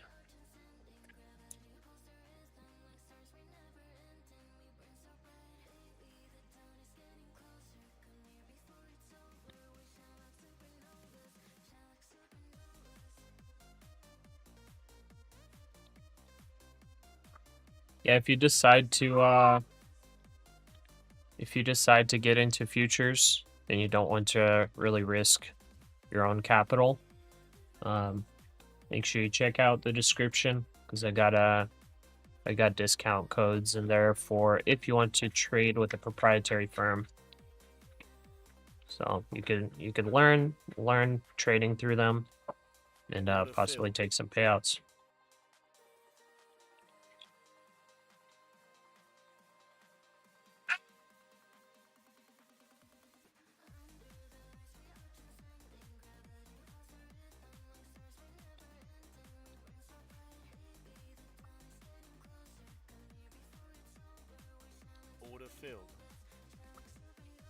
Okay, we're 5.5 minis deep right now. Pretty crazy.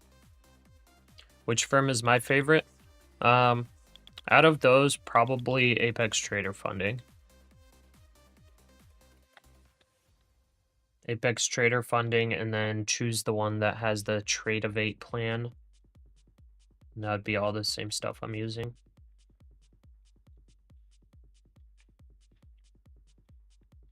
I like to set everything up. You could just Google how to set up stuff. It's fairly easy once you get a hang of it.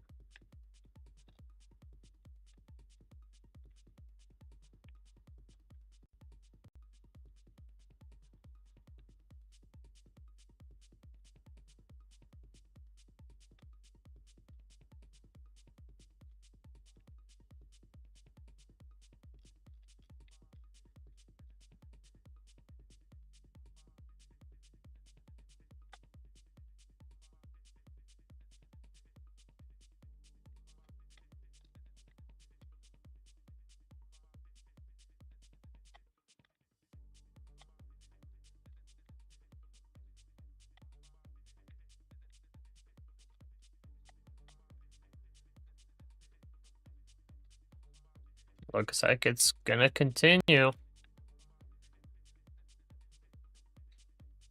Trying to add on here. But we got pretty big risk.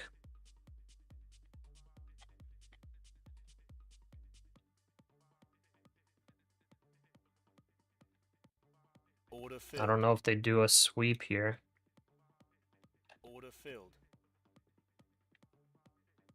That is a risk we have, that they sweep this before bringing it back down. It's a very strong trend up. Every little pullback has gotten bought up. But this is our potential rejection zone here.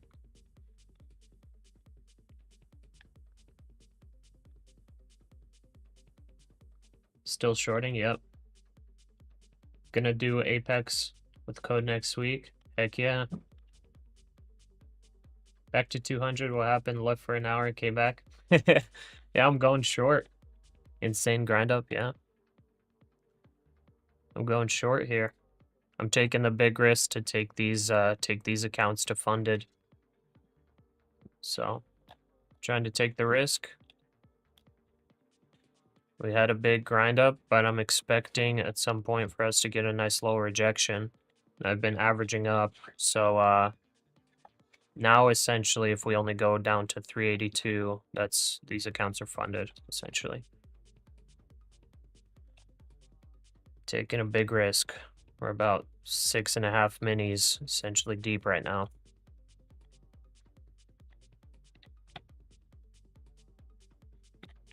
Haven't really had any buy signals that I'll be taken off of, buy or sell signals. Right now, essentially just going off of RSI, all of that. This could still go to TP2 as well, 23,442. For the people that are using the 15-minute opening range strategy. So that's still a possibility as well. We're basically 7 minis deep now.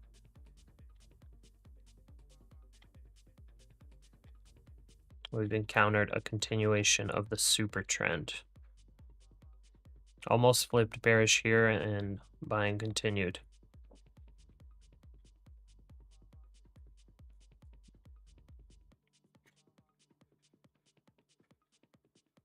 Faster to get the 50Ks funded, yeah.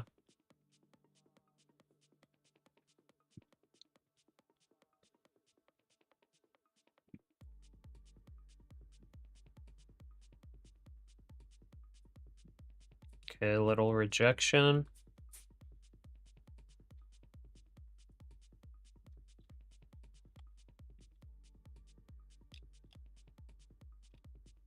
$410 is our average.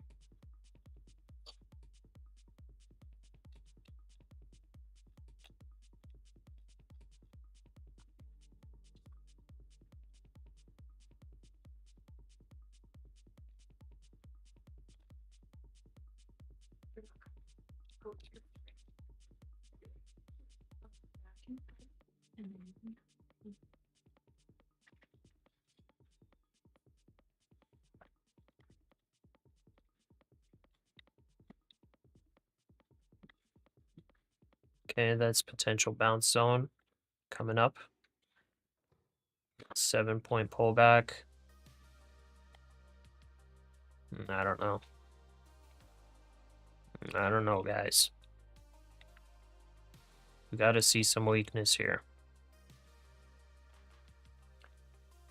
Does anyone know if you have, let's say, 10 minis and you get stopped out on 5?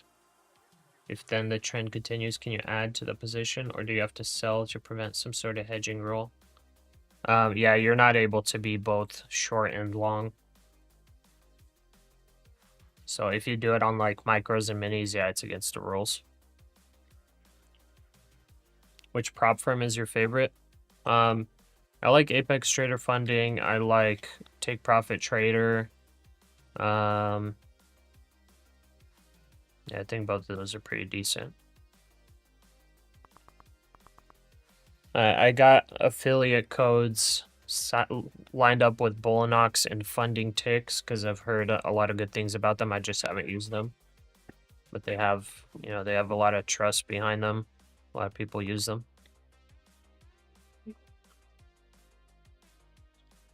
You meant to the same position where it got stopped out?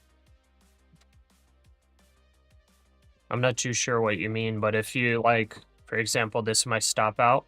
I have 70 micros, for example. This is my stop. I could add to the stop and it'll flip long once it hits this. If that's what you mean. So that would flip long.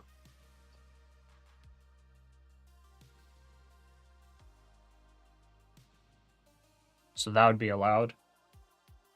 Got into TEF's competition. Do you think they're good? I'm not familiar with TEFs. Never heard of it.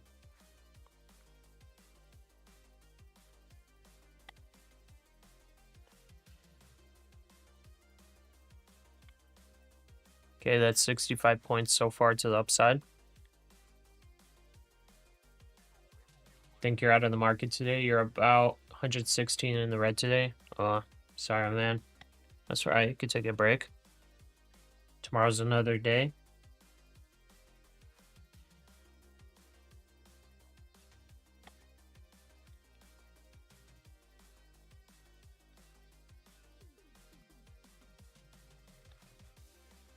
Potential bull flag forming here again to go higher. So be aware of that. If you are trying to join shorts with me, be careful.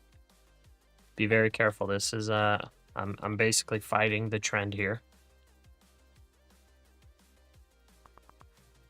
I'm fighting the trend and hoping that we get rejection from these highs.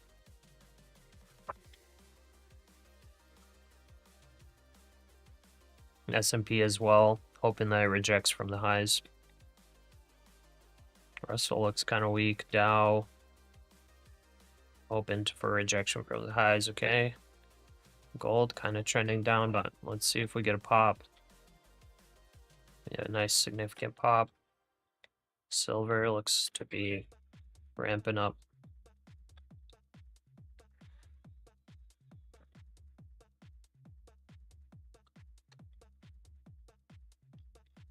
Seven minis deep, guys. Really, really risky.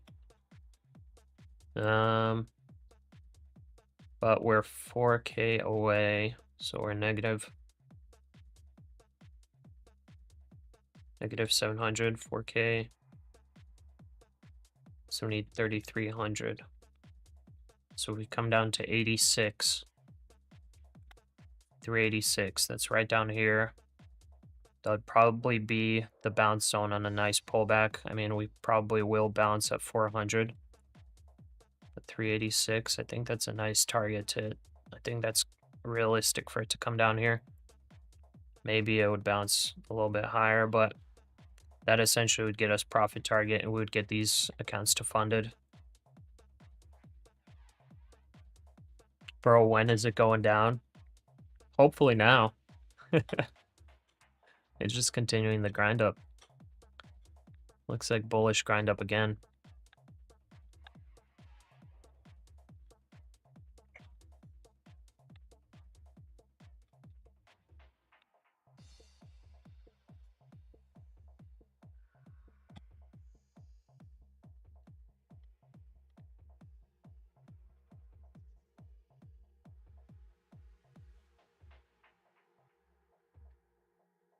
Down 350 for the day. Dang.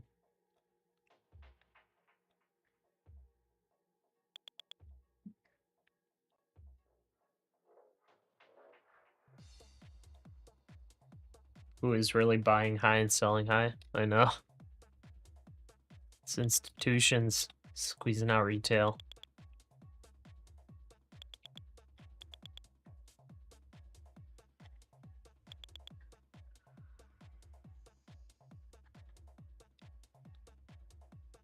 Nah, I tried to add there. Whatever.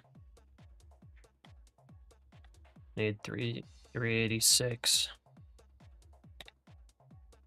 Bounce zone's probably closer to 390. It's only 25 points, 25, 30 points down. So we don't need much. But if we go 25, 30 points to the upside, that's blown account. That's why we have our stop loss here for to mitigate the losses. But that'll be like quite a big loss, you know, if it does break all-time highs. It does look like it's on its way, so a little bit scary. Waiting to break the micro uptrend to enter short with you. You only have 5 micros.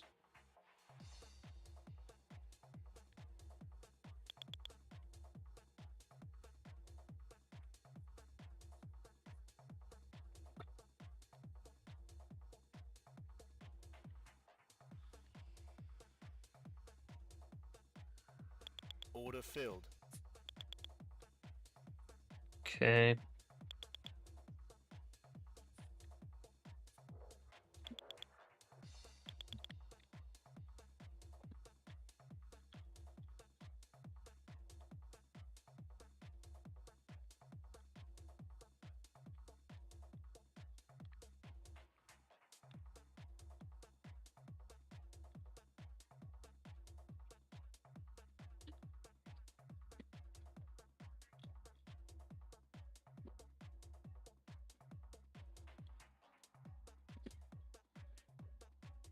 I keep thinking, like, should I trade some scalps or not, you know?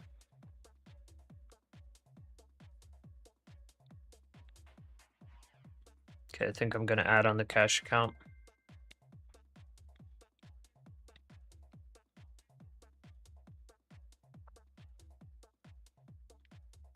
Average price 383. Mine's 410.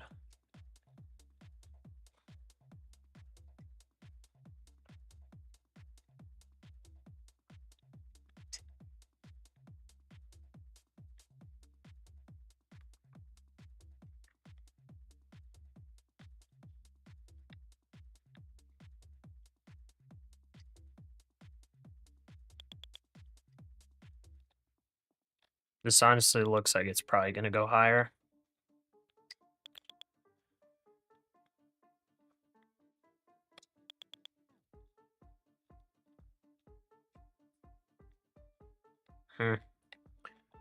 Honestly looks like it's gonna go higher. So if we go to 450, let's see. If we go to 450.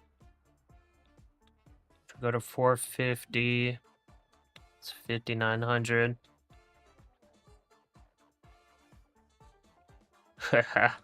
that'd be very close to our max drawdown. Very, very close to it. But like we're at overbought and everything. I think I still have to play it.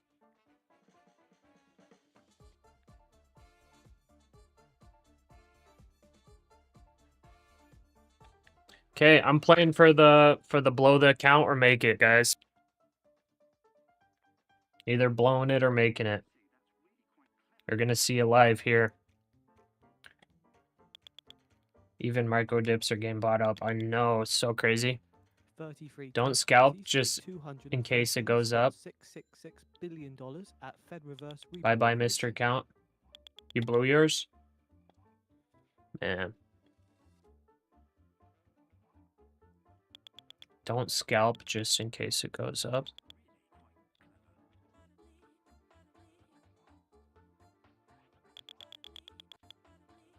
Okay, we got 4K more drawdown.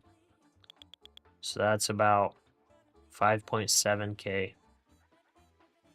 So we're able to withstand about 25 to 30 points more. We're able to withstand that much more buying power. TP2 is right about there, 23,442. So we will be able to withstand it. But that also means I'm not allowed to add any more. Because if I add any more and it keeps grinding up, you know, obviously it's more leverage.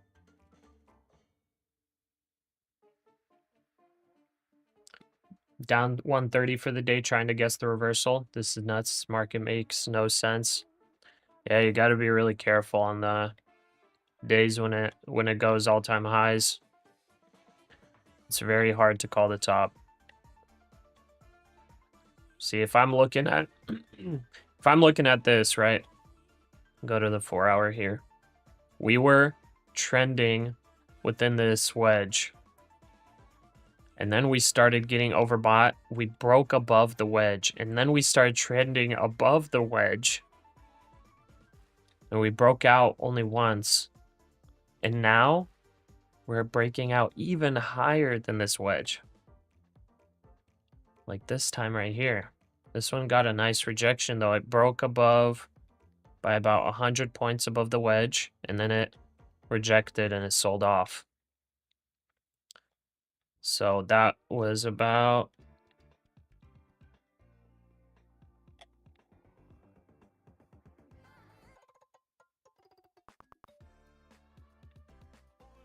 Let's see.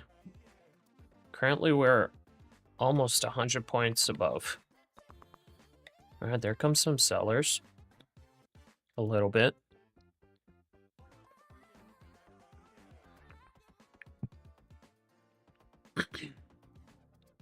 Rejected off of 423. 422 had $50 left in drawdown. Oh my goodness. Are you serious? And it busted you out literally right there? Dude. That's so unfortunate. That is so unfortunate.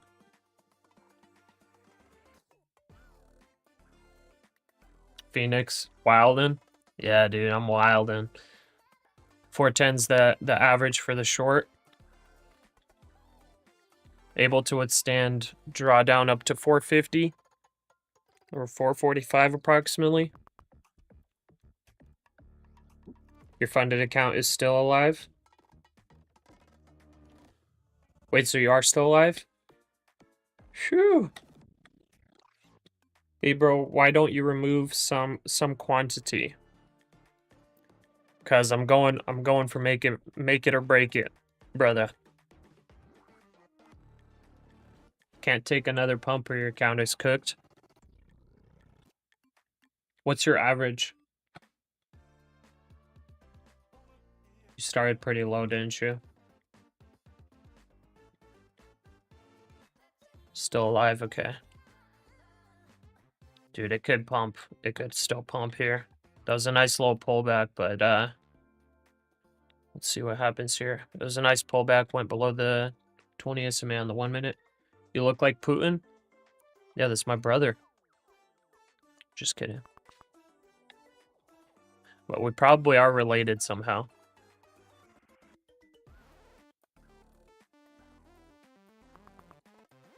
Come on, let's get some sellers in here. Just ain't right. Come on. 407 average. Just ain't right. He cannot get his account blown. Let's go. Dump it real good.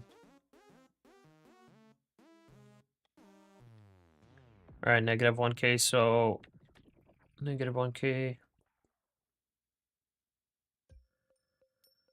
So we need 4K from here. 4,700. Or sorry, 47. So 4K, right? No, 3.5. Okay, so I'm gonna put a bunch of TPs here. Boom, boom. 3, 4. That's 20. 25.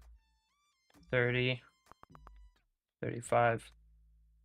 40. Let's see, how many micros do I have? I don't even remember. Take off copy trade, see, 75, okay. 75, so need some more. Boom. Okay, that's 70.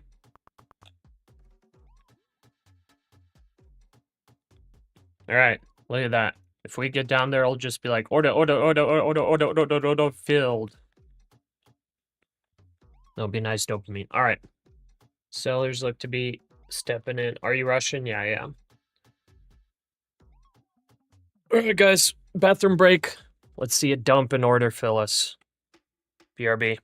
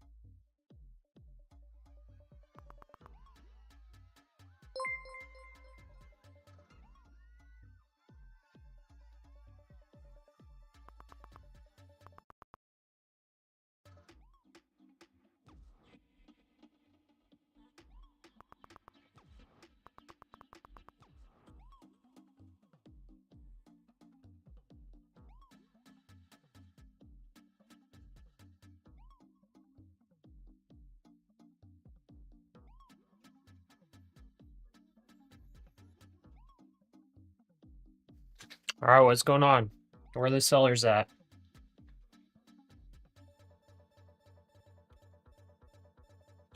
TP 360, sort of ish, not really. TP like 380, 385. So if we get there, that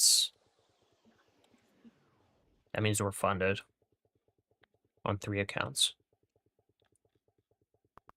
So that's another rejection of 30 points.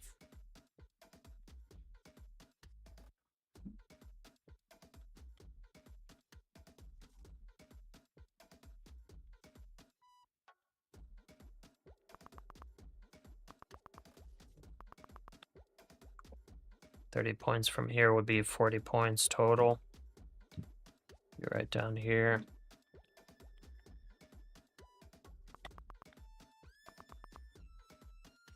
Let's see you guys. According to a letter here, U.S. House lawmakers ask Microsoft, Alphabet, Meta, and Amazon CEOs to answer if they have adequate safeguards to address concerns about China and Russia targeting submarine cables. Lawmakers want tech companies to disclose if Huawei Marine, China Telecom, and China Unicom are providing maintenance of or servicing to cable systems with U.S. ownership stakes.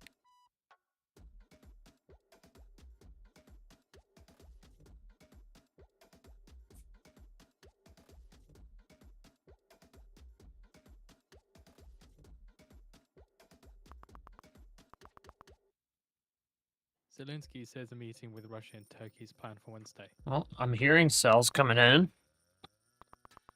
But this, in all reality, is only a 10-point pullback.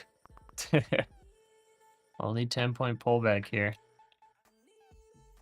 And I essentially just need a pullback of about 50% of this move, which is very realistic. Even if we continue higher, it'd be very realistic little pullback.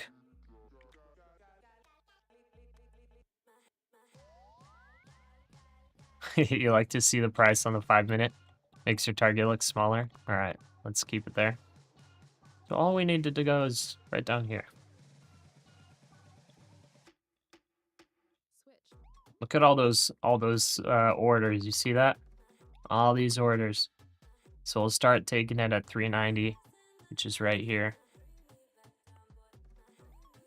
So this little tiny area will fill everything.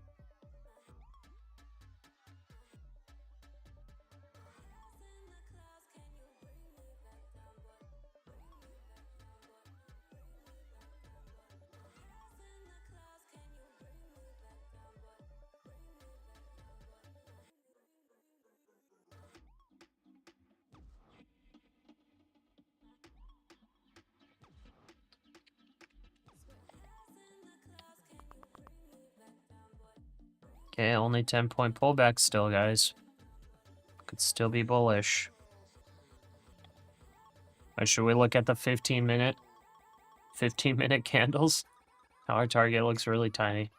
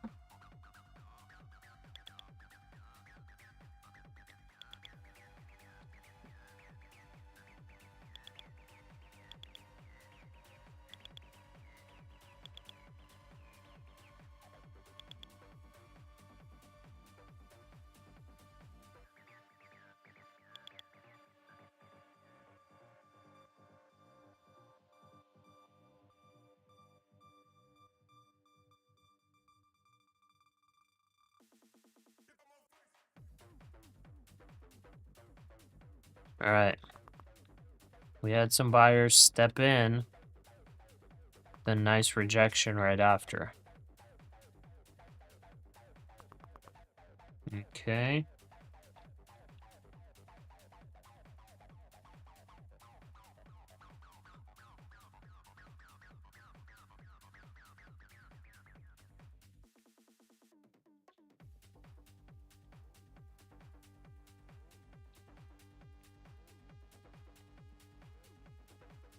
You give up on this? Yeah, the short's a little stressful, huh? We need bulls to dress up like a bear now.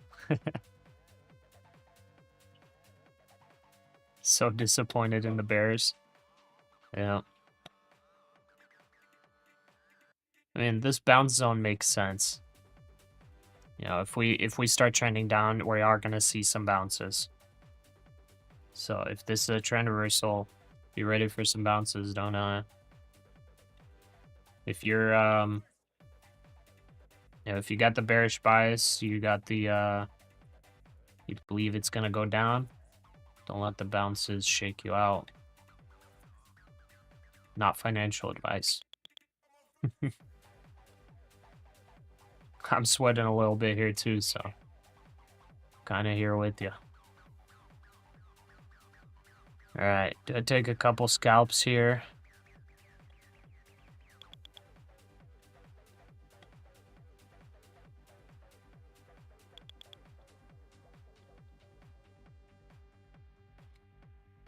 S&P looks a little bit better than NASDAQ for the short side.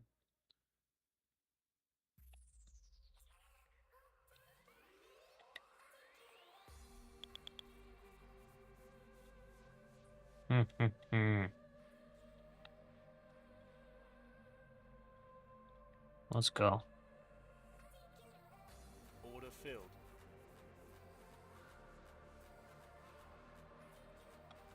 Order filled.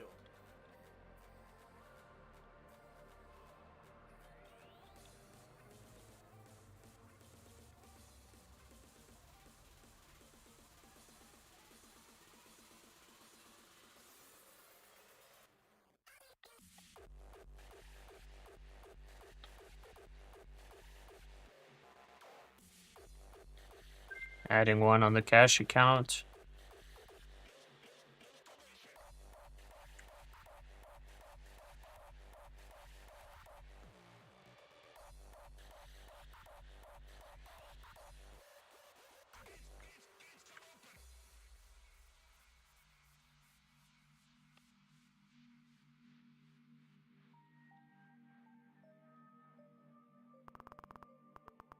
Oh, hearing some sellers stepping in. I like it.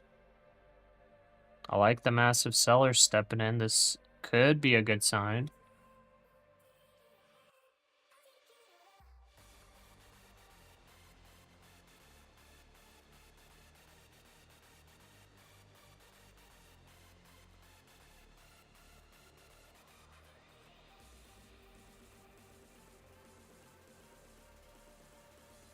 Yeah, the 380, 390 level, I think is I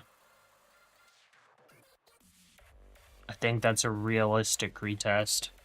So I'm honestly really liking the potential here.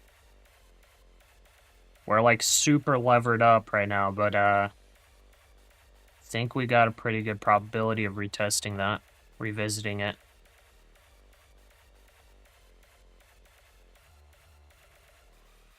It's possible 400 bounces too. But the 386 level, I think that's a nice level for us to revisit. And that would take us to funded. I'm deep today, yeah. I'm kind of tired of playing it super scared, especially when it's high conviction. On the high conviction, I think I just need to size up instead of playing it super scared.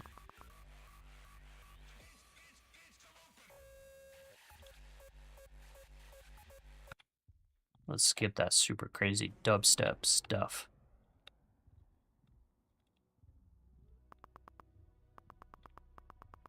Let's see, little mini head and shoulders action.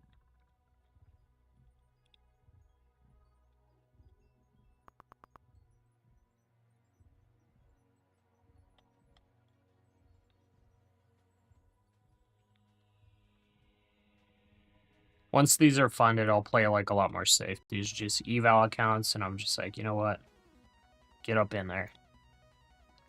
Your in is at 383. Should you buy more? Well, I'm not going to recommend anything. If you're short at 383, I mean, the only thing I can say is that's probably a bad entry. Did I hear the news about Powell? Yeah. I think it's pretty interesting. Pretty interesting timing that Trump was threatening to fire him, all this different stuff. And then all of a sudden, Trump's buddies are coming out trying to hit him for perjury. Sounds like nice timing is all.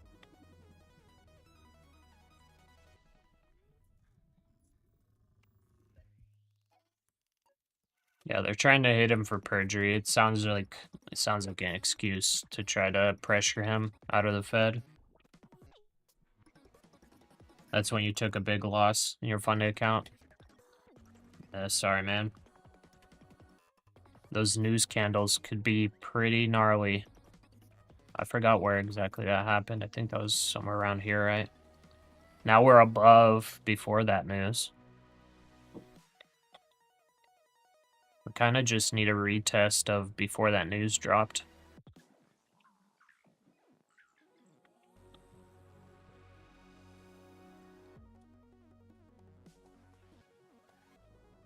Order filled.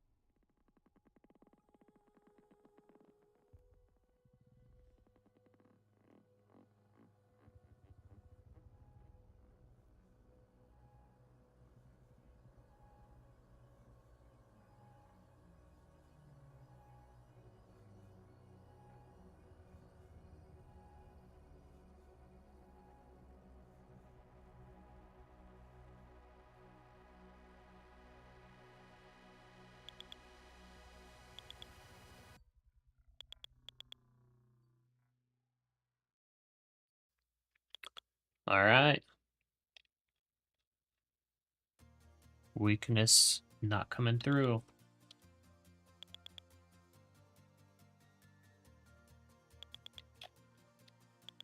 Our max drawdown is now not as big because I did add a couple for scalps. 3, 2, 1. Adding one more. Filled.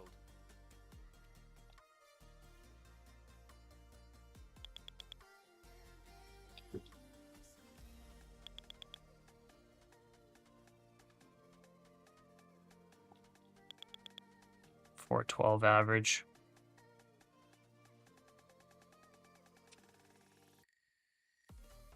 Said bears take the elevator down, bulls take the stairs up. Elevator's broken right now. Yeah. Yeah, like it can grind up little by little by little, and then you get a boom boom candle to the downside.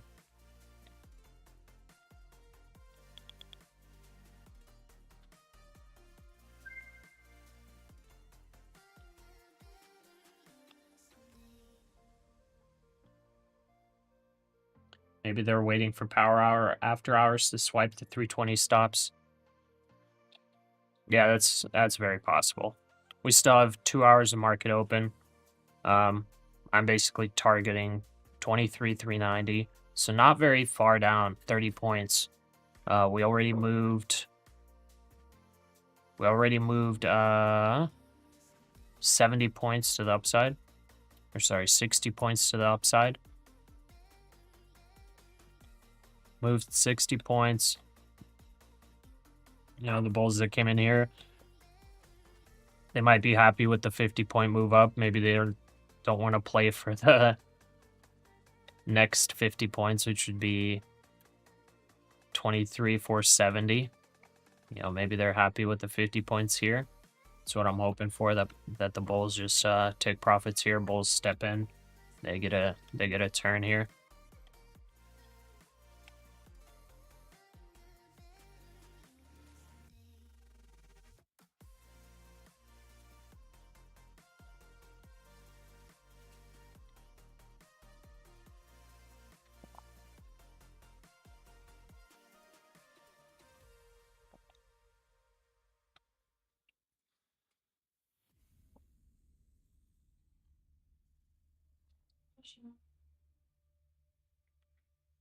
Sure, yeah. I just finished mine.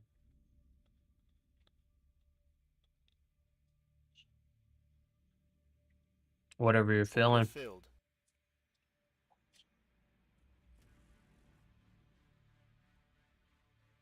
I'm fine with splitting a shot with you.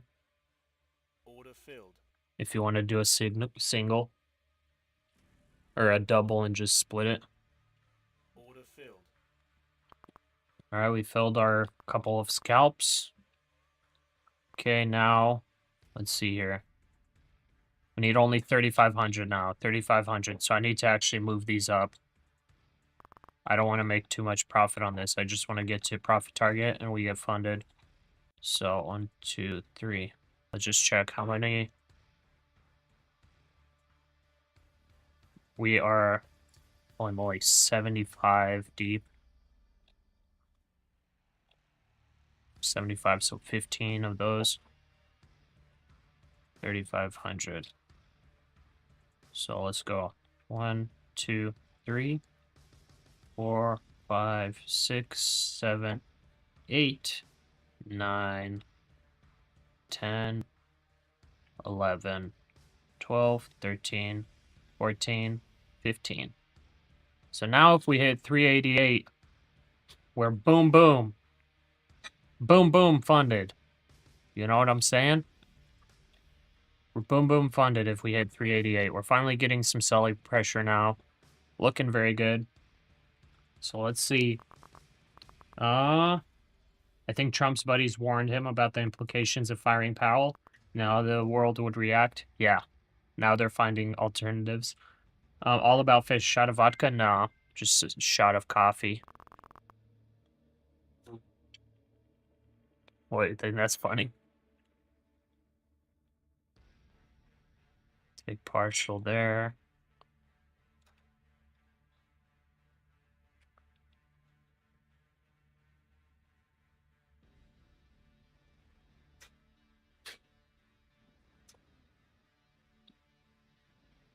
Okay, bounced off 406. That's the 20 SMA on the 5-minute. 10-point bounce about.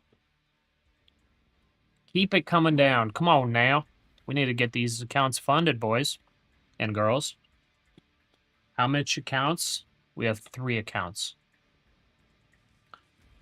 In the new strategy, how many points we targeting? Well, with the new strategy, I'm not playing the strategy right now. Why not cover some? Because I'm going for the boom boom right here. You see this? This is the boom boom right here. That's what I'm targeting. You see this? Here's my cursor. Boom, boom, boom, boom, boom, boom, boom, boom, boom, boom. That's what we're targeting. 88 to 95. Which firm are you trading with besides Apex? Take Profit Trader. I've been trying to get them to add me to their affiliate program. And these nerds keep denying me for some reason. And I think it's like literally some like, it's not even like a legitimate reason. It's just something with their application or some information on my account. I have no idea. And their customer service is like not helping at all. What happened to the other 2 accounts? I blew them on Friday. 150K accounts, Morty. But 50K accounts might honestly be better. Especially with Apex, if you end up doing the 20 accounts, which is a lot. But if you do end up doing like copy trading 50 account or 20 accounts with the 50Ks, 50Ks might honestly be really good. Plus, you know, the smaller accounts, it's easier to hit the profit targets, things like that. Cannot get an affiliate code with TPT, must be a questionnaire I didn't answer the way they like. Yeah, I'm like, I don't get it. This one didn't blow. Yeah, I have three accounts left. 3 eval accounts. And if we come down here, we're gonna be funded. So right down here, we're funded. That's GG's. As you gamers say, GG no re. If we come down there, it's funded. It's only 20 points down. 20 points down and we're funded, boys. Let's go.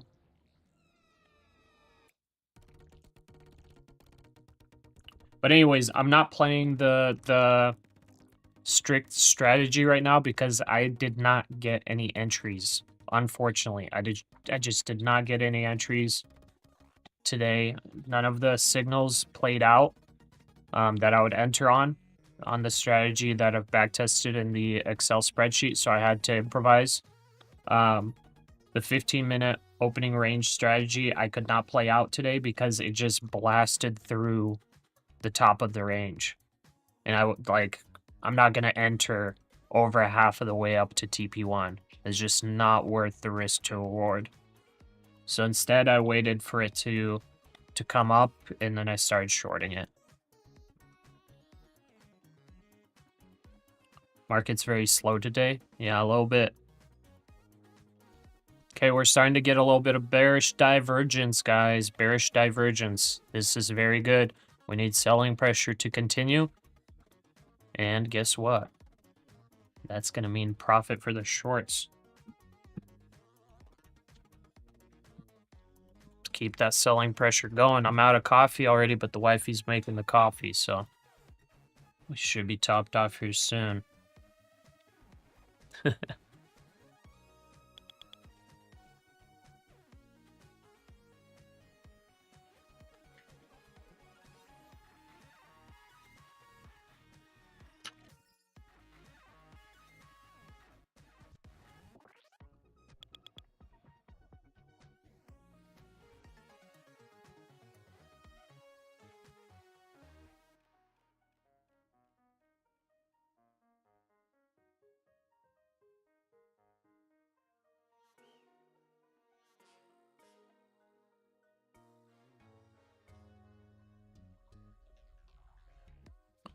Yeah, we're in pretty massive right now.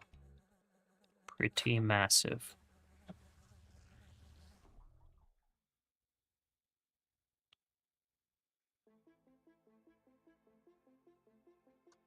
The crazy thing is we have not had like the best entries. But because I've been like hitting scalps on the way up or on the way down, things like that. Thankfully we're pretty much only break even right now. Bull flag, doesn't look like one to me.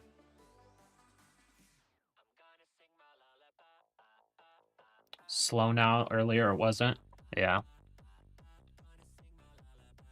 I mean, we're getting enough volume for movement. We've got enough volume, it's just bulls and bears are kind of duking it out right now. S&P does look like it's going to continue down.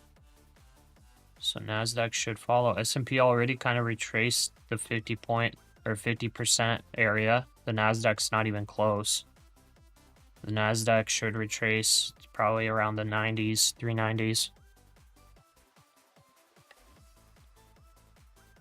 Yeah, let's see if the NASDAQ follows suit. Potential head and shoulders maybe. If it's a head and shoulders, then we should break. NASDAQ doesn't really look like it though. But on the S&P head and shoulders, if it plays out, it's going to break 360.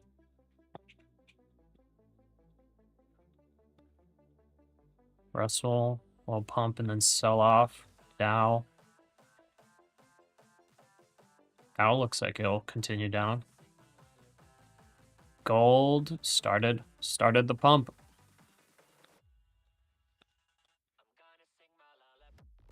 Silver's still chopping around. Bond's starting to pump a little bit. All right.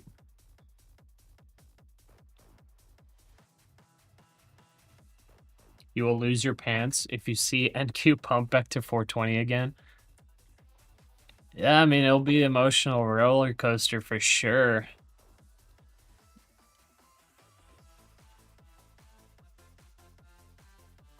Honestly, maybe I should just set my stop loss already on the prop firm account. Wonder if I should. Yeah, I'll set it 421.50. So 1, 2, 3, 4, 5. There we go. So negative 1K for plus 3K approximately. 1 to 3 risk to reward. Our stop loss is right up here. So it's potentially looking like a bear flag formation. Let's see if we reject 415.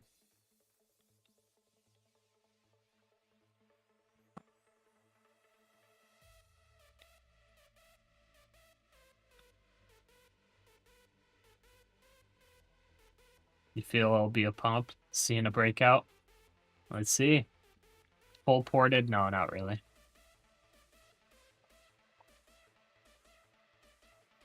Not trust in NQ.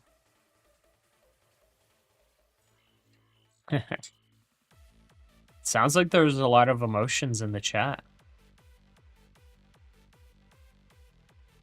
Sounds like everybody's thinking it's gonna go up.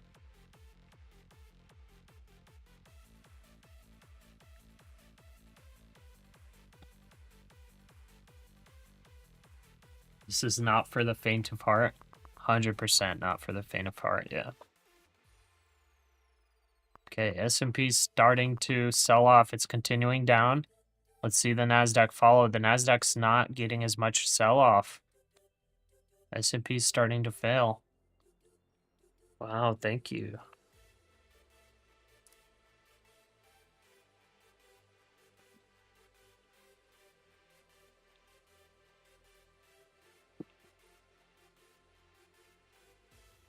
Let's go. Let's see it, guys. Let's see it. We only need 3 more K. 3,000 more, guys. Let's go. Been trying so hard to get funded.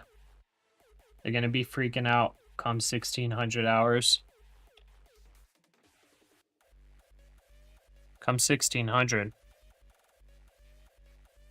What's going to be at 1,600? Is that after? That's the end of after hours. Right? We're talking about 1,600 Eastern. What would that be? Would that be Asian market? You blew like 15 sim accounts, lost count. Ugh. You're paper trading the short with me? Alright, good luck.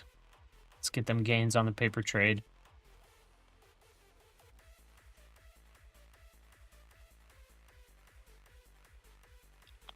I just want to see this nice red candle to the downside.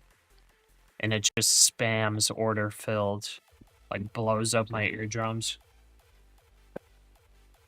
Ride the crashing wave. This does look like a bear flag to me, if I'm being 100% honest. It could fail, but it looks like a bear flag to me.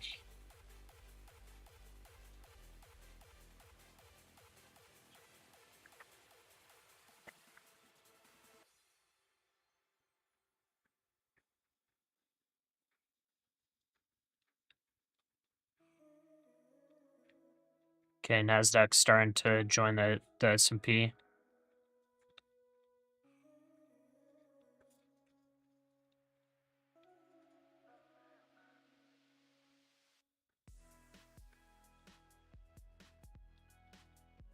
Okay, we only have like 15 more points to the downside until we get it. 15 more points, guys. Let's go. Come on.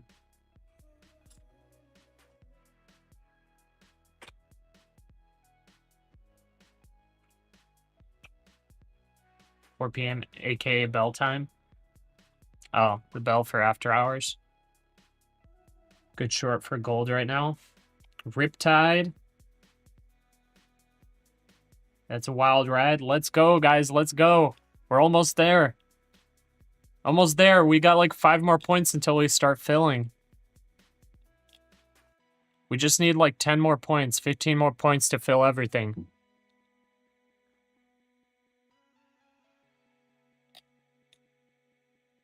What a nice red candle on the 2-minute, man. Wow, beautiful heart. Good job. You guys can't see it, but this latte has a heart in it. Looks beautiful. Take partials, maybe? No, I'm holding the line.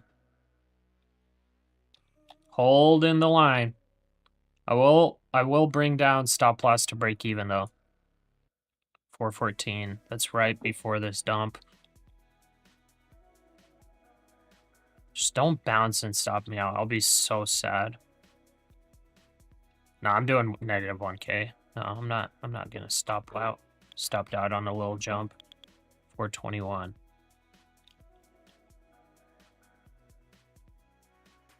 Cool to witness. Let's go. 225 micros. That is correct.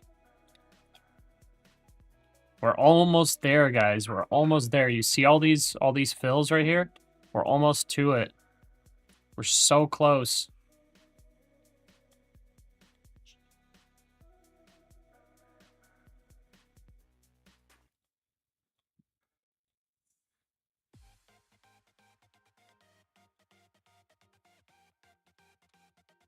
It's bearish divergence on the 1, 2, and 3 minute. On the 5 minute, it's close to getting flipped. I think we actually fill it, guys. I think we actually fill it. S&P looks like it might continue down. I mean, this definitely isn't a bull flag. It's just kind of a downward channel.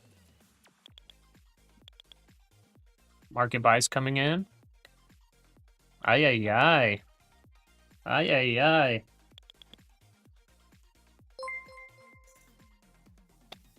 ay. Michael Rafla. Welcome. Thanks for the sub. Boy, it's coming up. Can't watch. We've only just begun to crash. Whoop, whoop. No. Bookmap going up.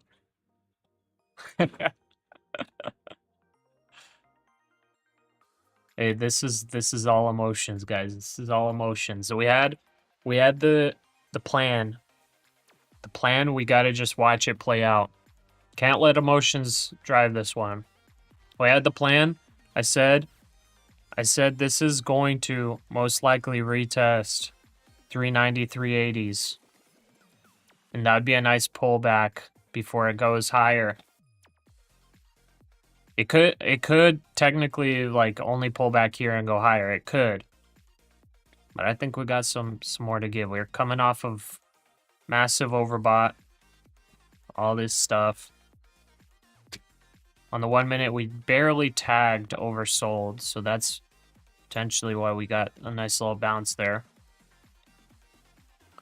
So we're still in it. We're still in it. And if we get stopped out, we get stopped out. You know? It's not a big deal. Sometimes the dream don't happen. So 421.50 is the stop out. Big ol' M at the top.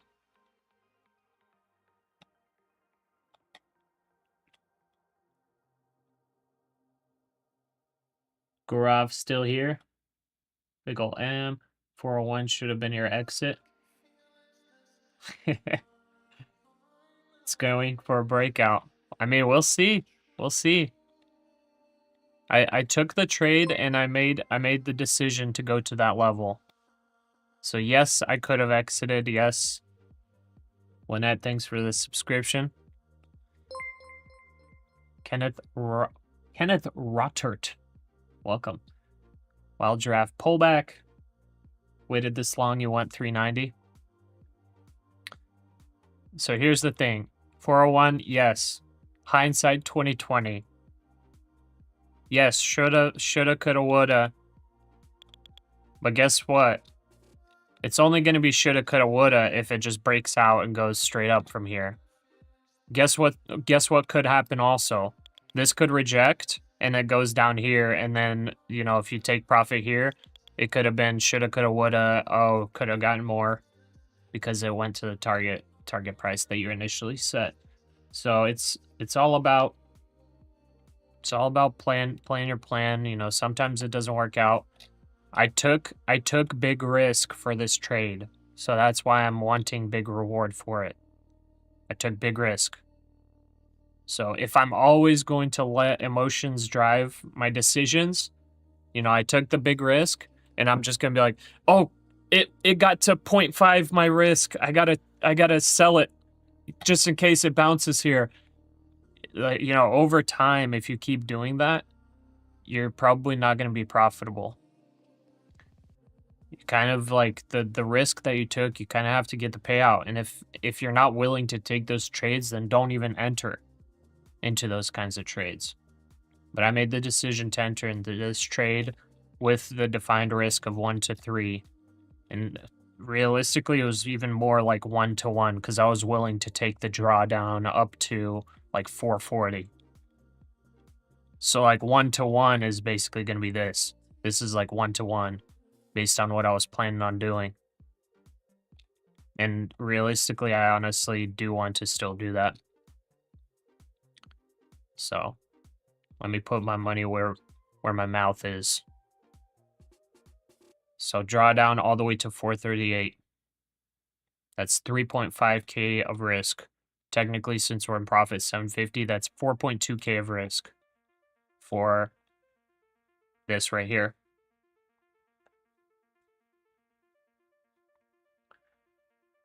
Lack of guidance for earnings week.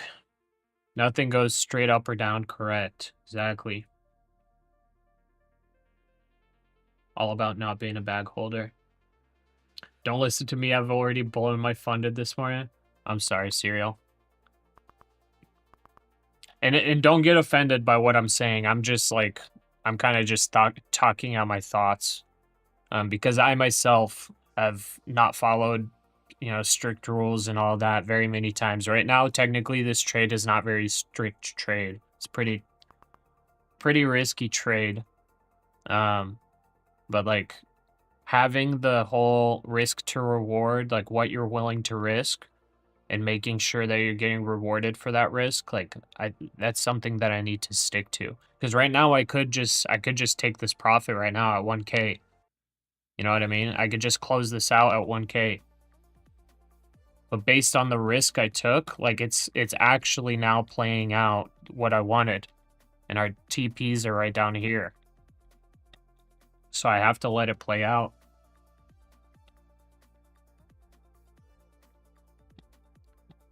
Okay, let's see. It's like playing on tilt. Let's see. What application do you use for YouTube streaming? Do you have to pay? No, I use OBS. It's free. Gotta go get a Circle K value meal. Be back for happy hour. What happened, Ponzi? Did you lose some trades? I thought you were short here. Kevin, can you do a video on your live streaming setup? Oh, it's gonna be super underwhelming. Maybe someday. You got a sell-off signal?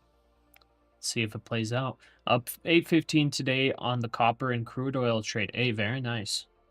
Not bad. Not bad at all.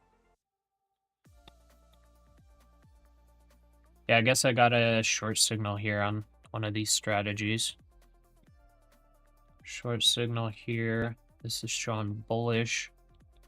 This one's showing bullish, and this one's showing short, bearish. So we got 2 bearish, 2 bullish indicators on the strategies.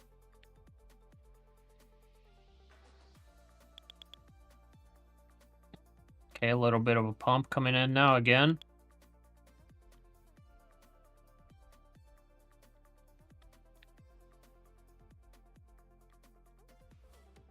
Before doing live streams, what do you do during trading? Before doing live stream, what do you do during trading or off trading?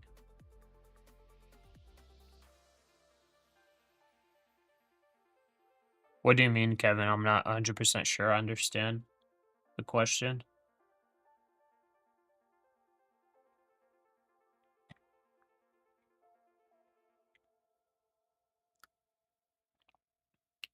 StreamYard, never heard of it, never tried it, but I do like OBS. I think it's like open source or whatever, very customizable.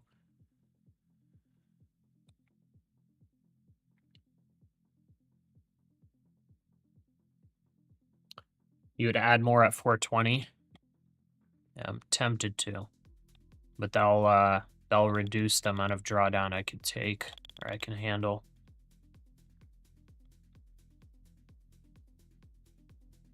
So far, 15-point bounce off the 400 level.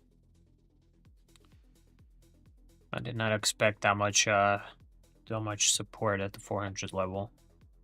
I was hoping it would be a little weaker. Will add $3.4 trillion to deficits over decades. Before doing live stream, what do you do during trading?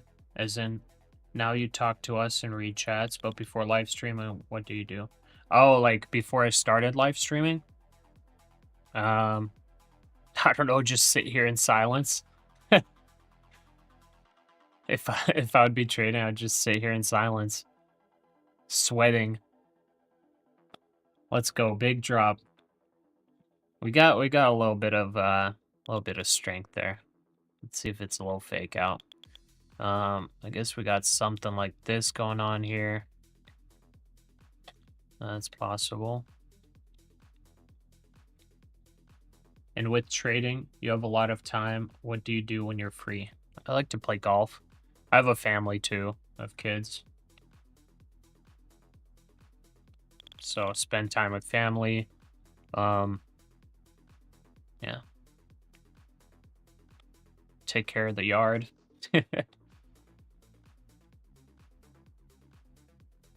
Lots of arguments with myself. Yeah, exactly.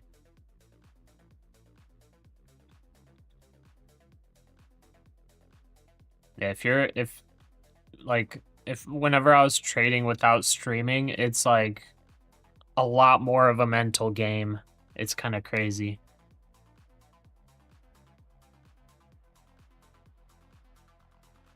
That's why I was like, I watched a couple live streams, you know, kind of to feel like you have company, you know, kind of same people in the same boat.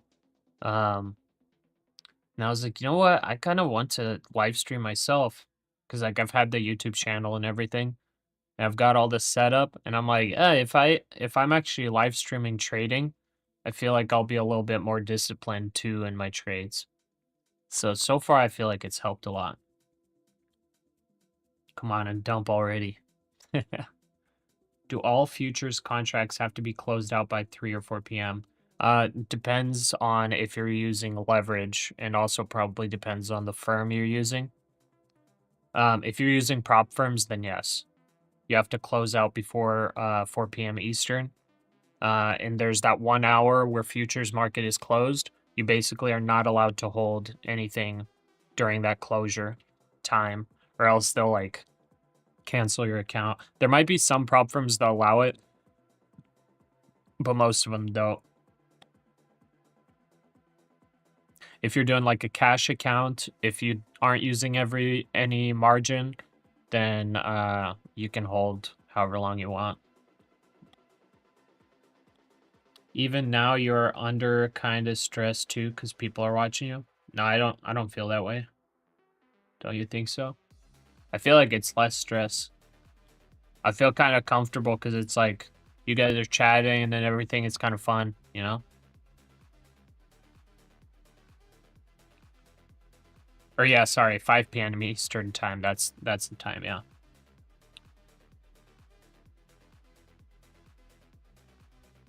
Look at this big red candle. It's definitely weak.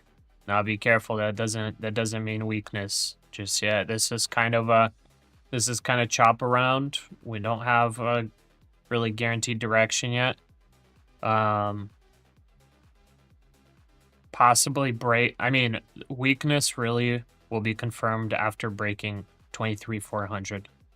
And even then, there's like a lot of bounce zones underneath, 10, 15, 20 points underneath. Lots of bounce zones.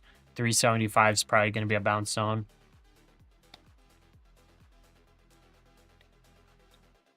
Right now, it's kind of just chopping around. There's not much, not much direction just yet.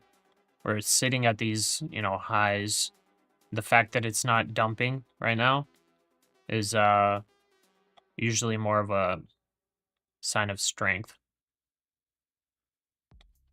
Just like somebody mentioned in the chat, bulls take the stairs and bears take the elevator. So when we grind up, it's really slow, and then the dump is quick. So right now we're kind of grinding around. We're getting like a dump, but then we're just grinding around at this right to the same levels.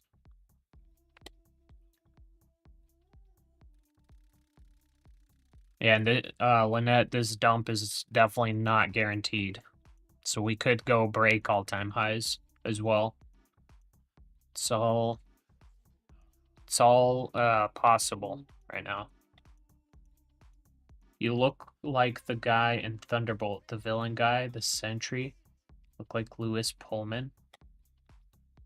Lewis Pullman?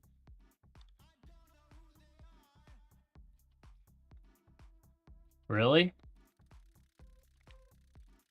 Are you saying that I look handsome?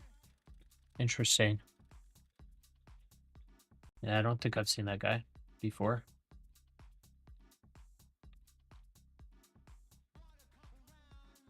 All right, what are we doing here? We just need 20 points to downside and we're funded. What's the thought behind this trade? The thought is basically boom boom and shaboom. That's the thought.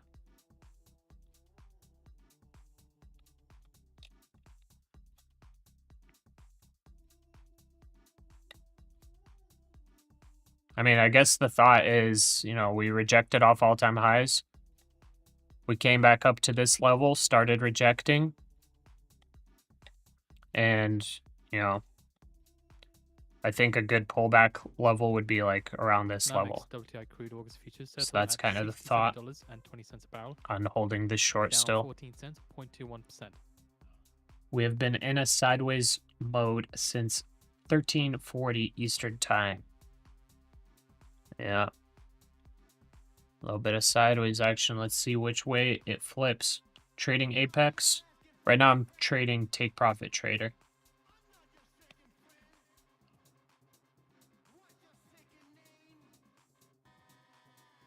But I like all of them. Apex, Take Profit Trader, they're all good. They're pretty much the same same rules and all that stuff. What a waste of time. Yeah. All right, let's go. Let's go. We're starting to push down again, guys. We're starting it again.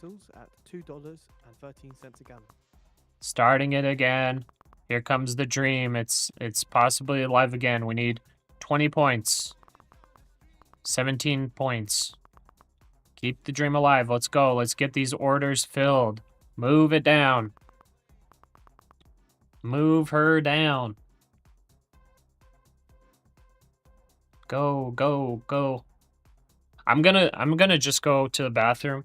You know what? I don't even want to watch this. I'm just gonna go to the bathroom. And hopefully while I'm over there, we're gonna get targets filled. And then, if targets filled, just like spam the chat. Feel free to type whatever you want. But we just need a 20-point drop. 15-point drop. So I'll be back. Nat gas August futures settle around $3.32 a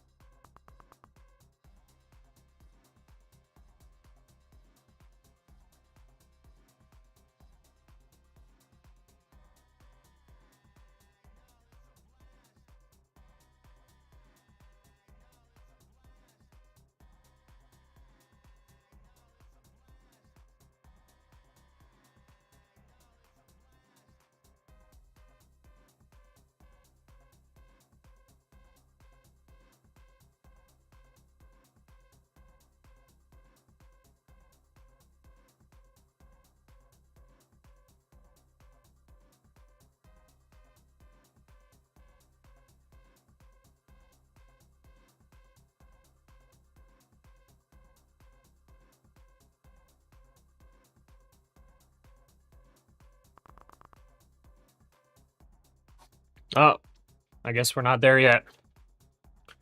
Well, I guess the market was just waiting for me to return just so I see those beautiful targets filled.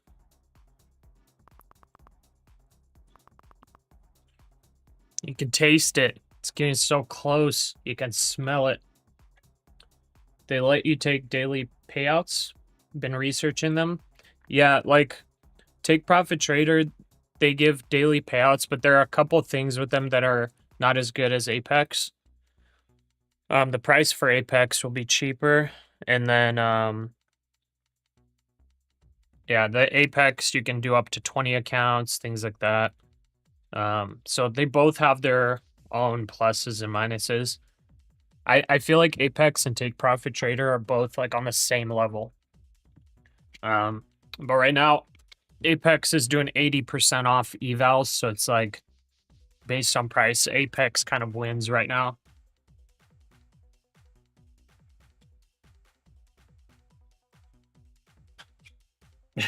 Behind the camera watching. Let's go drop. Take Profit Trader has intraday drawdown on Pro 2. Yeah, I don't remember if the drawdown is better on Apex or not. I don't remember. Yeah, and I'll definitely let you guys know if there's going to be, if or when there's going to be 90% off on Apex. So then you could load up on evals if you want to.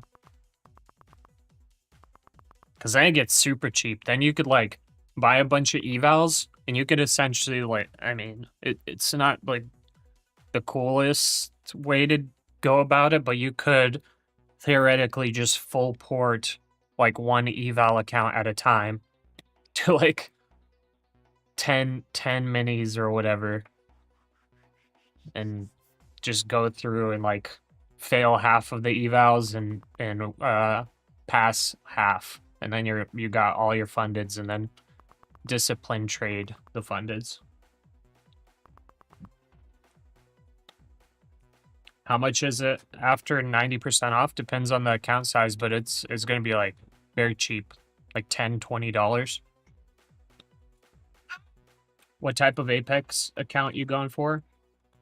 On Apex, it all depends on how you want to trade. I like 150K accounts, but some of the guys in here really like the 50K accounts, or like even the 25K accounts. Because if you compare them, on Apex, so Take Profit Trader is different, but on Apex, if you look at the like 25K account, your max drawdown, and for those that don't know what drawdown is, that's basically your maximum loss, is like 1K. If you compare that to the 150K account, the max loss is only like 5K.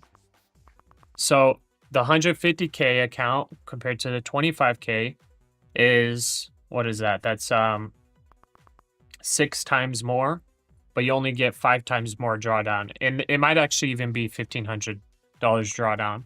So the drawdown is actually better ratio-wise on the smaller accounts. So on the smaller accounts, you actually are kind of getting, you know, a little bit better bang for your buck and a little bit less risk. Let's see. Intraday is worse because you get unrealized profits. Yeah, exactly. Apex, yeah, end of day. So that is why that is one of the negatives for the take profit trader. You've been using 90% off code for a couple months now. Oh, is it still active? I don't know if my code is giving 90% off. It might be. I just know that they give me, I'm pretty sure, the best discount with the code.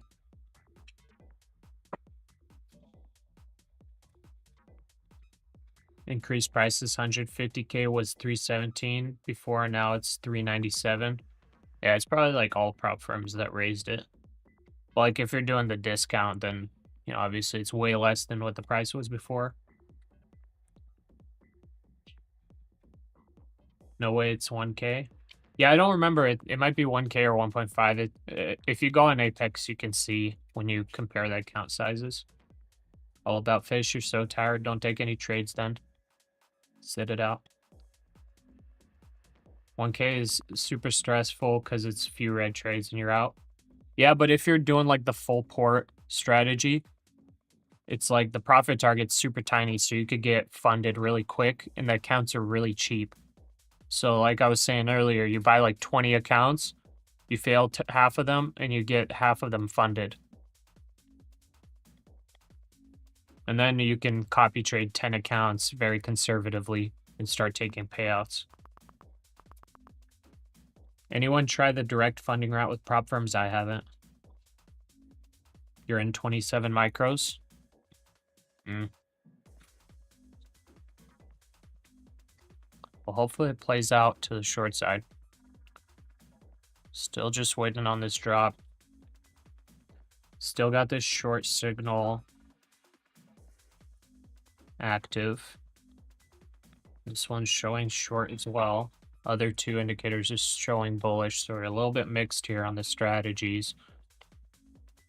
Did get a rejection of this level.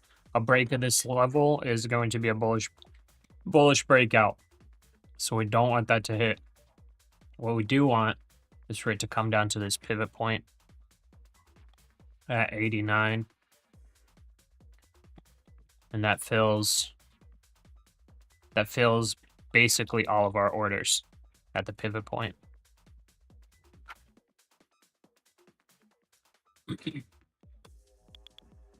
It's not such a great deal when you factor in the 149 activation for each account. Is it 149? I think it's cheaper. But either way, it's still a good deal because guess what? You take one payout and you pay for all of it. It just all depends. I mean, if you don't like prop firms, you just go cash account trading. You know, it's not that crazy.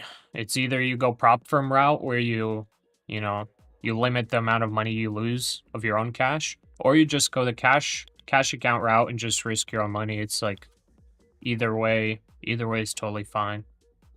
If you have like 10K to trade, then you could just go to cash route. Just like you're gonna have to, obviously limit your risk, play it safe. Got in at 417. Nice. So hopefully see it play out. Apex evals have intraday drawdowns during evals, and end of day and paid. Opposite for TPT.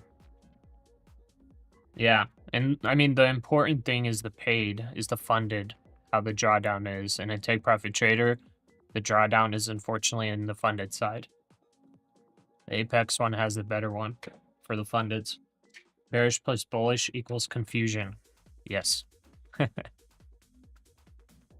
Hope you're right. Yeah, I hope so too. I hope so too.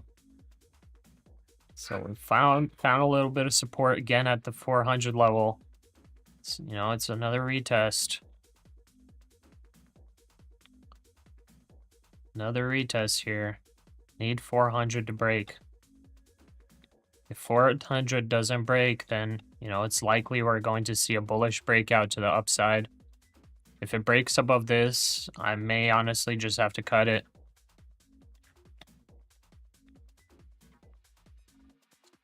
Your baby got curves. No cash accounts for you. Wasted 30K over 5 years trading options. Yeah, I lost a lot trading options. That's why I like futures, because you don't have the time decay and all of that. I feel like futures are a lot better. Also, the tax treatment on futures is the same as index options. So the tax treatment is very nice. That's why I moved to futures. Camel walk to Mobile, Alaska? Camel walk. What? By the way, guys, for those of you who don't know, that's Mr. Ponzi. He is the he is our channel perma-bear. He's awesome. Look at SPY. Yeah, SPY's dumping. That looks good. SPY's dumping. That looks good. Probably gonna get a bounce. Bounce somewhere in here. We want to see NASDAQ follow the same route. Let's go. I'm hearing a lot of market sells on the SPY.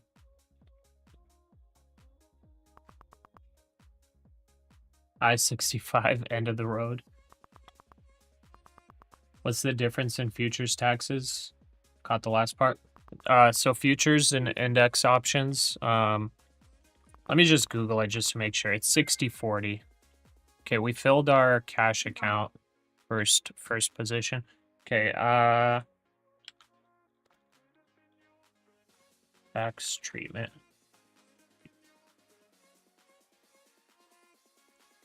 Let me just verify. Okay, so it's taxed at 60-40. So 60% of your gains are taxed at long-term capital gains, and 40% are taxed at short-term capital gains, as opposed to just regular options that are not index options. Index options are taxed the same way, but any other type of options, they're taxed at like 100% short-term gains. So, you know, depending on your tax bracket, that's a pretty big difference. So that's why I like futures. The tax treatment is very nice. All right, guys, we just need 10 more points and we start filling. Been waiting for quite a while for this to fill. It's been, I think, about an hour. Yeah, no problem, Xander.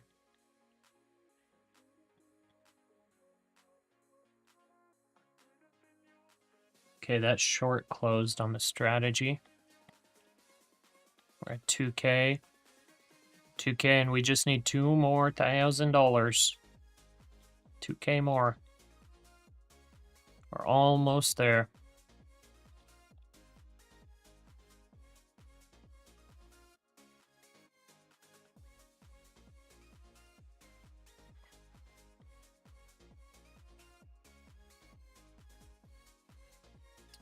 $395 is probably going to be a bounce zone.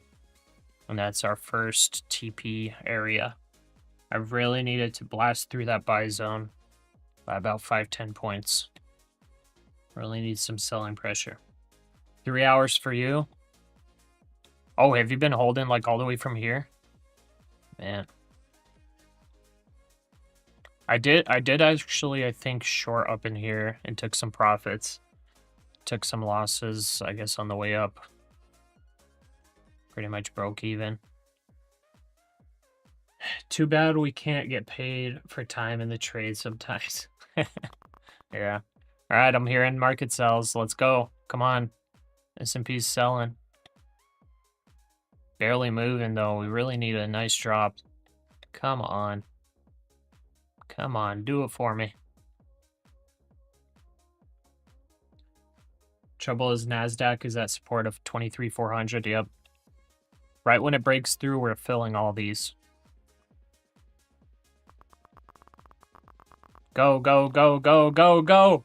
Go, go, go. Oh! Oh! Oh! Oh! Yeah, buddy! Woo! No headlines. There we go. There we go. Oh, we're $225 short.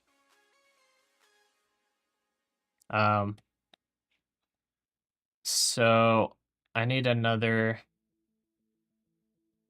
well, about another $300. I guess Order let's filled. take another scalp to the downside. Let's see here. Okay, let's go that. Guys, we need another $300. Let's hope it continues, I guess. I guess I miscalculated. Just slightly. Just slightly, guys. Oh, we filled like all of it. That was awesome. It wasn't as cool of a sound on all of that filling. It just kind of lagged. Use small size. Yeah, I just took basically half a mini, 5 micros each. You did not hold on to the short. Oh. Sorry, brother, you missed out. I just added on here just in case we get the continuation. It did bounce at the 387. That's literally the spot I was expecting it to bounce. I think my last order was somewhere in there. I don't remember. But man, can't believe we actually filled all of them. Now we got to fill 370. Yeah. S&P says prices of building 50, materials so are expected to rise 220. as a result of tariffs. Yeah, so if it fills this one, then we're funded on all 3. Be careful, don't give it all back. You're right. We shall not give it all back. Oh, which, speaking of, I should close this stop loss.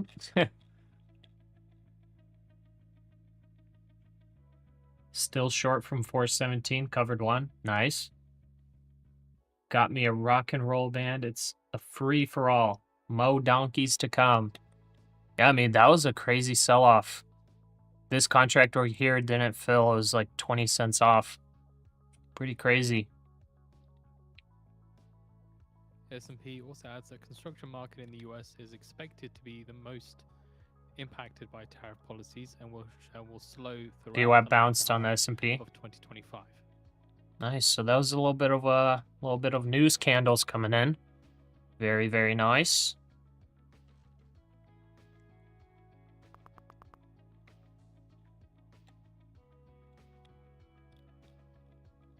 So we need an extra 20 points. Basically a little tiny 5 micros for us to get fully funded. Almost there. Guys, thanks for being here on the stream. This was fun. Cents a barrel, down 7 cents or 0.1%. This was fun, guys. Thank you for joining me on this journey to full porting, basically, to funded. All right, so I can get rid of that. Let's see here on the strategy here. So just as I expected, we bounced off the pivot point. We hit just around that level. I was hoping for the second one to fill, but it was just a little short on the cash account. If we break below 380, that's going to be a guaranteed breakdown. And I think I take a 40 for 20 point risk trade.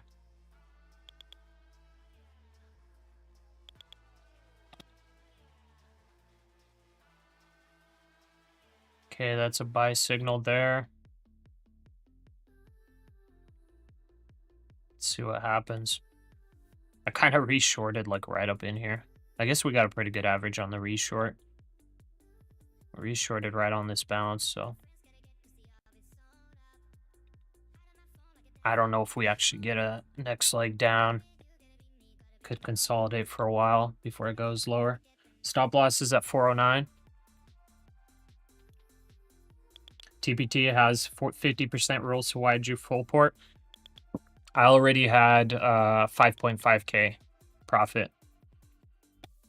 So we had a 9k profit target. So here's our equity right now. So at 8.7k, I need $300 more on these 3 accounts to get them funded. 9K profit target. So I was joking about full port, but yeah, we're almost there. I already had 60-something% of the profit target. Thanks, Lynette. Mr. Ponzi, of course, brother. What size is this eval? All three of them are 150K. 23,400 should be resistance, yeah. It's looking like it. Got some nice spreading on the moving averages. We got this 200 SMA that rejected on the 1 minute. So hopefully we see a next leg down.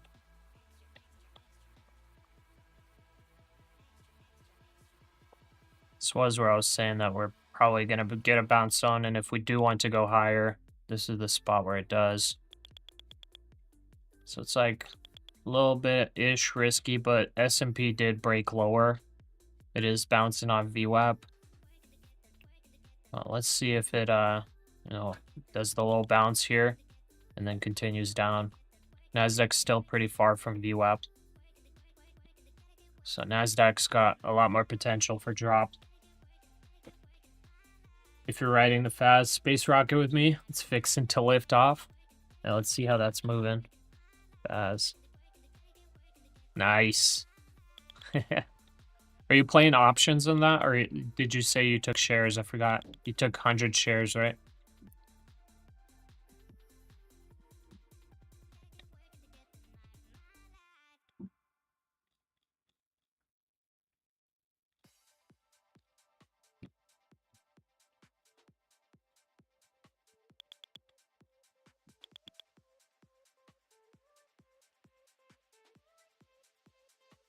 $7.20 on one of these. $7.30.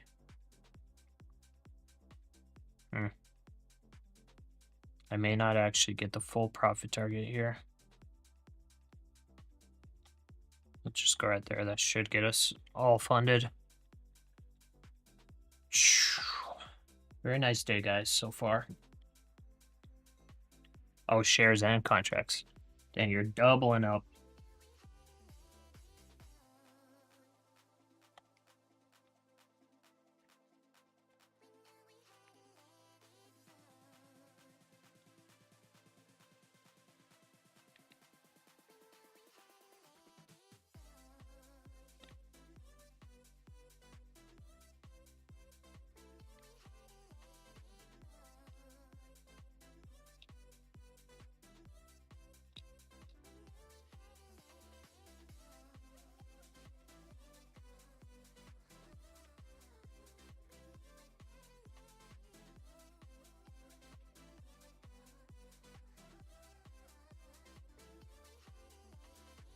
All right. Well, if we fill this,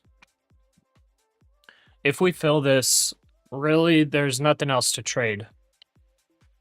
So once it gets to like 3, if we come down here and we fill this, once it gets here, there's really nothing for me to trade for the eval accounts because those are going to be funded after that. So I have to wait,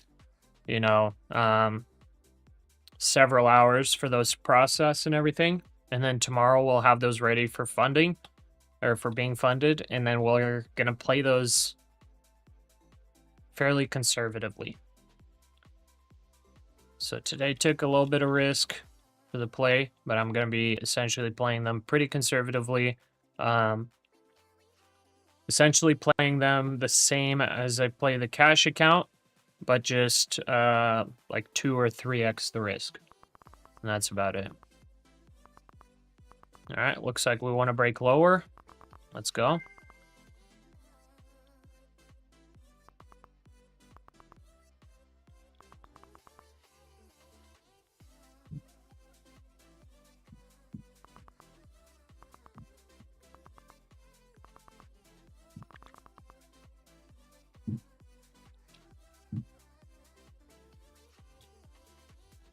Still need quite a lot to drop. 20 more points.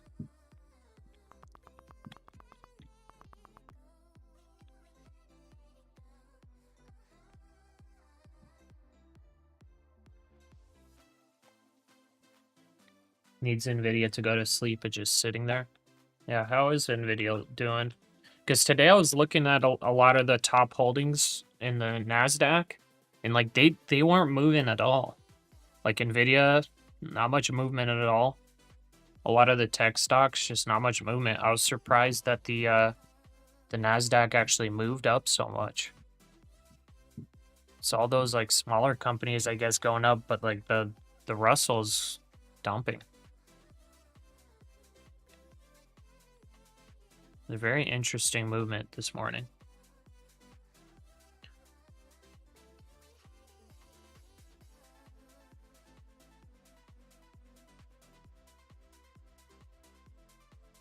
Yeah, let's see what these earnings reports repost you, right? This week, next week could be very, very volatile.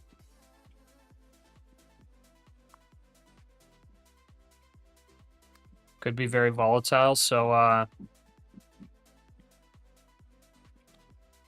we'll see if the 15-minute RB plays out, but I think the bullish and bearish breakdowns, I think that strategy should be fairly good for this week and next week. So those are the ones I'm going to be playing. Okay, we're actually 380. So I'm going to bring this down actually, down here for the cash account. Kind of tempted to double up here. We're getting close to a breakdown signal. We're above VWAP and everything. Let's see, 385 to 360. Okay, I'm gonna add one here on the cash account.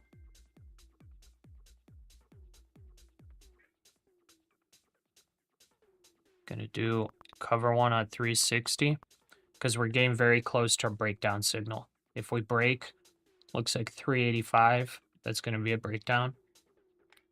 And the average run for that is about, based on the back test, 68 points. Pretty crazy. And it's especially high on bullish days. On days where the opening range breaks out bullish, the breakdown signals have a 72% win rate with average run of 68 points. So I doubled down on the cash account there for the short because we're getting close to that breakdown. We're sitting around that pivot point. I'm hearing market sells coming in. We could easily, you know, not break through. S&P is testing the VWAP. So like shorting into this isn't always wise. It might be better to short after it breaks and then on the retest, but going in just a little bit early in case we do get some dumpage here. But as for the prop firm accounts, not adding anything. I'm just going to let this ride down to 369. And that should get us funded on 3 accounts. Okay, we had a short position opened on this strategy as well. Let's see it. Okay, gotta get caught up here. Sorry, on the chat. Use your code for funding ticks. Hey, thanks, man. I appreciate it. Just saying, right? Yeah, it was you that recommended the Fundy Ticks affiliate. I haven't used it myself, but I have seen a lot of good stuff about it. Matthias, Google and Amazon good upgrade. I think that's what's propping the NQ. Yeah, Google was up like 2-point-something%. Google actually makes sense. Amazon, yeah. Amazon's still pretty overvalued, but I guess it's got a lot of room to grow, a lot of room to move. Russell 2K leading the way southbound, yep. It's amazing, no PDT rule, no waiting for funds to settle. Found my tribe. Yeah, Lynette. That's literally how it is. That's definitely what I like about futures. Yeah, it's pretty nice. But like you gotta be careful. Like make sure when or if you do get into this, make sure you have stop losses set, things like that. Be like very careful because if you don't have stop losses set, especially like to the downside, for example. Like if you're going long and you don't have stop losses set to the downside, a really big dump, you know, a black swan event, some really bad news, it can clear your account really quick. So just be very careful because these are like extremely leveraged. It's a lot more risky than options if you get the crazy movement. Options are at least limited in their risk, in that the option just could go to zero. With this, it's like your contract's not going to zero. What's going to happen is you're going to have to pay up whatever loss you have. What is cash account? Your personal live? Yeah. Remember when you had not PDT rule at 25K? Yeah. You'll get back there, Zero Trident. You got this, man.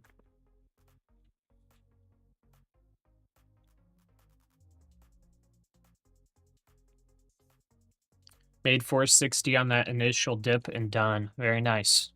Very, very nice. All right, S&P broke through that that VWAP. Bounced a little bit.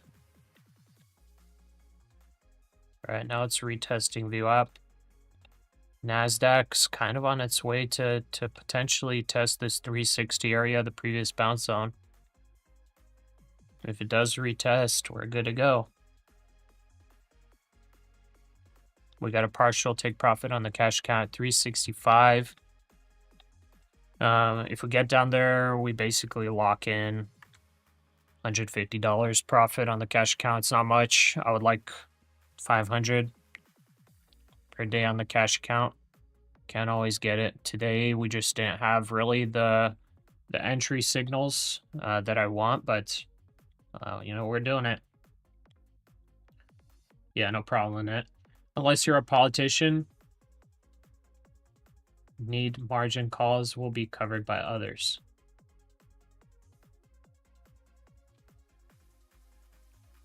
Yeah, you can get margin called super easily in futures if you don't have hundreds of thousands of dollars in your account. You can get margin called and you go to zero really quick. All right, we got that breakdown signal and it's confirmed. So I'm now essentially looking for retest of VWAP, at least on the NASDAQ. At least a retest of VWAP. If we're looking at the average move down of 68 points, US credit outlook. if we're looking at the average, then it's a retest of like 320.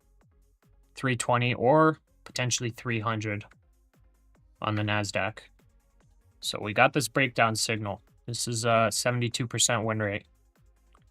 You know, but after this dump, you know, potential support coming in here at 360. You know, you got to be really careful. But that's basically what I'm looking at based on the back testing that I've done with that breakdown signal. So right now, it's you know, high probability that it's gonna at least bear flag. It could reverse here because there is some support here. It could reverse here, but definitely a high probability of at least a bear flag. So a little bit of trending up before the next leg down if it's not a reversal.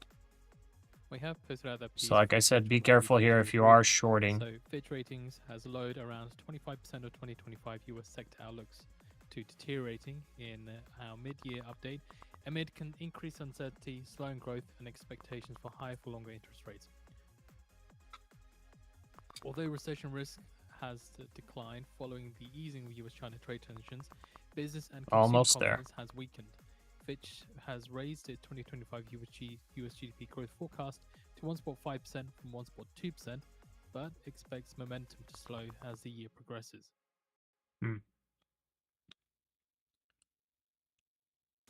Do you guys do this every day? Yes. Yeah, I'm in this full time. And essentially, I have to cover my expenses and bills from you guys buying prop firm accounts and using the code, and from me day trading my cash account and getting payouts through prop firms. So it's less stressful if you guys are using using my code to buy your accounts definitely makes things less stressful for me to cover bills. But either way, yeah, we'll do this full time and yeah, make the money from day trading. In 1 hour? What's in 1 hour, Wild Giraffe? I'm listening to Financial Juice. I've got the premium version, so you're getting it however long the stream is delayed because of latency. That's how big of a delay you're getting. But I essentially have like live audio of any news breaking out.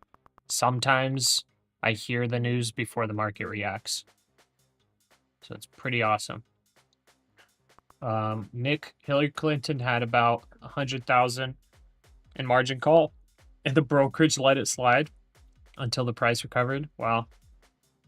I mean, I guess for politicians and billionaires, I guess they do let it slide. I mean, it makes sense that they're able to cover any losses.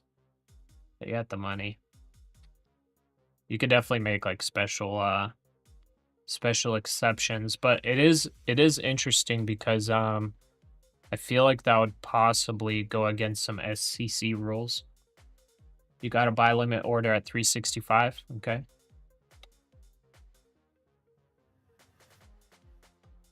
SH, it's Financial Juice. What's the code again? It's in the description, but it should be Pasha. Depending on what you're using. If it's funding ticks, then it's FT35. You just hit my affiliate link in the description. What state are you in? I'm in Washington State. The 1 hour was getting to 320. Oh, okay. How does day trading work versus long-term investing? What would the best stock to buy right now with the 300 for day trade? Well, how day trading works is essentially you try to make an income from intraday movements. So you're in and out pretty quick. Look at that sell. Come on. Go. Go. You're almost... Yes! There we go, guys. Boom. We locked in funding. We locked in funding, guys. That's it. 3 accounts. 3 accounts are funded now. Boom. Sell-off's continuing. We're in the last position we're in is basically 1 micro on the cash account. Still in the positive territory. It's up by about 0.2%. Look at the S&P. It's dumping. NASDAQ starting the dump. It's about to test VWAP. Guys, this is looking good. We got 3 fundeds now. Locked in. 3 fundeds locked in. Every single one of them hit the 9K target. So here, I'll show you. So we got the 9K there. 9K there. And yeah. 9K on all of them. Boom. So today, those are going to become funded. Today after the market closes and they update it to funded. So tomorrow we're going to be starting to actually build up some payouts. Okay, that was a big sell-off. 360 is bouncing. That is expected. So that was a bounce zone there. Let's see on the S&P. The S&P looks like 350 was a bounce zone. We had some crazy selling pressure. My goodness. I don't think I re-add here. But let's lock in. So we'll go here. Let's go to the top of that wick. Let's go 382 for the stop loss on this last micro. Guys, this might be an early stream. Well, I guess we're in power hour. We're almost done with the stream. But usually if I'm like, you know, all the way done, like there's no reason to overtrade, you know what I mean? Once we get the profits, it's better to just chill out. You know, go play some golf, spend some time with family. Do whatever you gotta do. Hit the gym. Actually, I might do that instead of golfing. The wife probably supports that. She wants me nice and buff. Exit at VWAP. Is that you exited at VWAP? Or you want me to exit at VWAP? You're long 465. It's seeing All reporting right. from You got the reporter little X pump. saying the majority leader Thune met with Trump. Said the topic of Is there a buying power different didn't come strategy up. for funded? Trump No, I'll remains just be more frustrated conservative. with Won't take Fed on on his as much bets. risk.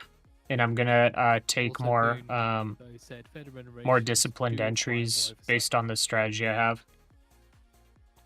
Mad Max, best live trading channel for futures I've found. Thank you for sharing. Hey, Mad Max, I appreciate it. Thanks. Thanks for joining.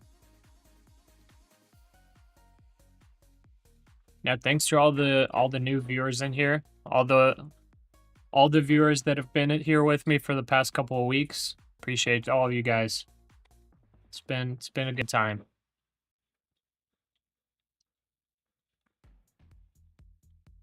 Now we're basically just sitting, waiting.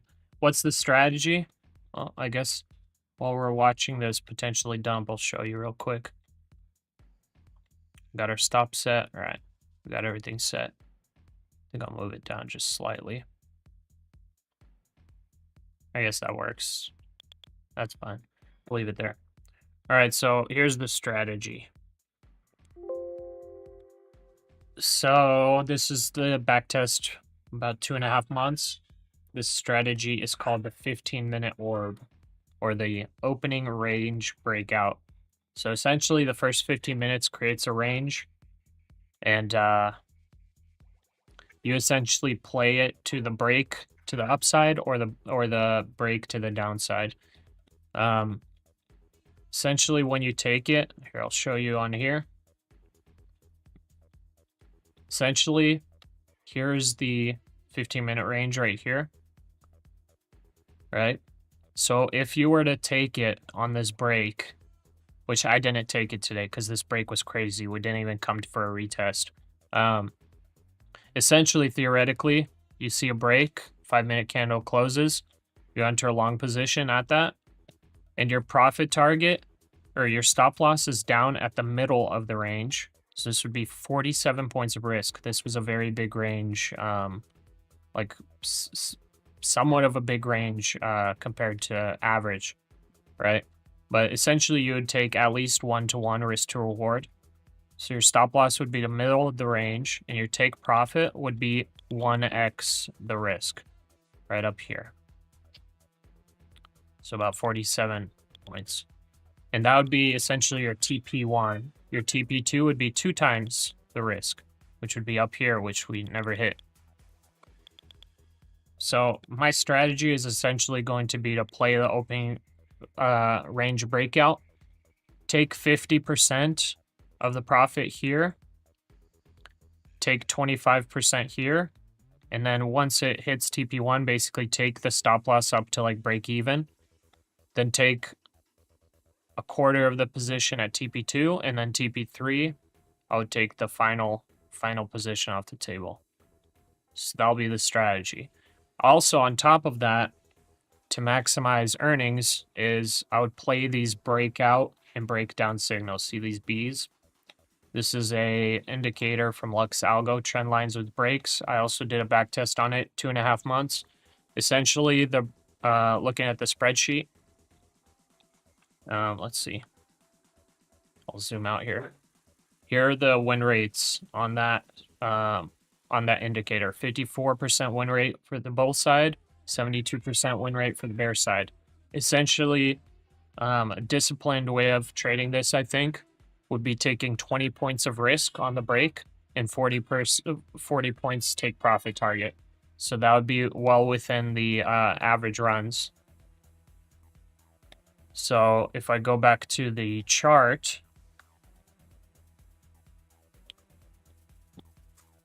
as I see this breakdown right here, for example, I take the short, right?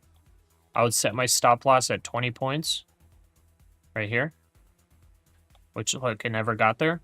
And my take profit would be 40 points, which currently is 345. So it's still working its way down. These are essentially the trades that I'll be taking in between the opening range trades. So if I want to only take 10 points of risk, which you can, I just looked at back testing though, 10 points, got stopped out pretty often. So that's why I decided to do 20 and 40, because the 20 and 40, based on the back testing, filled more often. But essentially, if you took a 10 for 20, it would have filled here. It'd be 1 to 2. So yeah, that's the strategy explained.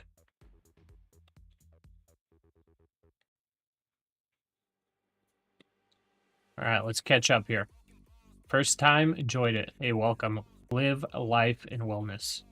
Thank you. Double tops on NASDAQ, S&P, and Dow. On the lower time frames, bulls are going to need to push hard tomorrow.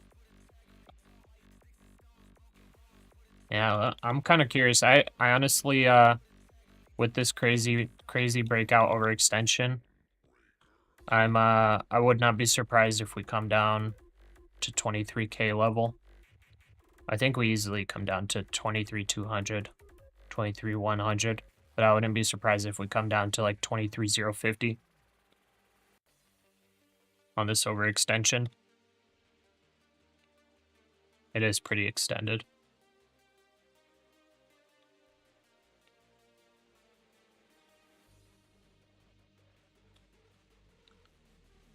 Let's see. Tay, now for the swinger to fall, hit the bricks. Death to Tesla. SH, please, can you mention indicator name one more time? It is the Lux Algo trend lines with breaks. So again, that's Thune on Trump asking to cancel August recess. When asked about that question, it says thinking pattern.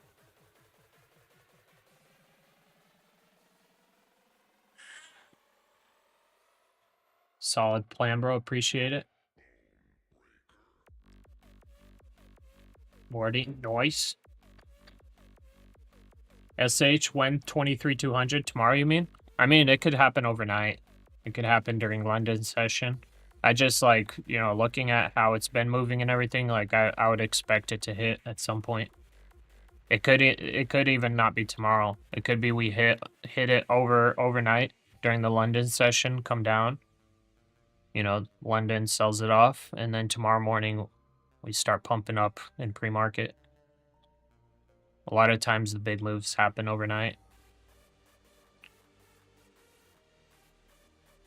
Flux Charts, what's up, brother? Welcome.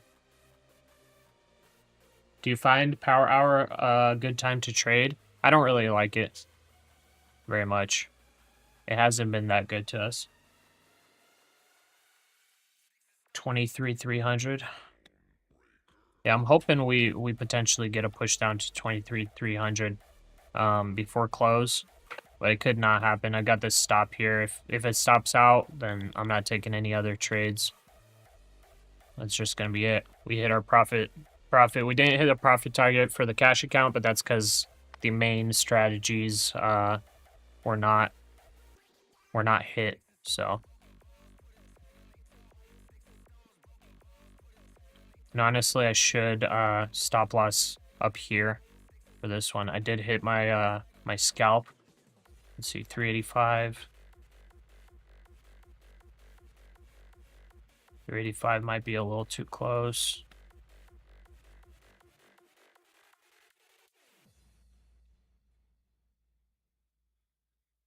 I think I'll go right here. 387. So I'm going to let this one play out. This one's technically still in the breakdown. It didn't hit my target yet. Trying to hit 40 at least. So 40 would be 345. 345, something like that. If we hit the average of 60 something, whatever it was, then that's like 325. So just watch, see what it does. I have this down here, just in case of a nice big dump past VWAP, but the likelihood of it happening is probably not very high. SH, no problem, brother. Mad Max, no problem. Redneck trades. A retest this morning would have been great. Yeah. It would have been very great. At least for the orb. Marcin Suber. Do you change settings on this Lux Algo? I just use the default. For the Lux Algo... Let's see. For the Lux Algo 15-minute orb, so it's called Lux Algo Orb and Targets 15. For that one, I just changed the time zone to make sure that it covers the New York Open. But other than that, I leave everything default.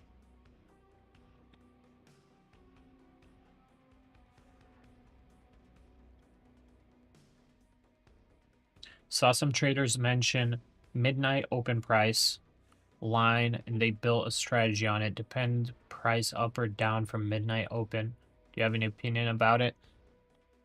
I mean, that's the London session. Yeah, I don't really have an opinion on it. The past, like, several weeks, there have been a lot of days where London session sells off, and then we recover in, like, pre-market trading, so I don't know. What is that white line? The white line is... What is the white line? Oh, that's the 20 simple moving average. Currently speaking to reporters. Don't think there is a live New here? I I wonder if I'm the only one trading MES. Anyone trades? Everyone trades MNQ. I mean, in here, I don't think we have very many people trading MES, but it's like all the same thing. Put it on the feed for you.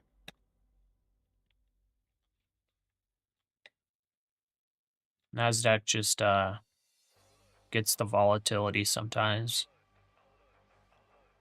Marcin, no problem.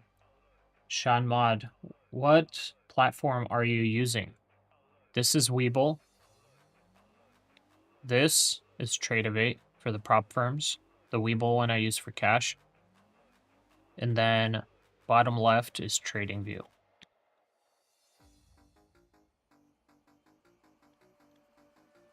Holding the 465. Oh, you're ballsy. We have posted out the video on the feed. But that is a nice trade to alongside Serial Trader. Good stuff. Very good stuff. Practically caught the bottom. We'll see if we trend reverse here, but I'd be careful. Like I was saying, this this breakdown of trend has a 72% win rate, average move of 60 something points down.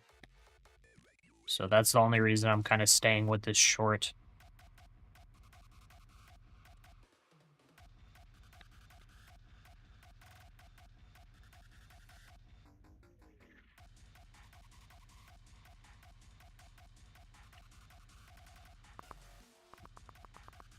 Oh, there we go. A little bit of selling.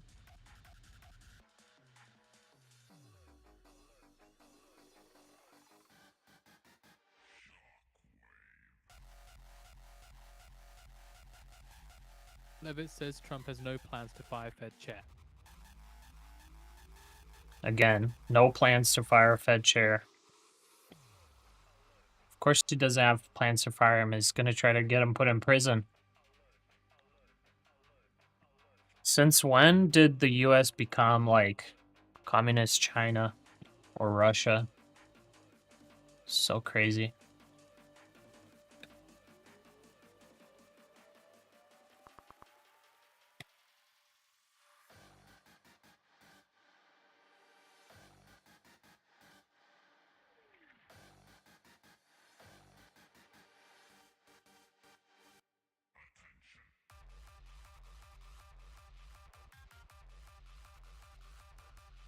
All right. Serial Trader. Starting to get a little bit nervous for you. Man, we got this crazy dubstep. Levitt says Fed chair needs to lower interest rates. And of course, he's talking about the chair needs to lower interest rates, or else he's going to prison. Orange Man would if he could, no doubt about it. Inflation Nation. Yep. And you answer everyone's questions great. I would pay to watch you every day. Thanks, Mad Max. I mean, if I'm going to be growing the channel and growing the live stream, at some point it'll be too difficult to catch up on all questions, but I'll try my best. NQ is playing with my emotions again. I know, dude. Be careful. How low will it go? I don't know. Still got some ways to go to the VWAP. S&P kind of holding 350. 63.50. It is below VWAP though. Still got some ways to go. NASDAQ's starting to go lower, potentially going to make a new leg. Levitt says that we're not concerned about deficit due to tax cut bill. Wild Giraffe, at least being on the West Coast, you have time for golf. Yeah, true. Yeah, the guys on the East Coast after trading, they don't have much time. It's already evening time. I guess that is a plus. The minus is you have to wake up early. Ahmed, or Mr. Ponzi, hike Jerome. Don't be an author, Burns. Ahmed will not fire him. We'll just put him in jail. I know. It always seems like it's so weird, man. It's so weird. Sander, reset your other 2 eval accounts. Have more drop to go. No, I'm not gonna do that. The reason why I blew the funded, blew the eval. Or no, I didn't blow the eval. I blew the funded. I didn't blow the eval. I just canceled it because it was about to. I had it for a month, and it was about to redo the subscription, and it's like $360. I would rather just buy a new eval for cheaper. There's no reason for me to redo the subscription. Lynette, I know I'm like, wow, this is free, but I will buy an account and use your codes exclusively. Hey, thanks, Lynette. Kenny Zimniak, hello. Thank you for the sub. K's for probably 23,300, 23,320. We'll see bound as it was last week's high. Now let's see. That would be a nice bounce zone at 320. You're with me at 6 a.m.? Heck yeah. Plus it's at the 61 fib level. Okay. How many fundeds have you blown so far? 3. Took about 40, I think like 4,500 in payouts, something like that from them. So overall in profit, I guess, from them. But like, I wanna trade more disciplined. I don't want to blow funded accounts, to be honest. So getting these 3 to funded, I'm gonna try to hold them as long as possible.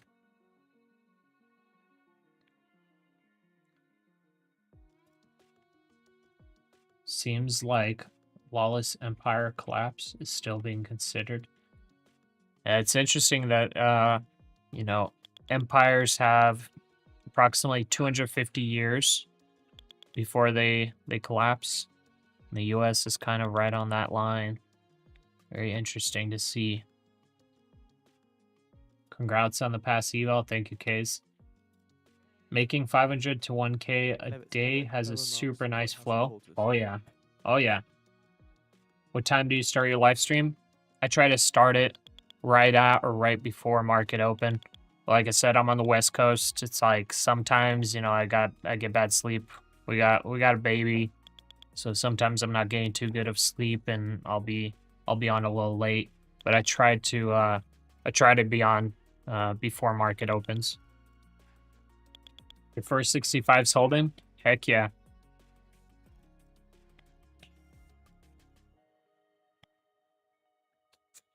Orb is turning into solid support. We haven't gotten there yet. It's at 350. So we bounced off 360, and that was VWAP, depending on how you calculate it. This Webull one calculates it differently, but on TradingView, that VWAP was exactly where it bounced. It was at that 360 level. So it hasn't gotten down to the orb just yet. It's 350.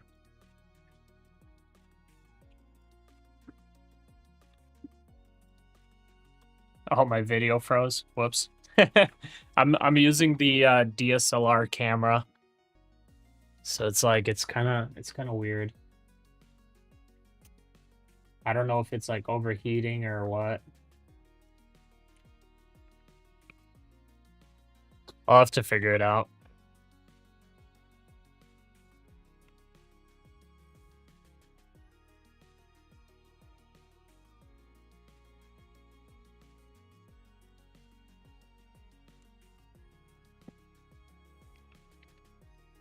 Shorting for a nice drop after market? I don't know. Am I holding my breath? Yeah, basically. Yeah, I tried to use my Canon R50 as a webcam, and it's like, it's not doing the best. I might have to figure out later today if I have time, how to fix that, how to get it more consistent as a webcam, because it keeps kind of glitching out. Yeah, it's connected through a capture card. And then I have the power going through as well. It might be a power issue potentially. Here, I'll try to fix the webcam real quick. Be right back.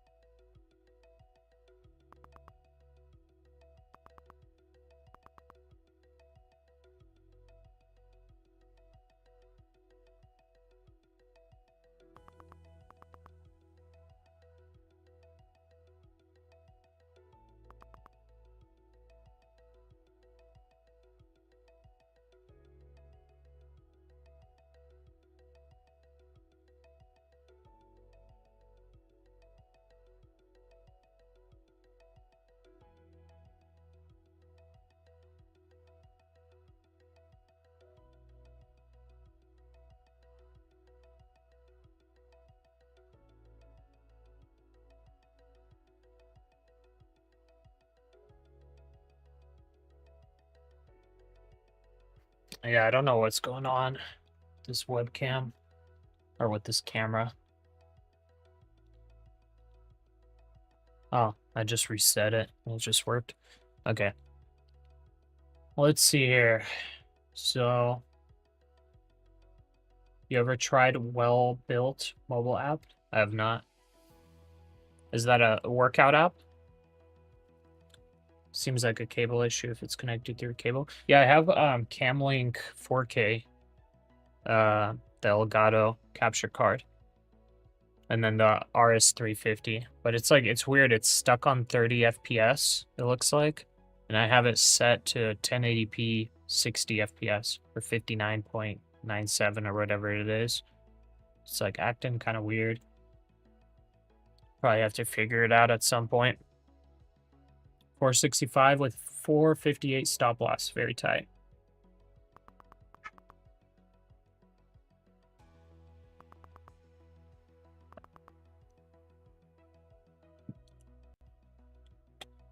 Yeah, basically your hope is that this is a bottom right here. See, I think it goes lower. Oh, the S&P 500 is on the orb. Gotcha. Okay, that makes sense. Yeah, I guess I actually don't check that. It's probably a good thing to maybe check. S&P looks like it wants to go lower. Russell is dumping. Russell's broken below, actually. Dow sitting at potential support, but does look like it wants to go lower. It's got some selling pressure there.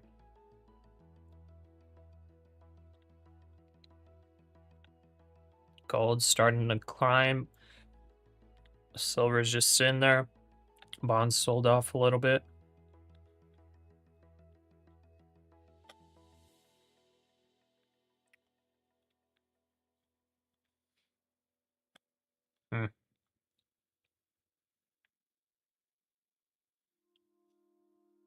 Do you usually trade the last 10 minutes before the 4 p.m. close? Sometimes. I don't always like it.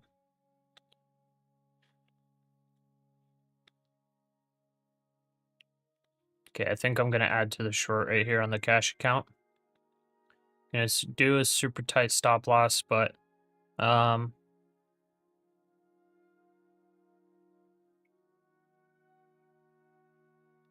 go here.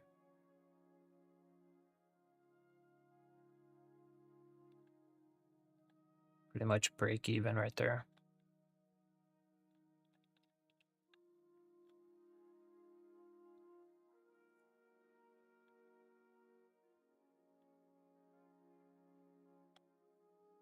Do I go 81.50? Let's go 81.50.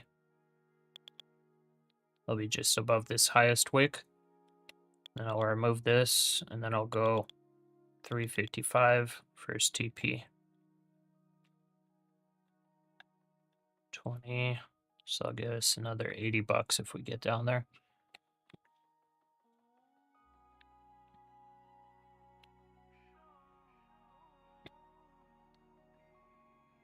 MSTR smoke. S&P 500 forms a butt shape.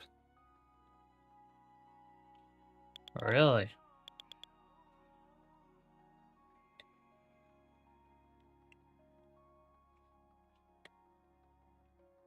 Could be risky here, bro. Well, I'm risking very small. I'm risking like less than $50.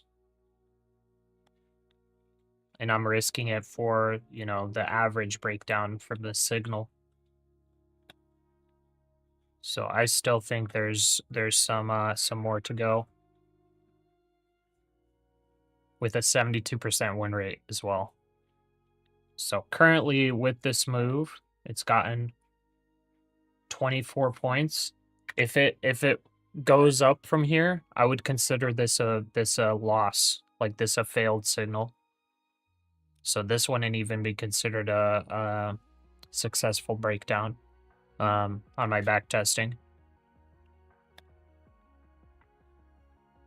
So like I said, 72% win rate for 40 plus points, you know, with no stop out. If it stops out, you know, up there, that I consider that a loss as well. Don't do it. M Maverick of Wall Street top. Usually don't trade past T-minus 10 minutes from NY close, too volatile. Yeah, especially that imbalance or whatever when it gets posted. Yeah, a lot of volume just pumps in. And you could essentially get stopped out and then re-enter within like half a second. Mad Max. Thanks, man. Butt shape is a new one for you. Yeah, that's new for me. Old butt shape. I guess that means there's a potential dump in order, huh?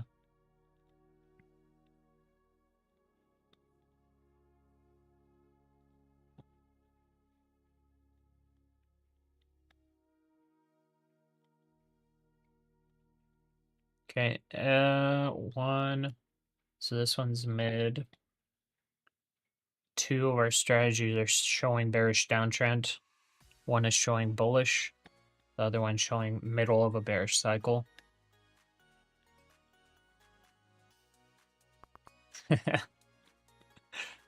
The little thumbs up.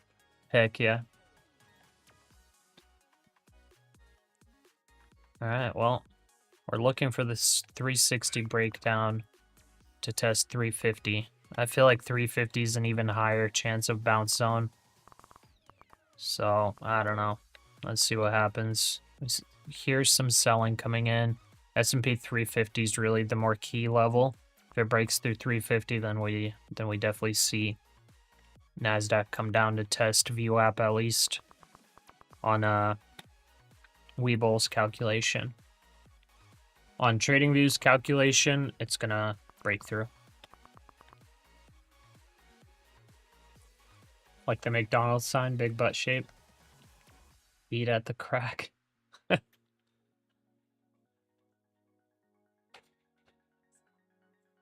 See, I thought it was Jack in the Crack or whatever it's called.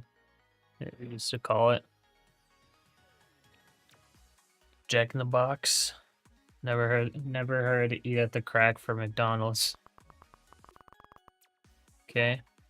Almost hit our first fill at 355. Little bounce there. Got some selling pressure.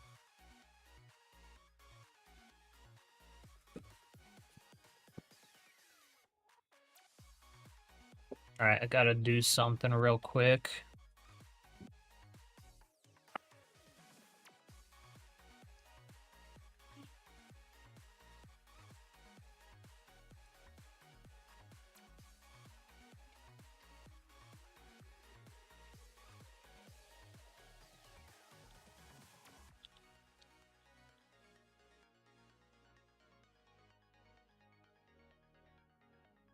Okay, in case we get a fast stop, I'm gonna enter this order.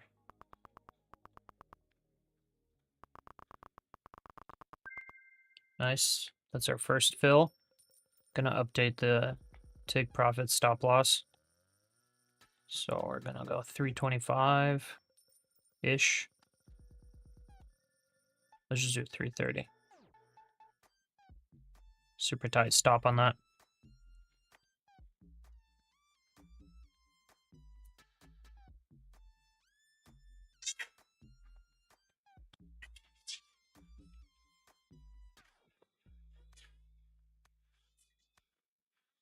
What the heck?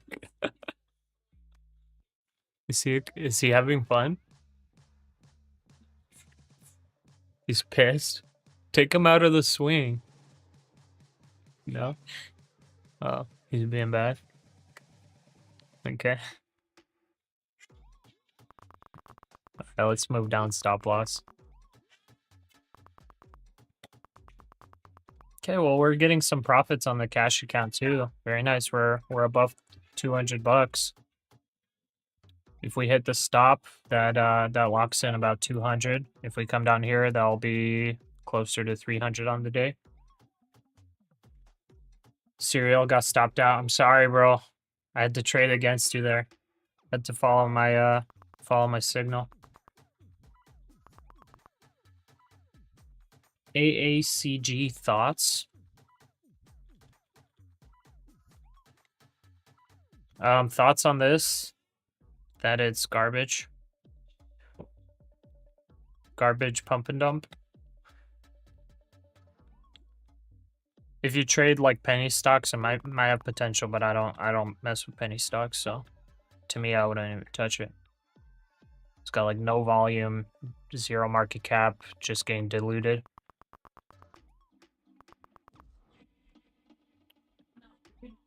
S&P seems to have clearer moves today. Yeah, it's been kind of moving before NASDAQ.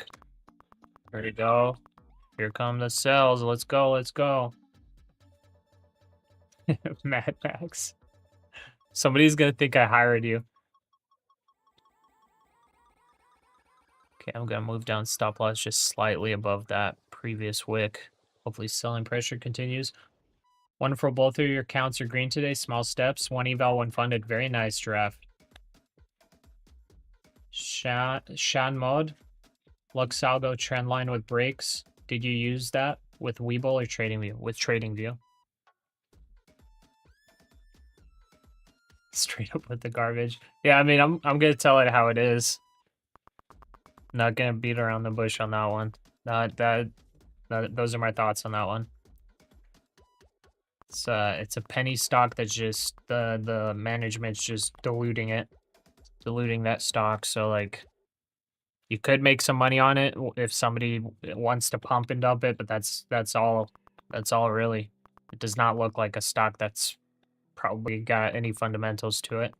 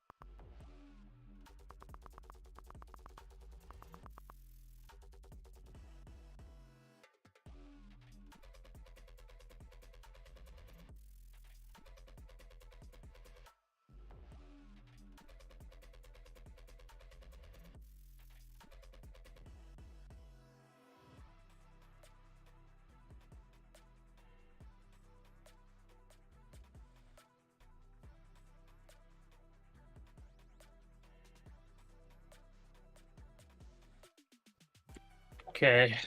Biggest fear is buying one of those and having the rug pulled from underneath you. Though your options career hasn't fared well. I mean, there's a guy on YouTube. His name is Ross Cameron, I think. He does like penny-ish stocks, and he does very well. He's got really good results. Day trading those is just like, it's not for me. Less than a minute to go now to expect the market on close. He basically joins in the middle of a pump and dump. So, but he has really good stats to back it up. While draft, this looks like a reverse of opening. Oh, a reverse of the 15-minute opening range. I mean, we got a ways to go. We have, if this were as a reversal, we've got about 100 more points to the downside if this is a reversal. But I'll take this stop if it takes it. Give up. That we cannot give up enrichment.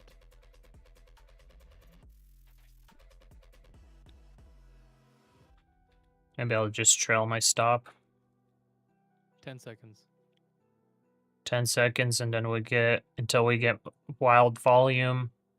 Could go either way. It could stop us out and then go here. So I think I'm gonna. Market on close imbalance. S&P 500 sell side 460 million. NASDAQ 100 buy side 165 million. Dow 30 sell side 399 million, and Mag 7 buy side 68. No movement. Wow, that barely got any movement. Interesting. Is this about to dump?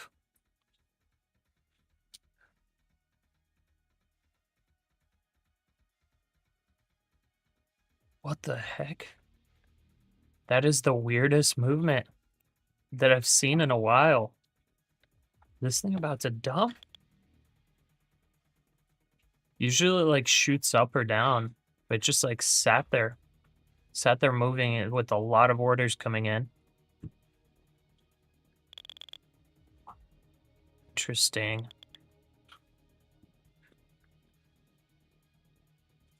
Got a buy signal here. And if we get stopped out, we're just done for the day. It's fine. I've watched this channel. Cool to see him trade. Heck yeah. Yeah, his stuff is pretty cool. I can't talk any smack about him because he's definitely, you know, multi-million-dollar trader. He's done very, very well. It's not something I feel like I would do well with.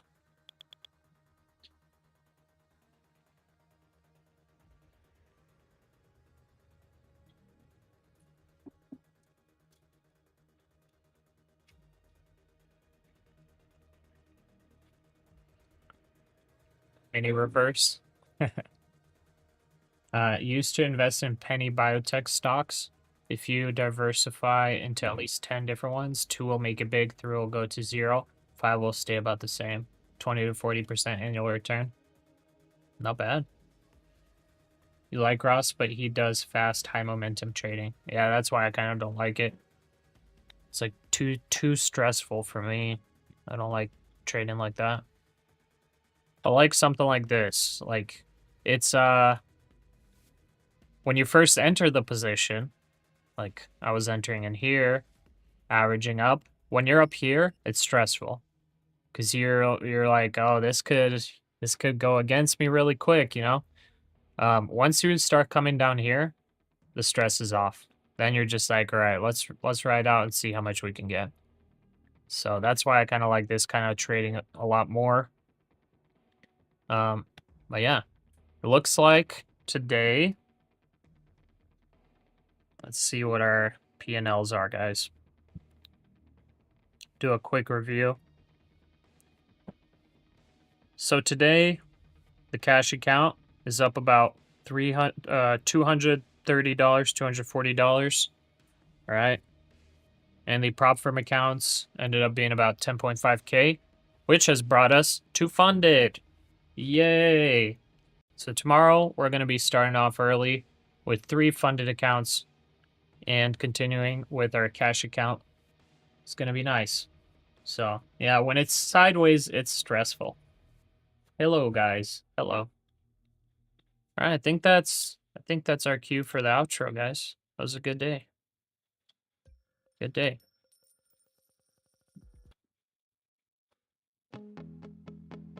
All right. Good stuff today, guys. Definitely a feel-good day for me. But you know what? Some of us did not make it out as well. So, you know, my love goes out to y'all. Some of us are break even, which that's not bad. But some of us are red. And it's rough. And if we're doing this on the daily, there are going to be those times where we're red. So, those of you guys that are red, you know what? You got this tomorrow. Take a step back. Take a look at the trades you took. See where you can improve, see where you can cut risk, things like that. No need to revenge trade, no need to full port tomorrow. You know, just take it one step at a time. Like a lot of traders have said, this is a marathon, not a sprint. Sometimes it's hard to grasp that, because especially if you end up red or overall you're red, it's hard not to chase those losses. But trust me, over the long term, it is better to take it nice and slow, take things calculated and not risky. So I appreciate you guys for coming in. We're going to be here bright and early tomorrow from market open to market close. Unless I get hit really hard, then I'll end early. But don't forget the most important thing. That you're not on Earth just because you're not an evolved superior being that came from whatever they're called, primordial goo. There's a creator out there. You got to make sure you're right with him. So make sure you take care of that tonight when you're sleeping, because sometimes today could be the last day for you. And it's the last day for many people every day, sadly. So yeah, sorry to turn morbid, but I appreciate you guys. I'll see you tomorrow. Take care.